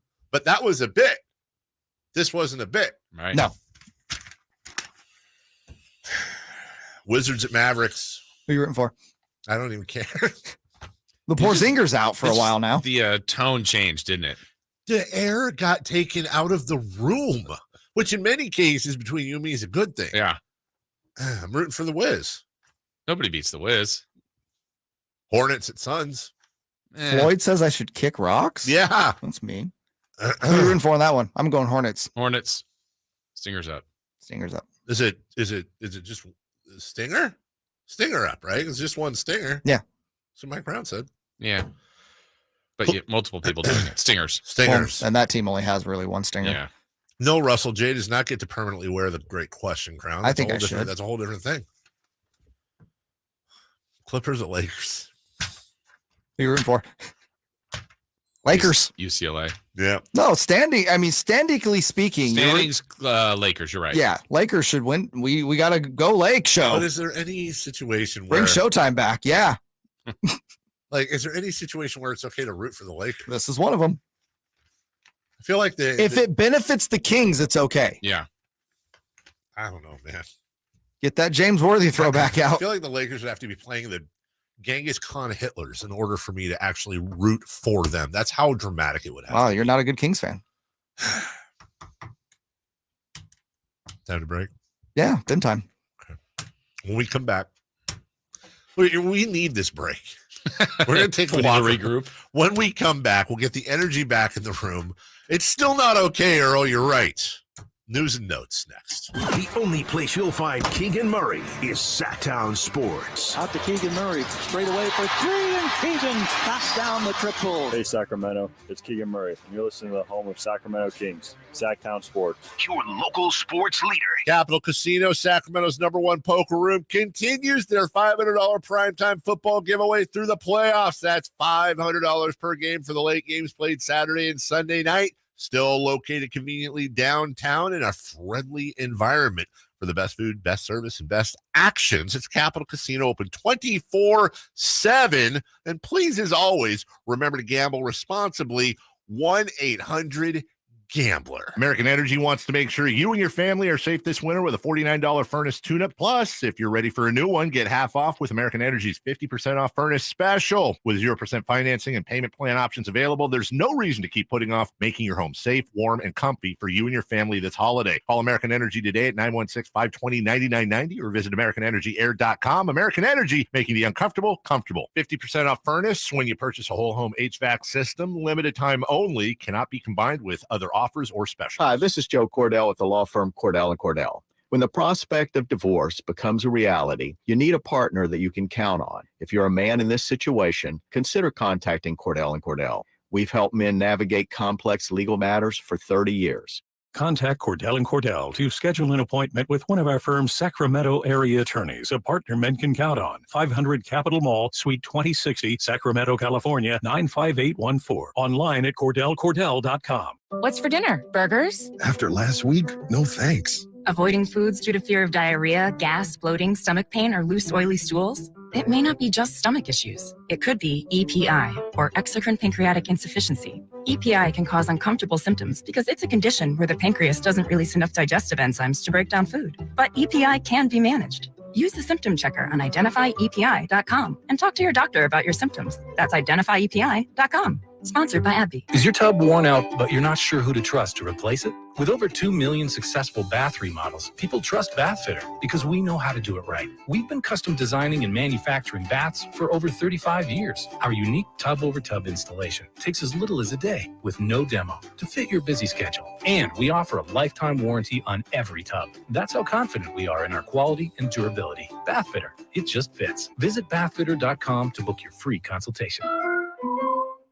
The show is sponsored by BetterHelp. When you're at your best, you can do great things. Working with a therapist can help you get closer to the best version of yourself. BetterHelp is a great therapy option. It's flexible, affordable, and entirely online. Let therapy help empower you. Visit betterhelp.com/herd. betterhelp.com/herd to get 10% off your first month. BetterHelp, HELP.com/herd. It's time for the news of the day. The latest headlines, the biggest stories, hard-hitting analysis. Yeah, this is none of those things. And now, here's Carmichael Dave and Jason Ross. Your man crush, Murph. Yeah. I thought he asked an interesting question. His birthday the other day. Happy birthday. He got a lot of birthdays. I think my theory is this. He got a lot of birthday wishes. I think there's a lot of people on Twitter afraid of him. Afraid of Murph? I think they want to make sure Murph that, is the sweetest. He loves you. I love me some Murph. He asked this question, and it's kind of interesting because we haven't talked about this in a while, but considering like where the Kings are right now, you know, Vivek likes to bring people out to sit with him. Mm-hmm. What if he brought the Maloofs out to a game? Would they? I know there'd still be boos, but I wonder if there would be far less boos this year than last year because the team's winning. Nah, they'd probably scare. Well, and you know, it depends on the Maloofs you bring out. Joe and Gavin. No, George. George will always get booed here. I think. Joe and Gavin had some good times here. George never had good times. I mean, it's not like this was 100 years ago, but I wonder about there's a core of Kings fan base that's been here since '85. And that goes to games still. But there's also seemingly a lot of new faces. I don't want to say do they know who the Maloofs are, but is it even on their radar? Yeah, it's been 10 years, which is crazy to think. So you got to think anyone 15 or under probably has no idea. 16 or under, no idea. Or if they do, it's because their parents explained something to them. Right. Even 20. If you're 20 and you were 10, it's like, oh, my team might be. But do you really understand the ownership, who they were, what that's all? That's just this team is either staying or going. But the bulk. I had no idea who Jim Thomas was in the mid '90s when they were talking about moving the team to Nashville. I still think the bulk of the fans, though, know exactly who the Blues are. I'd put it at 70%. Non-scientific figure. I don't know. They brought George to just be trying to show his tattoo, his King's tattoo, that we didn't know he had until the 30 for 30 that never got released. I knew he had it. You knew he had it? Yeah, did you really? Did you actually do it? Were you the artist? No. He says, of course. Oh, I'm Jay. I knew George Blues had a tattoo. He makes all his picks, right? I don't want to know how he knew. The referee for Super Bowl LVII, what is that? 7. Carl Cheffers. Yeah. Carl. Oh, Carl. Good news, though, is that Eugene Hall is the side judge. And I was really kind of pulling for that. Mark Butterworth is the... Not a real name. That's made up. Mark B. Butterworth. Roy Ellison's the umpire. I didn't know they had umpires. Okay. You're out. Dunkin' Donuts just filed a new trademark application saying they plan to offer alcoholic beverages under the Dunkin' brand. Say what? Dunkin' just filed a new trademark saying they plan to offer alcoholic beverages under the Dunkin' brand. More like Drunken Donuts. Good job, Jason. Big swing. The at least one sports book is at least as of an hour ago, just moved the Cincinnati Bengals to 2.5-point favorites. What do they know? At Arrowhead this weekend. Sean Salisbury picked him. Yes, he did. He picked. This would be the third Super Bowl featuring the Bengals and the San Francisco 49ers. As long as it goes as the other two. How about that? Yeah. Old friend Tom Ziller, who started the whole Sactown royalty blog and now does all kinds of fun stuff. Now he has the home pricing list. Ziller. Yes, Ziller with the houses and everything. Yeah. You better save some of that for the next. That's right. I got a whole another hour to go. I'll have to get some donuts. He says the Kings are going to have the coach of the year, a third-team All-NBA center, maybe the clutch player of the year, second place in rookie of the year, and first-team All-Rookie, and maybe executive of the year. Wow. I don't find any of that unrealistic. And by the way, over/under at 1.5 All-Stars right now. One's a lock. Sabonis is a lock. It's just all about Fox. And I think the more we move on, I actually think De'Aaron Fox has increased his All-Star chances over the last 2 weeks. Yeah. Just going to throw this out there. Any chance that Mr. Sabonis is a second-team All-NBA center? I don't think over Joel. Just asking. I think you'd have to have. Is that? Honestly, you look at the year. Yeah. I mean, Joel's fantastic. He is, and I'm not. Listen, I'm not. I am. It's probably not happening. I'm just throwing it out there. If he keeps doing what he's done for the last month and consistently gets triple doubles, 4 out of 5 games, 4 out of 7 games like that, and they are a 3 seed. Do we? And I say this as somebody who really disagrees with this premises, but I will ask you guys: do we overemphasize triple doubles? I knew somebody who said that once. This is just 3 statistics. Yeah, and they're well, important. I think last night's a good example. I would say, by and large, I don't think Sabonis was great last night. He had a triple double. Sure. Had 8 turnovers. Wasn't a dominant, so he was good. Yeah. But I mean, a triple double. Factually, that would have been amazing. But I think he's had other games where he had that one triple double where he had something like 18 or 16 assists, and the other numbers were in the 20s and 18 boards or something. So yeah, he's done the 10-10-10 or been close to that. It's like, okay, that's nice, but here's something interesting for you, Jason, on that note. Just going to throw it out there. Joel Embiid is averaging 33.6 points a game to Domantas' 18.7. Okay, so big difference. Okay, he also leads the league in rebounding. He does. He also has over triple the blocks, 1.7 to 0.5, and he has 0.3 more of a steal than Sabonis. But Domantas Sabonis has almost 3 more rebounds a game. Okay. Domantas Sabonis has 3.2 more assists per game. Okay. And with the exception of free throws, is out shooting him in every category. No, I don't think he can make second-team All-NBA without an injury, which you don't want to see. But the fact that we can even have this conversation, by the way, overall value over replacement player, 3.2 to 3.1, favoring Domantas Sabonis for all you dorks like me out there. What day is today? What day is today? Well, first off, Jason, I want to say I like that hoodie. Okay. I think you look good. Thank you. It's National Compliment Day. Oh, wow. Lovely hat, Dave. Thank you. And your jacket. You've been wearing the jacket. I've been wearing a the little jacket bit more. today. Are you chilly? I also got my new glasses yesterday. Yeah. I got new glasses. I should bring mine. We should have glasses day. Yeah. Still feel weird. And I can't see up. I can see it far away. I can't see up close. So. It's National Peanut Butter Day. Okay. Should have saved that for yesterday when I was super excited about making homemade peanut butter. Oh, yeah, Jason, you missed that. Yeah, you made homemade peanut butter? I made homemade peanut butter. I remember I told you I got that food processor? Yes. Yeah, so it's the first thing I made in it. You know what the ingredients were? Peanuts? That's it. I didn't know this. And then you just chop them? I was so excited. That's it? Nothing else? The first minute, it's like sawdust. The second minute, it's like a dough ball. But the more you blend it, the more it heats up the oils and the peanuts. It was so creamy. I was able to pour it into a mason jar. Okay. And I used honey roasted peanuts, a little pinch of salt in there. That was the only other ingredient. It's the best peanut butter I've ever had. I will never buy peanut butter again. Okay, I will. But I'm just saying I won't in theory. Yeah, that food processor is going to be sitting on the counter again. Today is National Beer Can Appreciation Day.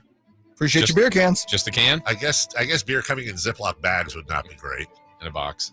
And today, this calls back to something we were just talking about off the air a couple segments ago. Today's Global Belly Laugh Day. We were actually saying this. We were saying, say what you want about Chris Roulade. I could say a ton. But when Chris, we heard you guys laughing during the break earlier. And I could hear it all the way one down. seed of laughs. He really, wow. A one seed. Oh, you said a one seed. Yeah. Because I would put Verlaud, Sean Cunningham. Well, yeah, they're in other regions. Yeah. They'd end up in the finals. But when Chris really does his Chris Verlaud laugh, it's you. Well, they both would get you, no matter what. Even if you don't think it's funny, you hear them laughing, you're going to laugh. The amount of times Chris made me laugh at something that wasn't funny on the night show is stupid. And then Sean Cunningham laughs at the dumbest things, and he sounds like Barney Rubble. Yeah. And I think it's very, very funny.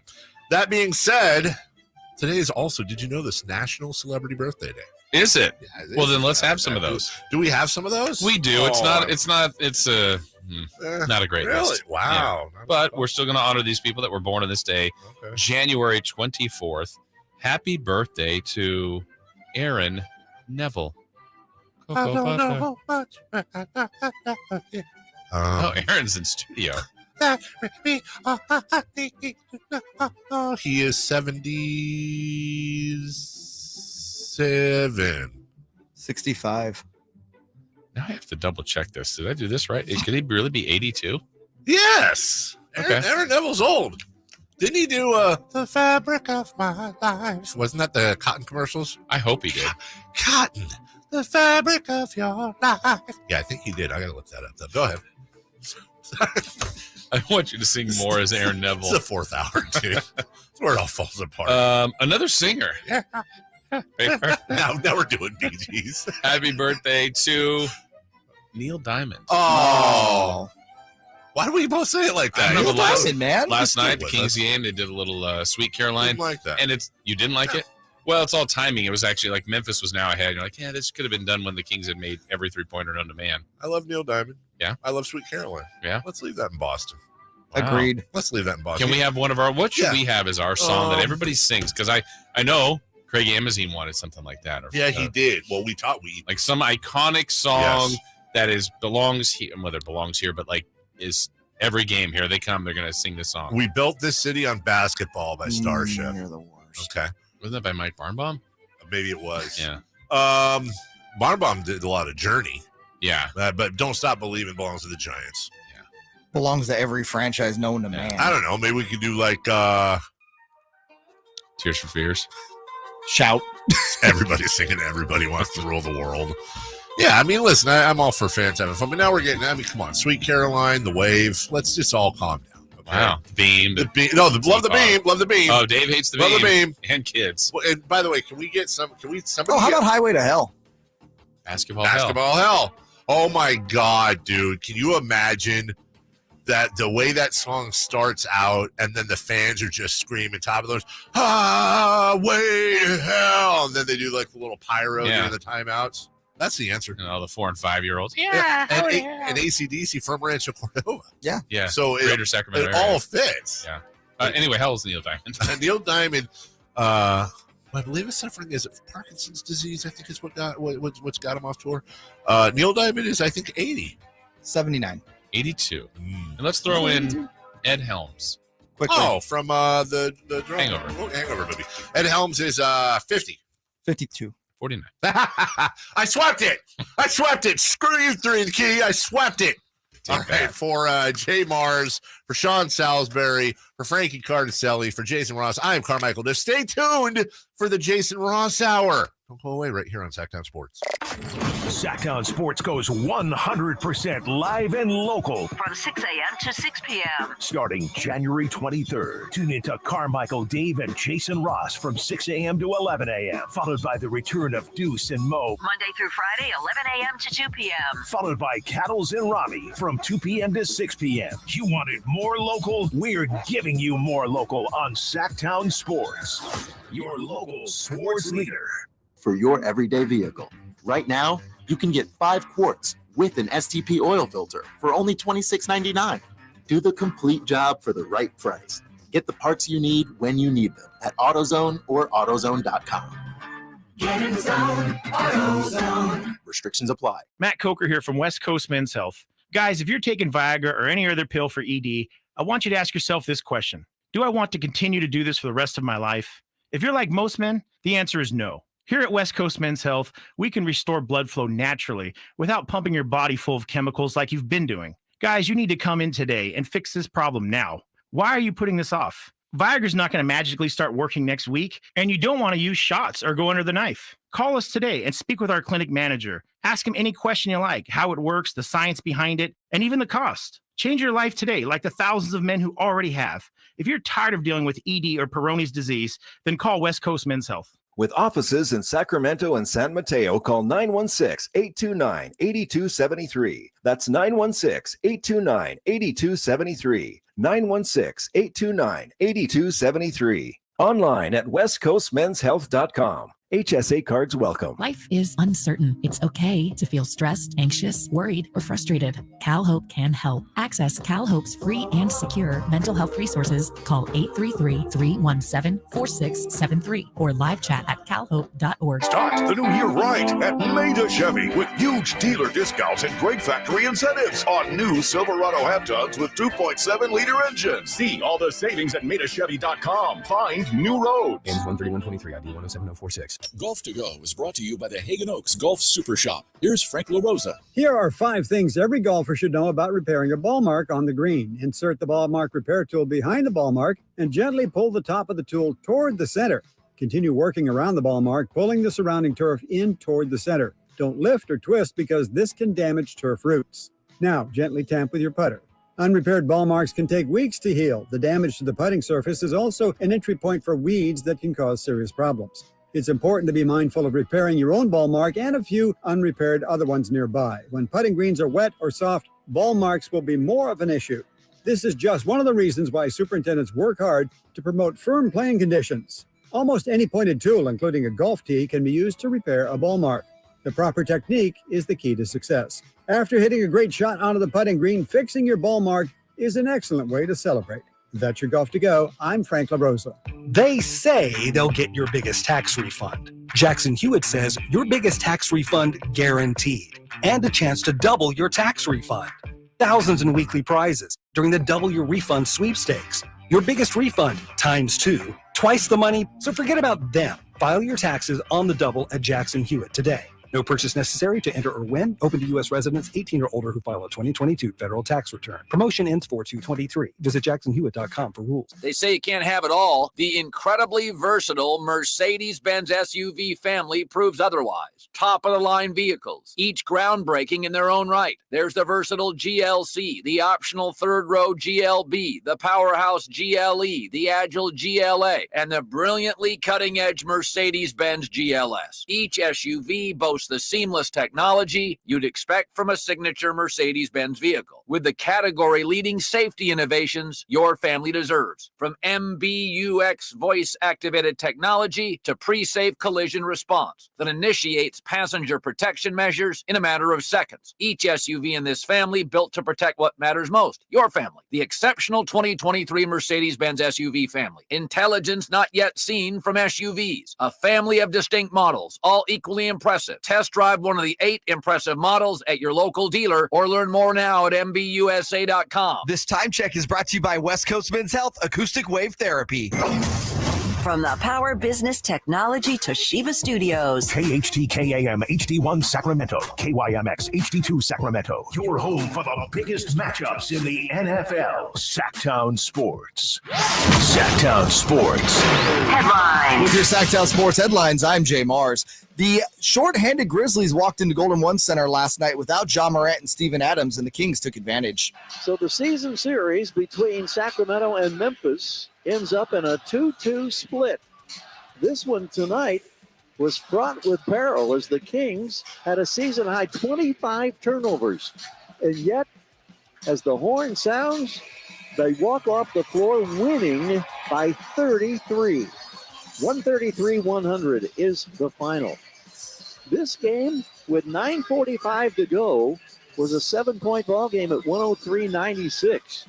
And then a 16-point run really broke things wide open. Despite the 25 turnovers, the Kings did tie an NBA record for three-point field goals made in a quarter with 12 in the first. Fox, the initiator, going to drive it, spin, kick to the corner, touch pass Barnes out to Monk for 3. He scores another three-pointer for Sacramento. 1.8 seconds to go. The Kings look to wrap up their homestand tomorrow night against the Toronto Raptors. Those are your headlines. Time for the 10 at 10 with Jason Ross on Sactown Sports. It's the 10 at 10 10 hotly debated topics on Sactown Sports. That's right. We welcome you in 10 at 10. So we'll go through this rapid fire. You and me, Jay Mars, kind of go through these topics. So we'll see. Debated topics. Yes, we'll see if we can knock these 10 out. Let's go. Number 1. Who would you give your game ball to from Sunday's 49ers win? As much as I'd like to give it to D'Amico Ryans and the defense, as far as the defensive scheme and the guru of what they did, I'd probably have to go to Fred Warner. I want to give it to an individual. I think it has to go someone defensively. There's a lot of different guys that made plays. You don't get as many stats defensively, but just some of the coverages Warner had to do, his versatility, the linebacker, the hits, the presence. I think I'd go to Fred Warner. I'm going to give the game ball to Mike McCarthy, and here's why. During the last 5 minutes of that game, he called one of the more head-scratching, just what the hell are you doing type of deals out there. You had the first drive of that last 5 minutes where it's just the Cowboys offense looked like they were all over the place. Dak almost throws the pick six to end the game. And then finally, that last second formation where they have Zeke lining up at center. Just, if you're a 49ers fan, it was outstanding. So props to Dallas Cowboys head coach Mike McCarthy. He does deserve the game ball. I love that. Just a little parting shot, coach. Here you go. Take this with you. Exactly. Yeah. Number 2. Mike Bibby rang the bell before the Kings game last night. Which former King would you like to see have that honor at a game? All right, we get a lot of the 02, 03, 01 former Sacramento Kings, and I totally get it. That's awesome. It's the best basketball we have seen to date until maybe even now. So I want to either acknowledge someone from before that or in between there. He's part of that. You know, a guy who I think has just gone MIA that I would like to see one time show up is Kevin Martin. Oh, really? I think was a good king, likable king. It's just kind of disappeared and maybe living his life. I don't know if he went back to Zanesville. I don't know, but I'd like Kmart to come back. Once upon a time, the franchise centerpiece. Yes. I want to go with members from the 96 Rattle Seattle team, so I'm going to pick one off of there. Sarunas Marciulionis. Rooney had one season in Sacramento, but it was a great season, and it was actually the last season of his NBA career because after he was traded to Denver, I don't think he ever appeared in a game there. Yeah. In the Mahmoud Abdul-Rauf trade. I just remember being a kid being super excited to get Rooney. So, yeah, Sarunas Marciulionis. Number 3. More impressive, Sabonis with 23 straight games with a double-double or 3 triple-doubles in his last 5 games. Well, we were just talking about this at the close of the last hour as far as these stats. I mean, it's still impressive for him to get these feats, no matter which one. The double-double streak is great. I saw this note the other day too, Jay. If Sabonis gets 4 more in a row, he's already broken the Sacramento Kings record for consecutive double-doubles. He'd be at 27. That'd be great. He would be 200 off the NBA record by Wilt Chamberlain. 227 in a row of double-doubles. Incredible. I'm a big fan of triple-doubles, so I'm going to go 3 in 5 games. I mean, he's had 6 all year, but at 3 in the last 5, I'm going triple-doubles. For me, it's the double-doubles because, again, the length of it. And number 2, the Kings run their offense through him. He should be getting around 10 assists every game a night, especially with all the weapons around him. So for me, I'm less impressed with the triple-double. It's just the consecutive double-doubles for me are fantastic. Number 4. Thoughts on Fox's #1 football broadcast crew, Kevin Burkhardt and Greg Olson, who called the Niners-Cowboys game over the weekend. Yeah, this came up at in the media room last night, and I think a lot of people have strong opinions on broadcast crews. I don't know that I share that as much as far as I have a strong feeling I'm watching the game regardless. I may disagree with an analysis or even a question, maybe a way a play was described, but for the most part, I'm watching the game. I'm entertained by what I'm watching, and I think the broadcasters add an element to it and can with storytelling, facts, breakdown of the game.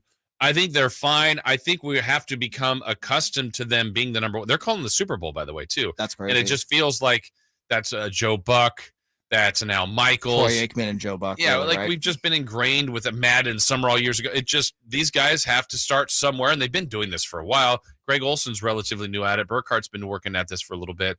I don't know that I have a strong opinion one way or the other. I thought they did just fine. Yeah. And if they're your number 1 team, that's your number 1 team. They're just fine. I actually thought Joe Davis and Daryl Johnston were the better of the two, so I actually feel like they should be calling the Super Bowl. Now, listen, I'm also a Dodgers fan, and Joe Davis is the play-by-play guy really for the good. Dodgers, but he is terrific. Yeah. So Johnston and Olsen are fine. Will they ever get to Buck and Aikman? It will take a long time before we find out. Number 5.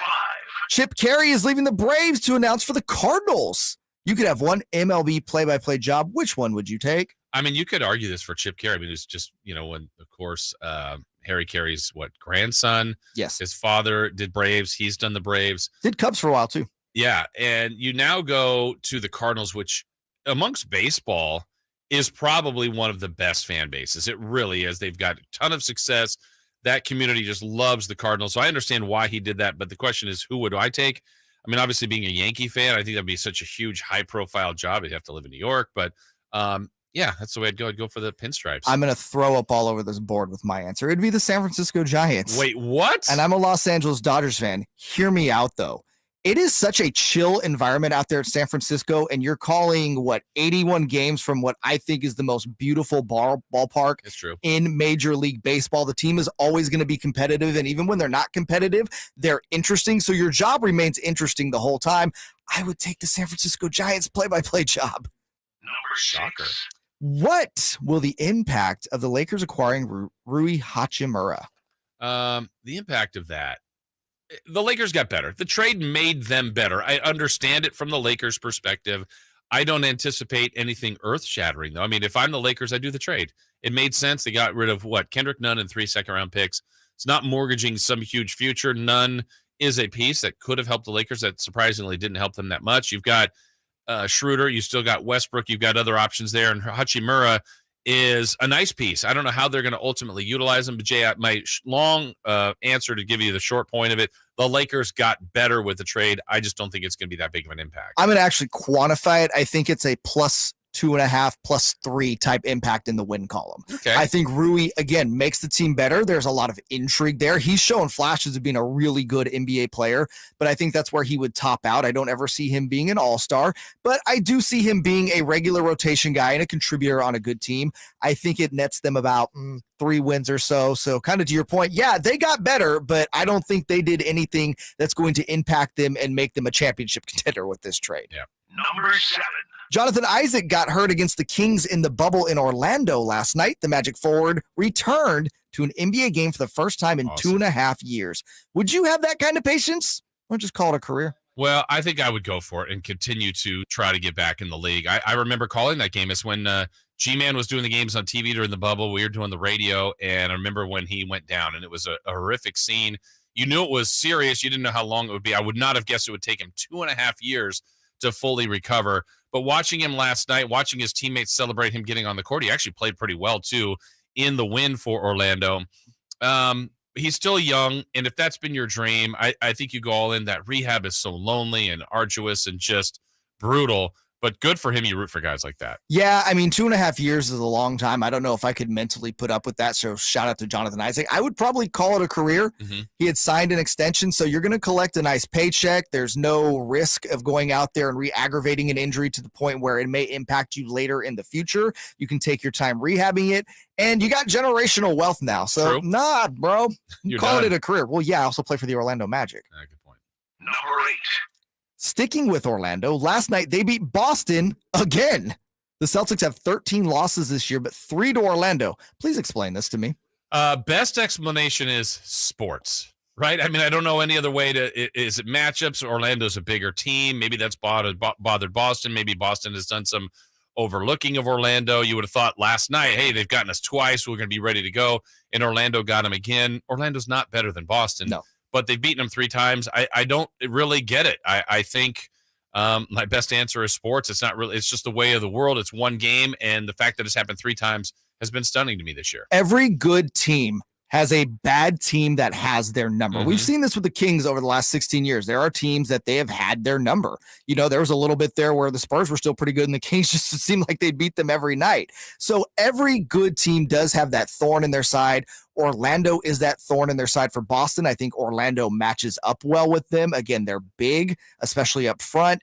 And look, when you are a young and up-and-coming team, and we've seen this, you get up to play the big dogs. Right. Like, that game means a lot more to you. I think they get up for the play the Boston Celtics. I think they match up well with them. And, yeah, they're just that thorn in the side for a good team. Number 9. For the Raiders, Aaron Rodgers or Tom Brady? Man, these are 2 that have been linked to them. My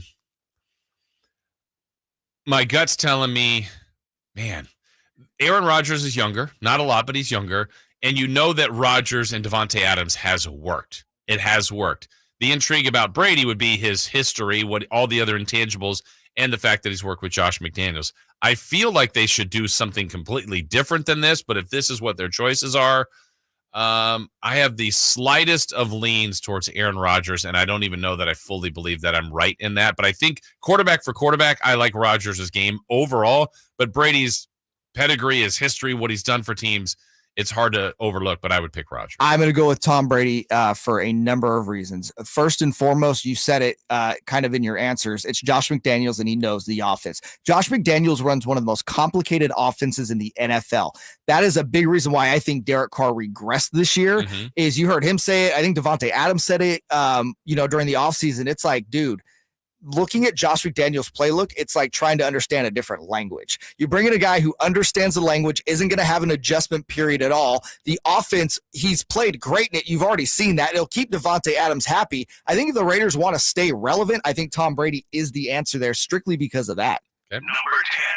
The Kings beat the Grizzlies by 33 last night. Will this end up being their largest margin of victory this season? I'm going to say yes. In part, here's part of the reason. Obviously, the Kings have the best offense in the league, so they can explode and score on anybody. But a lot of times, I mean, the Kings can have a lead of 33, 35 in the fourth quarter, take guys out, and I don't know, as simple as a 10-0 run or a 10-4 run at the end of the game, and all of a sudden you don't have your largest margin of victory. This was odd in that it was a two-possession game in the fourth quarter, and the Kings won by 33.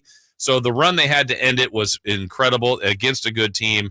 I think it's going to end up being a great win and their largest win of the season. I think the Kings will randomly have another game where they have an offensive explosion. Now, will it mean setting or tying an NBA record of three-pointers made in a quarter? Probably not, but we talked about this last hour with Dave. I think they're going to get above the franchise record 23. And if they hit 24 or 25, it's going to be against a much, lowlier team that they'll be able to lock up on defense. Yeah. I think the Kings have a 35-point win in them this season, and I think that will end up being the season high. Well, we'll see how that all goes. So there you go, 10 topics in 10 minutes. We did it. 10 at 10. Still to come in this hour. Of course, we'll end the hour a little crosstalk with Deuce and Mo. When we come back, though, we got to look back at last night's win. The defense was instrumental. The offense was historic to begin with. It was really a great win against the Grizz. We'll recap it when we come back. Check out the Golf to Go Hour with Frank LaRosa every week on Sactown Sports. Get the latest on equipment, area courses, people who play the great game, and plenty of good conversations about golf. It's the Golf to Go Hour every week with Frank LaRosa on Sactown Sports. Golf to Go is brought to you by the Hagen Oaks Golf Super Shop, America's most awarded golf facility. Naturewood Home Furnishings, where it's all about choices and always about quality. And Safe Credit Union. Let us put you first. Guys, did you know your testosterone affects everything in your system, including how you feel and perform every day? Right now, Revive Men's Health Sacramento will check your testosterone for free. Knowing your T levels is the first step in understanding if you have low T. Your testosterone level impacts your energy, libido, sleep, weight, hair loss, mood, and even ED. Maintaining an appropriate T level can change your whole life. Most men start to see changes in their hormone levels in their 30s. Experience and results matter. So what are you waiting for? Get your T levels checked today by local, experienced, and trusted men's health experts. They've helped thousands of men since 2011. They're so confident they can help you, they even guarantee it. Call Revive today and schedule your free testosterone test, free exam, and free consultation. Call Revive Men's Health at 916-277-8599. That's 916-277-8599. Or visit revivemenshealth.com. The Carmichael Dave Show with Jason Ross. Call or text at 916-339-1140. On Sactown Sports.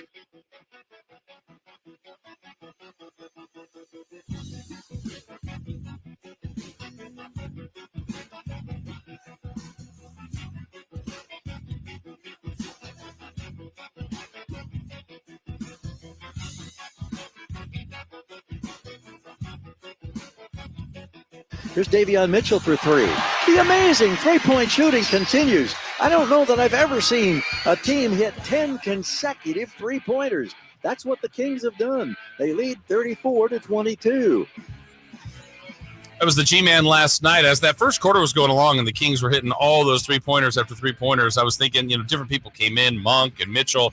I was like, do I want to be the guy that misses the first three? Because they'd made so many in a row. Historic first quarter, a good win all the way around as Sacramento got it done, beating the Memphis Grizzlies by a final of 133-100. What a wild journey the game was, though, for the Kings last night. They knew before tip-off that Steven Adams wasn't going to play and that John Morant wasn't going to play. And, Jay, I was thinking about this last night watching Memphis, and this happened last year, obviously, too, when John Morant missed a significant amount of time and they won a bunch of games. I know they will never do this, but I would think about it. And just thinking about it, it's probably crazy talk, but Tyus Jones is so good, Mm-hmm. and he continues, for the last 2 years, to be the best in assist-to-turnover ratio. Memphis, by the end, had a bunch of turnovers, but for the bulk of the game, it was all the Kings that was doing the turnovers.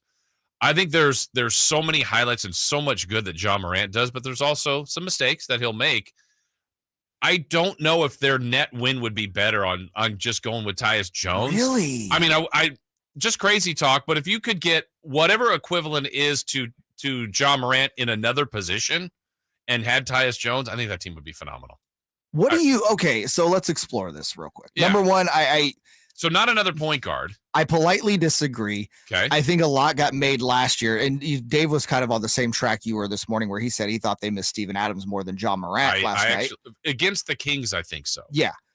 One thing about last year, they had the incredible record with Ja out, but go back and look at the teams they beat. They weren't very good teams. Yeah. So I think that gets a little mixed up. I think John Morant is a supreme talent. I would there's no doubt about that. not trade him. But in the scenario where you are the GM of the Memphis Grizzlies, congratulations. What are you looking to get back that you think is equal value? Because I'm guessing you're going to want another all-star. Oh, absolutely. I'm not doing this just for future picks. And no, the only reason would be whatever that GM, I guess in this case, if it's me, would think is equivalent to Ja's talent at another position. If I'm comfortable rolling with Steven Adams and Jaren Jackson, I think Dylan Brooks is good, but I'd like him better off the bench. So you want a two guard? Or small forward. Okay. If I like Bane. Yes. No, I'd keep Bane. If you had Bane, Tyus Jones, and let's pick an all-star elite Jason Tatum. I mean, Tatum and John Morant are spectacular young talents. I can't see the Celtics getting off Tatum, so let me throw another two guard in there. But I also couldn't see the Grizzlies getting off John Morant. I mean, that's the kind of person I'd be looking for. And again, you're the Celtics now too, and you get the call. You're not moving Tatum, but would both teams be happy with a John Morant, Jaylen Brown swap? I think as much as I personally think highly of Jaylen Brown, I think they would not overvalue John Morant. That's not the right thing because I think he's worth a Tatum caliber-esque. I think they're in the same neighborhood. Really? I do. Because Tatum, you're talking top 3 MVP getter right now. You think John Morant's there? Not top 3, but he's in the conversation. Okay. He's in that Sabonis group. All right. So let's say the Celtics say another small forward, another 2 or 3. I'm just trying to think of guys out there. I mean, I'm right now they're not as hot at the moment. A Paul George, a Kawhi Leonard. Would you do Jason Zach Tatum. LaVine? I'd want more. You'd want more. Okay. I think Memphis would. Okay. Again, trying to go around the league. Would you do Klay Thompson? No. Too old? Yeah. I'd want the same kind of timeline.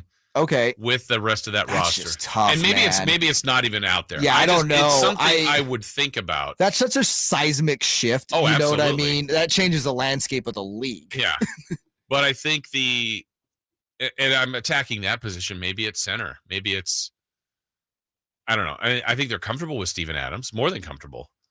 I think it's something to think about if you were Memphis. But interesting. Yeah. But anyway, the Kings were able to get that done impressively because in a game where they made a ton of mistakes, season-high turnovers, really what it seemed like the difference was the way they played defense, especially late. Let's hear from Coach Brown talking about the guy he felt set the tone for the game was De'Aaron Fox. I really felt Foxy set the tone for us towards the end of that third quarter and going into the fourth quarter with his defense. His defense was unbelievable. He had 6, 7, 8 deflections tonight. He was extremely active. His ball pressure was fantastic. And being the head of the snake on that end of the floor really gets the rest of the guys going. And so he was fun to watch. Not all offensively, he's always fun, but defensively he was really fun to watch tonight. And his leadership too. He took over down the stretch, making the right calls. There probably was in the second half 3 or 4 times in the huddle. I went in and I just said, "Foxy, what you want?" And he took over the huddle and told the guys what to run and where to go and all that other stuff. And when you start to get that consistently, it's pretty good. There's a good trust right now, I think, between those two. It's like a coach and quarterback. I think Coach Brown trusts a lot of what De'Aaron's doing. He said that, referenced that many times. Jay was like, yeah, De'Aaron called me off and said, I'm going to run this. And if you're getting the results, coach is going to be good with that. The players have the feel of the game. Coach is observing, maybe sees some weaknesses. But it was his defense. He got defensive player of the game, got the chain. I thought Lyles and Monk could have gotten it too. The fact that you had multiple people worthy of it says a lot about the Kings defense last night. You know, I was thinking about that and hearing those post-game comments, and you reference the relationship between Mike Brown and De'Aaron Fox. You know, his first coach was Dave Yeager, had him for a couple seasons. Dave, by all accounts, is a respected head coach in the NBA. He's, head of Doc Rivers' bench in Philly. Luke Walton, is not as respected amongst the fan base, but, all indications were that Luke Walton had De'Aaron's ear. This, to me, as much as the roster improving and putting the correct pieces around De'Aaron, I think Mike Brown has elevated his game as well because of that trust and getting that out of De'Aaron to feel comfortable doing that. Yeah, and I know we had De'Aaron on right at the season ended, and we were talking about coach. Like, what are you looking for? He goes, I want structure. And whether it's structure, whether it's accountability, and I think there's some going towards De'Aaron, but there's a team accountability. The coach, we've seen it from the get-go, calling those early timeouts, what he said to people, the challenging in public of Keegan Murray, of Terrence Davis, of plenty of other guys. He has provided structure. I know Keegan Murray last night talked about it in the postgame saying, I don't think coach is ever satisfied. I mean, they're up 33 and he's still going to find the mistakes, but also maybe when there's the tough loss, he's going to point out the positives. I think he almost plays the opposite very well. Yeah, I mean, you have to look at the roster and the way the roster is built out. I mean, it leans veteran, but there's still guys that are growing. Domas is still growing. Again, he's not in his prime. De'Aaron's not in his prime. You have a rookie starting for you in Keegan Murray. Kevin Huerter's not in his prime yet. He still has to balance coaching a team that is still young enough, but they're young veterans to, again, not just improve them in the short term to get to the playoffs, but Mike Brown is trying to coach these guys for the long haul. You're looking at a core guys that I think they are comfortable going forward with right now. And I think that is a big reason why, look, if this was all vets, all guys between the ages of 28, 32, you wouldn't be seeing that. Those guys know. But guys that are under 28 years old, which is still a majority of the roster, they need that coaching, even though they're the number 3 seed in the West. Well, things are good right now for the Kings, and they could be even getting better. We'll explain it's partly because of the development of Keegan Murray. We'll talk about him when we come back here on Sactown Sports. The only place you'll find Kevin Huerter is Sactown Sports. Huerter's open, steps into 3. He's got the triple. Hey, Sacramento, it's Kevin Huerter, and you're listening to the home of the Sacramento Kings, Sactown Sports. Your local sports leader. Sacramento weather is brought to you by Folsom Lake Kia. I'm Eileen Javor in the KCRA3 Weather Center, enjoying plenty of sunshine, lighter winds, and a great afternoon with highs in the upper 50s. It'll be chilly again tonight with overnight lows in the 30s. Get the latest forecast on the KCRA3 News and the KCRA3 app. Make your New Year's resolutions yet? Let me help. Trade out of that old car and into something safe and reliable, like a new Folsom Lake Kia with a low payment. Shop Folsom Lake Kia, family owned for over 20 years. I remember as if it were yesterday. I reached down to move a nightstand and was astonished at the weight of the piece. Hi, this is Frank LaRosa with a word about Naturewood Home Furnishings. At that moment, I instantly recognized the difference between Naturewood's quality furniture that will last a lifetime versus lesser quality furniture found elsewhere. Now, I suppose there's a huge difference in what you'd put in your first apartment and what you would live with in the comfort of your own home. Right now, Naturewood Home Furnishings Made in USA sale is a great time to fill your home with solid, superior quality furniture to reflect your own love for life.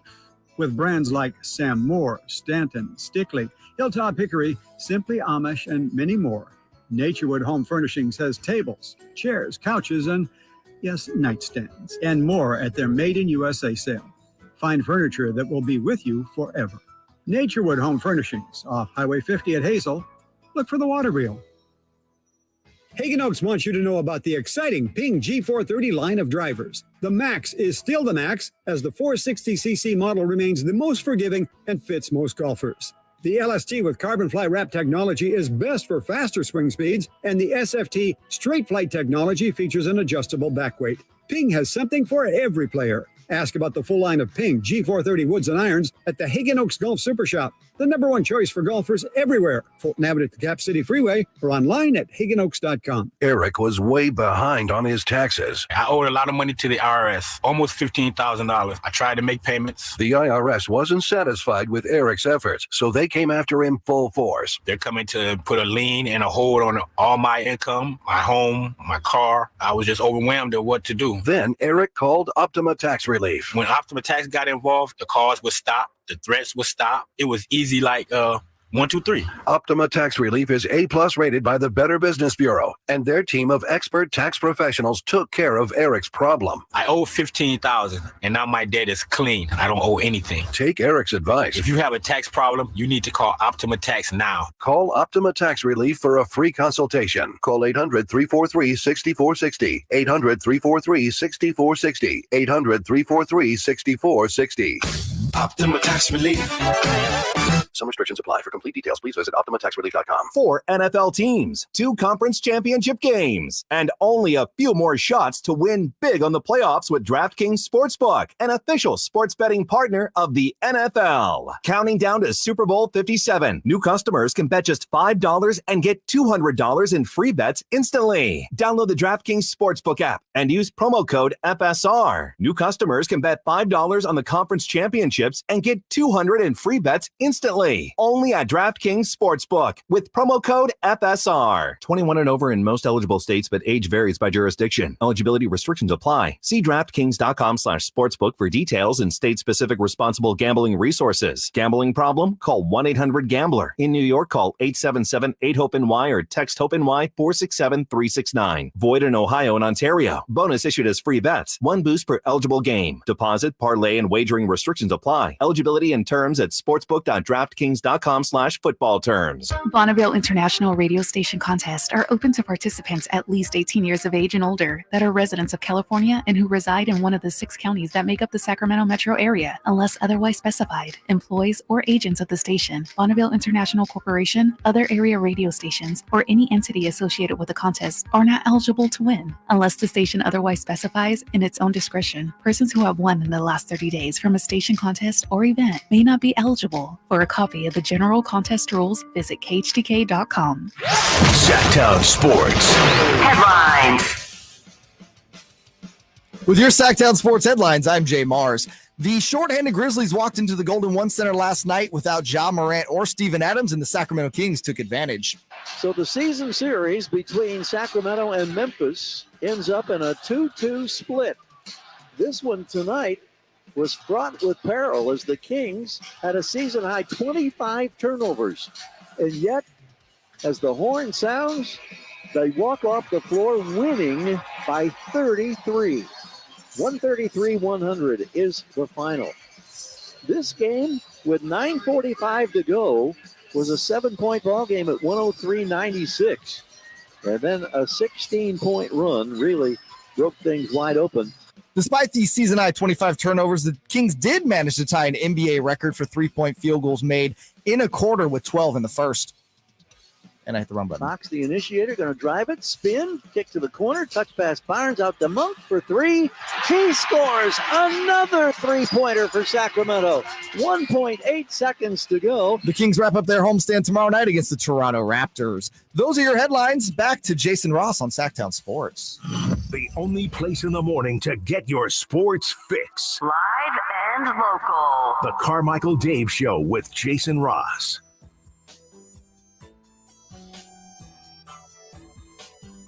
Keegan Murray driving aggressively inside, draws a foul. The shot drops. It'll be a three-point opportunity for Keegan. 13 points now for the rookie. Monk fires a bullet cross court. Keegan Murray's wide open, and he delivers. So there's your 22nd made three-pointer. 20 points for Keegan Murray. Still 5 minutes yet to play in the ball game. Well, I think things are going so well right now for the Sacramento Kings, but it looks like it could even be better. And I'm so encouraged by what we're seeing lately here from the rookie, Keegan Murray. You just start to look at splits. I mean, he had such a great summer, got off to an intriguing start the way his November started. Didn't really have the best of Decembers, but that's bad. Yeah, as we've gone along here, he has been tremendous in January. And, Jay, you look at just the last 4 games, 18-9 are his averages. That's probably above what people thought and would expect. And then I love the three-point shooting for the month. So that's the entirety of all these games. 51% from 3 for the month. That's amazing. It's just ridiculous. And it's not like he's shooting that on 2 or 3 shots a game. What is he at? 6 attempts? Yeah, 3.3 makes, 6.3 attempts. I mean, he had a game where he took 11. His low attempts in the month is 3, but he made 2 that game. As high as 11. He's basically, well, he's averaging 6.3, but it's going up.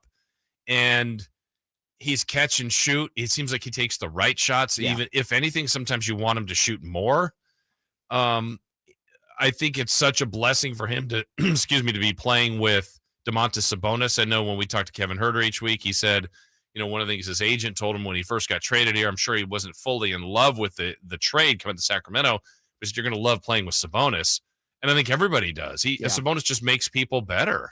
And the way it really comes down to why we sit here and scream at the top of the mountain for Monty McNair to get an extension, right? He is the architect of this team.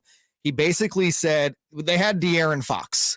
All right, we need to find someone that can open up his game, run through the high post. Domantas Sabonis is available. They pull off a very controversial trade at the time. They decided to go all in on it this summer. So you add Herter, that's another shooter. You add Murray, that's another shooter. Harrison Barnes is, near 40% from three. You already have him on the roster. We said that in the offseason. They need more shooting. And you got Herter for next to nothing. Right. I mean, that has just been a steal. And then Keegan at 4, you add him without, again, you don't have to give up anything. The way he made this team better, I don't want to say overnight, Jason, but it feels like they are seemingly better overnight. And you have to look at Keegan. I think this was the best scenario for him to walk into. It's like, you're going to be a starter, but he doesn't have to feel like he needs to carry the load, which has been a burden put on every lottery pick, it felt like, known to man with this franchise. Yeah. And he can defer to Harrison Barnes. Right now, I mean, would you argue he's the number 5 option, making his way up to number 4? Yeah, and if maybe it just depends on the night, but you're right. Going into the game, the undeniables, we know that Fox and Sabonis have to do the heavy lifting. Now, some nights more than others. And then you're now counting on Barnes. You expect good things from Herter. And if you get anything from the bench, it's a bonus. But also Murray's in that spot. And now it's not just a bonus. Now we're starting to go, well, I mean, if Keegan scores 8 points and 3 boards, we're like, okay, he didn't have a good night. So he knows that. He's a key piece to this team, and he's playing more and more like it. Let's hear Coach Brown, talk about Keegan last night. He's getting comfortable. I mean, you could just see it. He's starting to attack more. And when he attacked early in the season, he was shooting a layup, fading away and getting it smacked, and now he's starting to understand that I am pretty strong. I am pretty athletic. I do have some quickness. I can score over people. And that evolution is just the beginning of what he can be, because we already know he can shoot the 3. Most people, they haven't seen a ton of it. His pull-up game is going to be outrageous, I'm telling you, because he's got just such a great touch. But now his ability to get to the rim and finish in traffic is his next step offensively, because when he does do that, he's just going to have the defense go like that, and now plays are going to be simply made for his teammates. And it's going to make the game not only easier for him, but easier for the rest of us, which is what we're waiting on. But the evolution is starting to happen right in front of us. He's right. And I think that there's more parts to his game that can still be developed. And the other part that's, I think we're going to start to see as the season goes along, Jay, is, I understand why Coach Brown does some of the things he does at the end of the game. If you look at it, more times than not, especially in close games, Keegan's not on the floor. It's like, I'm going to trust Malik Monk. I'm going to trust Davion. I'm going to trust Trey Lyles. And you might see the other 4 starters, and you're like, wow, this would be an opportunity for Keegan. I think as the season goes along, as this production goes along, it's going to be tough to take him out. Yeah, and Mike Brown's a vet coach. He'll know when it's time to put him in. And the reason why I'm so excited about Keegan is he hasn't played 50 games yet, Jason. Right. And he's already, again, a contributor. You see it last night. Fox and Sabonis don't put up big scoring games for them, 14 and 17 on over 50% shooting. That's good. But those guys have 21 assists because Barnes, Lyles, and Keegan can carry the scoring load for you on a given night. He makes it that the Kings now have another option that could be, if he wanted to, the leading scorer in a game. And we're going to see that this year. I want to go back to something Monty McNair said. And I keep thinking this about Keegan as I watch his game develop, is someone asked him, I remember in the post-draft presser, are you worried about his ceiling? That, hey, this is a win now type pick. I think Monty McNair, and again, he hasn't even played 50 games yet, but I feel comfortable saying this. He found a guy that is not just a win now piece, but a going to get better and does have a higher ceiling to be a potential really big piece for this team in the future. Yeah, it's the perfect combination, and partly because they didn't need him to come out day one and get 25 and 10. I mean, sure, they would have taken it, but a lot of the work was being done on the foundation was figuring out Fox and Sabonis together. Right. And then where does Barnes fit in? Where does this new guy, Kevin Huerter, fit into this group? Okay, they've kind of established that. They're figuring out their key pieces on the bench. All the while, Murray's finding his role, not only with this team, but just the league, figuring it out, the travel, the personnel, the amount of games played each and every day. And then when you're not hitting some of the things where there's some expectations, you get called out by your coach. And recently the coach said, look, I need more rebounding from you. Here's Keegan yesterday talking about rebounding specifically against the Grizzlies. Yeah, I just think, especially today, it was just a big emphasis just because last time we played them at third place, they beat us on the rebounds by a wide margin. So that was just a point of emphasis throughout the whole team. Just be aggressive, pursue the basketball. So that's kind of been my motto this new year. So. And that's the one thing I would say I was a little surprised by Keegan to start the year. I didn't realize he was as good of a shooter. Mm-hmm. The other thing, Jay, was he was a good college rebounder. And a lot of times they say, rebounding in college is the one thing that kind of just translates. If you can rebound, you can rebound. And a lot of times he would have 0 or 1. I'm like, man, Sabonis is getting all of them. He's the number one rebounder in the league, but you need him to give you something. Well, whatever has happened lately here, like I said, the last 4 games, he's averaging 9 boards a game. Has had a couple double-doubles, nearly missed one last night with 9 rebounds. He's really made it a point of emphasis, and it's working. Yeah, and rebounding, a lot of it is not just, knowing where to get positioned during a missed shot, but it's aggressiveness. Yeah. That was the big thing I saw early in the year, and I mentioned it on air several times. Like, man, you would see Domas have like 14 or 15 boards in a game. You'd look at the 2 starting forwards, 5 combined. Keegan would have 2, Harrison might have 3. And I said, you need way more rebounding from that forward spot. And it's showing in games where Keegan can get in there and grab you 8 to 10 boards. This team is so much better, right? Because they have struggled on the rebounding side this year. They need those forwards to step up. And it looks like he really took the call from Mike Brown. And I think it also speaks to the organization in this way. Mike Brown has the leeway to call guys out because it felt like for a long time in this organization, coaches couldn't, put the pedal to the metal when it came to certain guys. DeMarcus, really had a hold on that. When you have a coach that has that sort of, is given that by the front office and the ownership to like, no, call guys out, we need to be, it starts from the top type mentality. I think that really has helped. And I think that's really shown on the on-court product this year. Yeah. And then also, I say to allow yourself, and maybe a rookie shouldn't have that privilege, but we know how that works, Jay. There's guys that come up through the AAU. I've been the star of all these teams. You're not going to talk to me like that. Well, Keegan allows it. And I'm just saying, but it is a thing. And there's no agents that are getting in the way, no fathers that are getting. We know that here. There's no parents getting in the way of this. Keegan's dad's actually the exact opposite. Yeah, he's helpful. He's called him out on Twitter like, nah, my kid needs to be better. Yeah. Where, again, we've seen parents where their kid sucks and it's the coach's fault. Right. Not going to say any names, but you know who we're talking about. Exactly. And, because the NBA dad thing is so weird. But, no, it helps that he does have the people that are in his ear are like, no, you didn't show up tonight. Yeah. Go out there and get better. No, that matters a lot. Yeah, Kings' next action will be tomorrow against Toronto. We've got one final segment, but it's a great one coming up. A little crossover with Deuce and Mo. They get going here at 11. They'll be in here in moments when we come back here on Sactown Sports. Sactown Sports goes 100% live and local. From 6 a.m. to 6 p.m. Starting January 23rd. Tune into Carmichael Dave and Jason Ross from 6 a.m. to 11 a.m. Followed by the return of Deuce and Mo. Monday through Friday, 11 a.m. to 2 p.m. Followed by Cattles and Rami from 2 p.m. to 6 p.m. You wanted more local? We're giving you more local on Sactown Sports. Your local sports leader.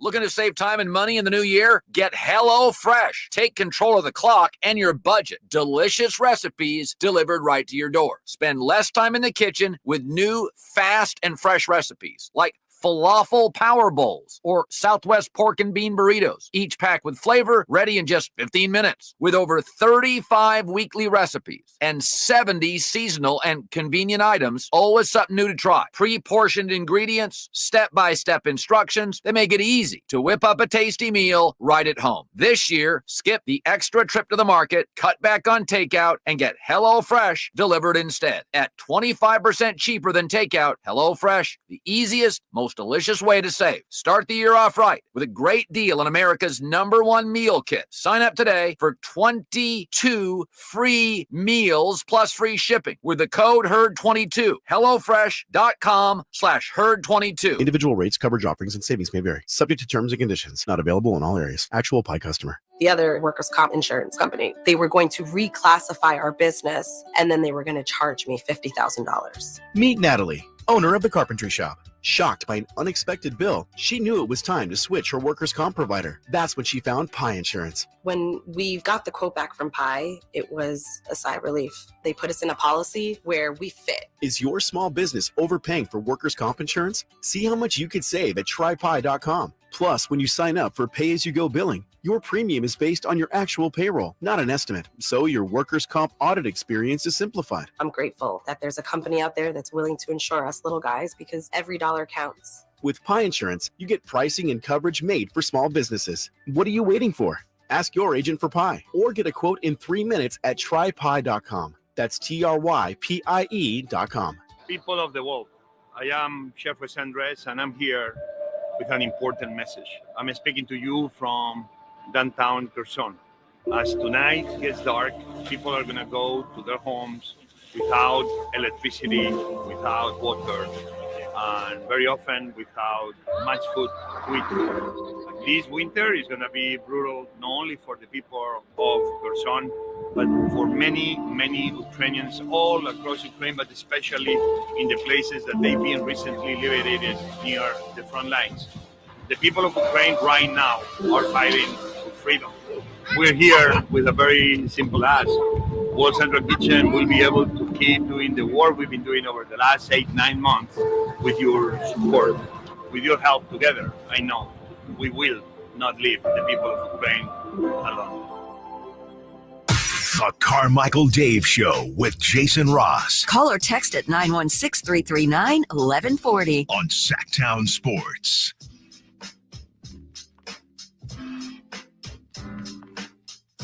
Where's Deuce and Mo? I know they were here.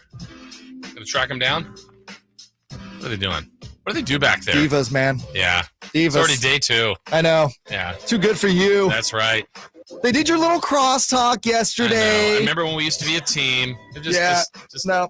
Push me aside. No, they're here. Did you ever hit them with the, I'm a day one? That's right. Here they come. There they are. Yeah, we're on. This is just showtime. We're live and local. So here we go. Come on in. Let's get snug over here, guys. I might have to come in and zoom you out again. Oh yeah, we're gonna have to zoom out. Well, maybe not. I mean, you got to get extra snug if I'm not zooming out, man. I mean, extra. Oh, snug. we got snug yesterday. No, I mean snugger. Snugger? Yeah. By the way, as Deuce and Mo make their way in here, Deuce, what is the name of your fish? Yeah, what is the name of the fish that's in the tank? Oh, you mean my water tank? Yeah, man. Yeah, what you have your pet fish in there? What's going on? You know what? Is there a shark in there? You guys give me such crap about how big the water bottle is. It's like, that's cool. How many times do you have to fill that up? Yeah, I have another one. That's from. Yeah, exactly. I need one. Yeah, that's for it. A week. No, one for like a few hours. I fill it up again. You gotta have your water. I know. Also, I'm glad you brought that up. You know what sucks about this place? Wow, day 2 and he's already done with No, it. I am. Here the we go. bathroom Get me situation. fired again. Come on. Why? Is that you? No, I haven't been able to get in. I know. Was that you? I was in there. Is that you? Yeah, I was. Son of a gun! I've had to go so bad, and it's hey, let's have a single occupancy bathroom. There's 3 bathrooms in here. Where? One right there, Yeah. one over here, and then one downstairs. Oh, they have to go through the maze and figure it out. Can we have better bathroom situations here? Are you demanding? Yes, I am actually. That's what the tank's for. Well, this has gotten to Deuce's head. He gets one radio show in 7 years, and now he thinks you can demand a bathroom. Get out of here, you bum. Yeah, you bum. Hi, guys. Hey, how are you? I'm good. How are you guys? Oh, so good. So good. What a night last night. Big time What a win for the night. Kings. It was fun. Did you guys have any 3-pointers? Because it seemed like everybody else did. Dude, that was pretty wild. That first quarter, just seeing Barnes knock down 5 of 5, Keegan knocked down 3. It was great. Look at him. What? Human scoreboard over That's here. right. He knows the numbers. He Yes, I do. keeps track. Yeah. Mo, what was the reason? What was the bigger reason? The 3-point shooting, the defense, all the above. You could say all the above, right? Murray. You could say the 3-pointers set the tone, but truly, isn't it like the old saying goes, defense wins championships and defense wins games on Monday nights against the Memphis Grizzlies. Yes, that's the other saying. Okay. Yes. Why is Morgan dressed like she is at a playoff game in Buffalo right now? See, you guys ended up staying on the same side for the show. That seat over there, particularly, is the ice box. I don't know what happens. We're in here with Henry, and he's always cold. I'm over here, and it's fine. She's wearing a sleeping bag. That's what it looks like. Morgan, are you comfortable? Yes, that's my number one thing. I was like, if I'm going to do a radio show, I'm going to be comfortable while talking. So, yeah, I'm comfortable. Thanks. What are you? Sun's out, Summer? guns out. Yeah. Yeah, you got him. Summer. Yeah. Yeah. I'm comfy right now. So you're in Buffalo, Deuce is in Maui. Yes. It's just two different shows, and you're just a few feet apart. Where are you? I'm somewhere in between. I'm in Kansas. Yeah. Or Sacramento, maybe? Sure. Yeah. I'm comfortable. Just in Sacramento. Yeah. Got a sweatshirt and pants on. Oh, that's so stupid. Glad I wore pants today. Same. Yes. I was just talking to the last segment, though, about Keegan Murray, his development. And so this is where it's exciting. I think the Kings are doing so many great things. This is fun to watch. But, Deuce, I think he's kind of just scratching the surface. And what a position for him to be in. He hasn't had to carry this team as a new guy in the league. It's a perfect situation for a rookie.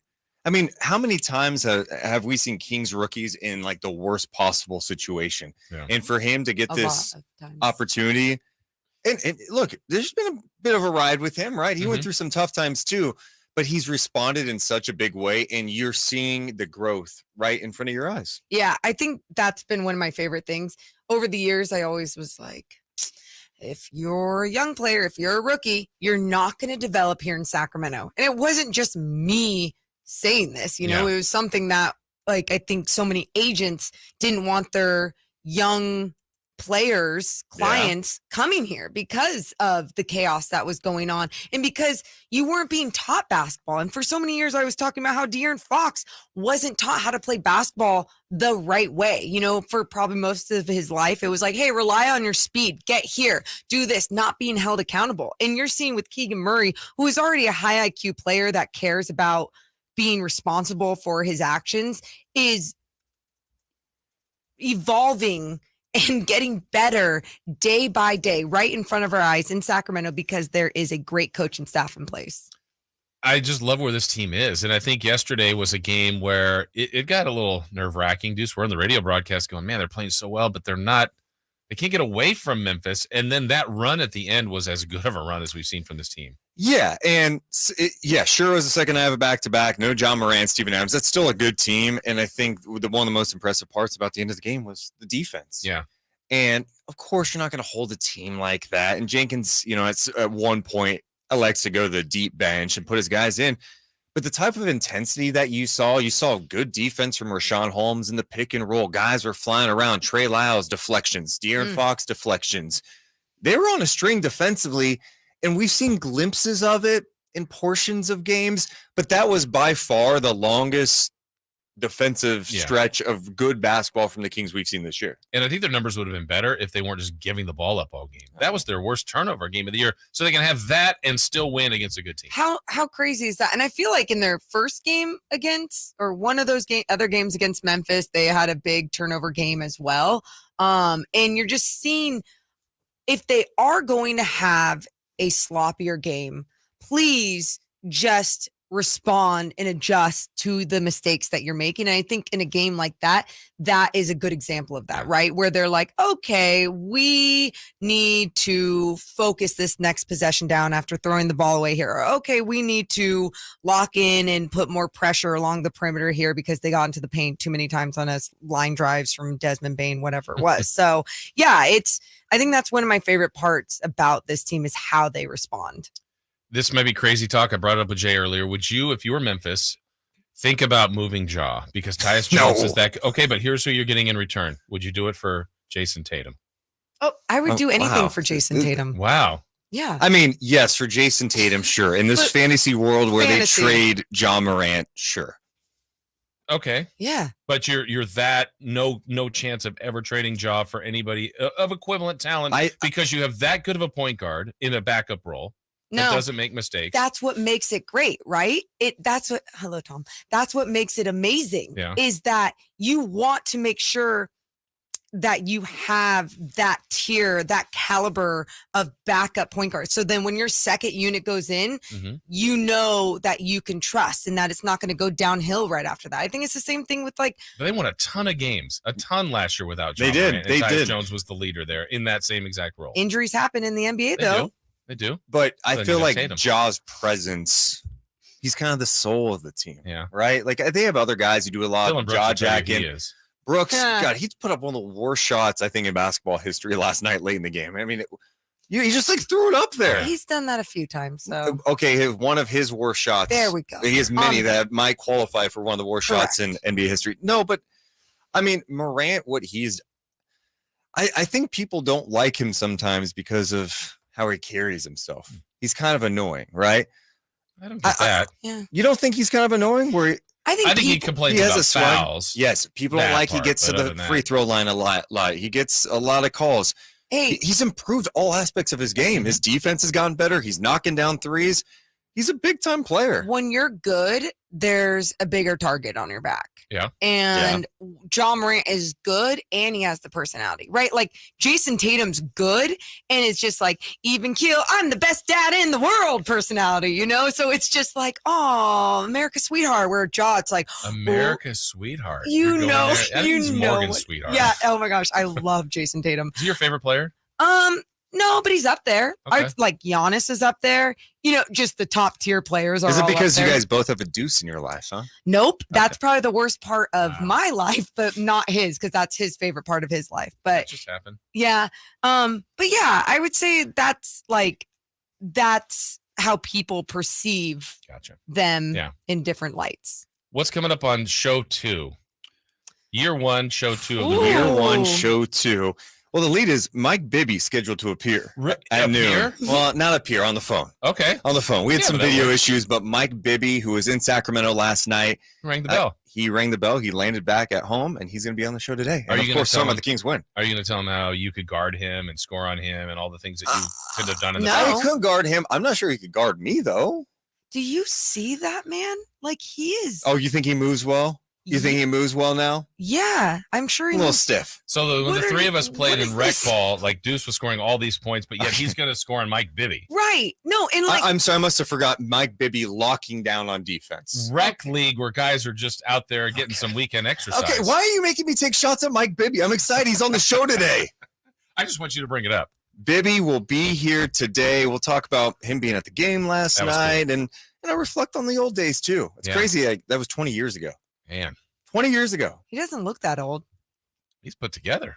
Yeah. What are you? Yeah, like This is honestly, on camera, I'm you not know, doing people this can- interview with you. You're not invited anymore. So goodbye. Well, the Morgan Show is coming up next. Deuce may be here. Mike Bibby will be here as well. Thank you, guys. Have a great show. That's it for us here on Sactown Sports. Join the Sacramento Kings on Thursday, January 26th for the Kingpin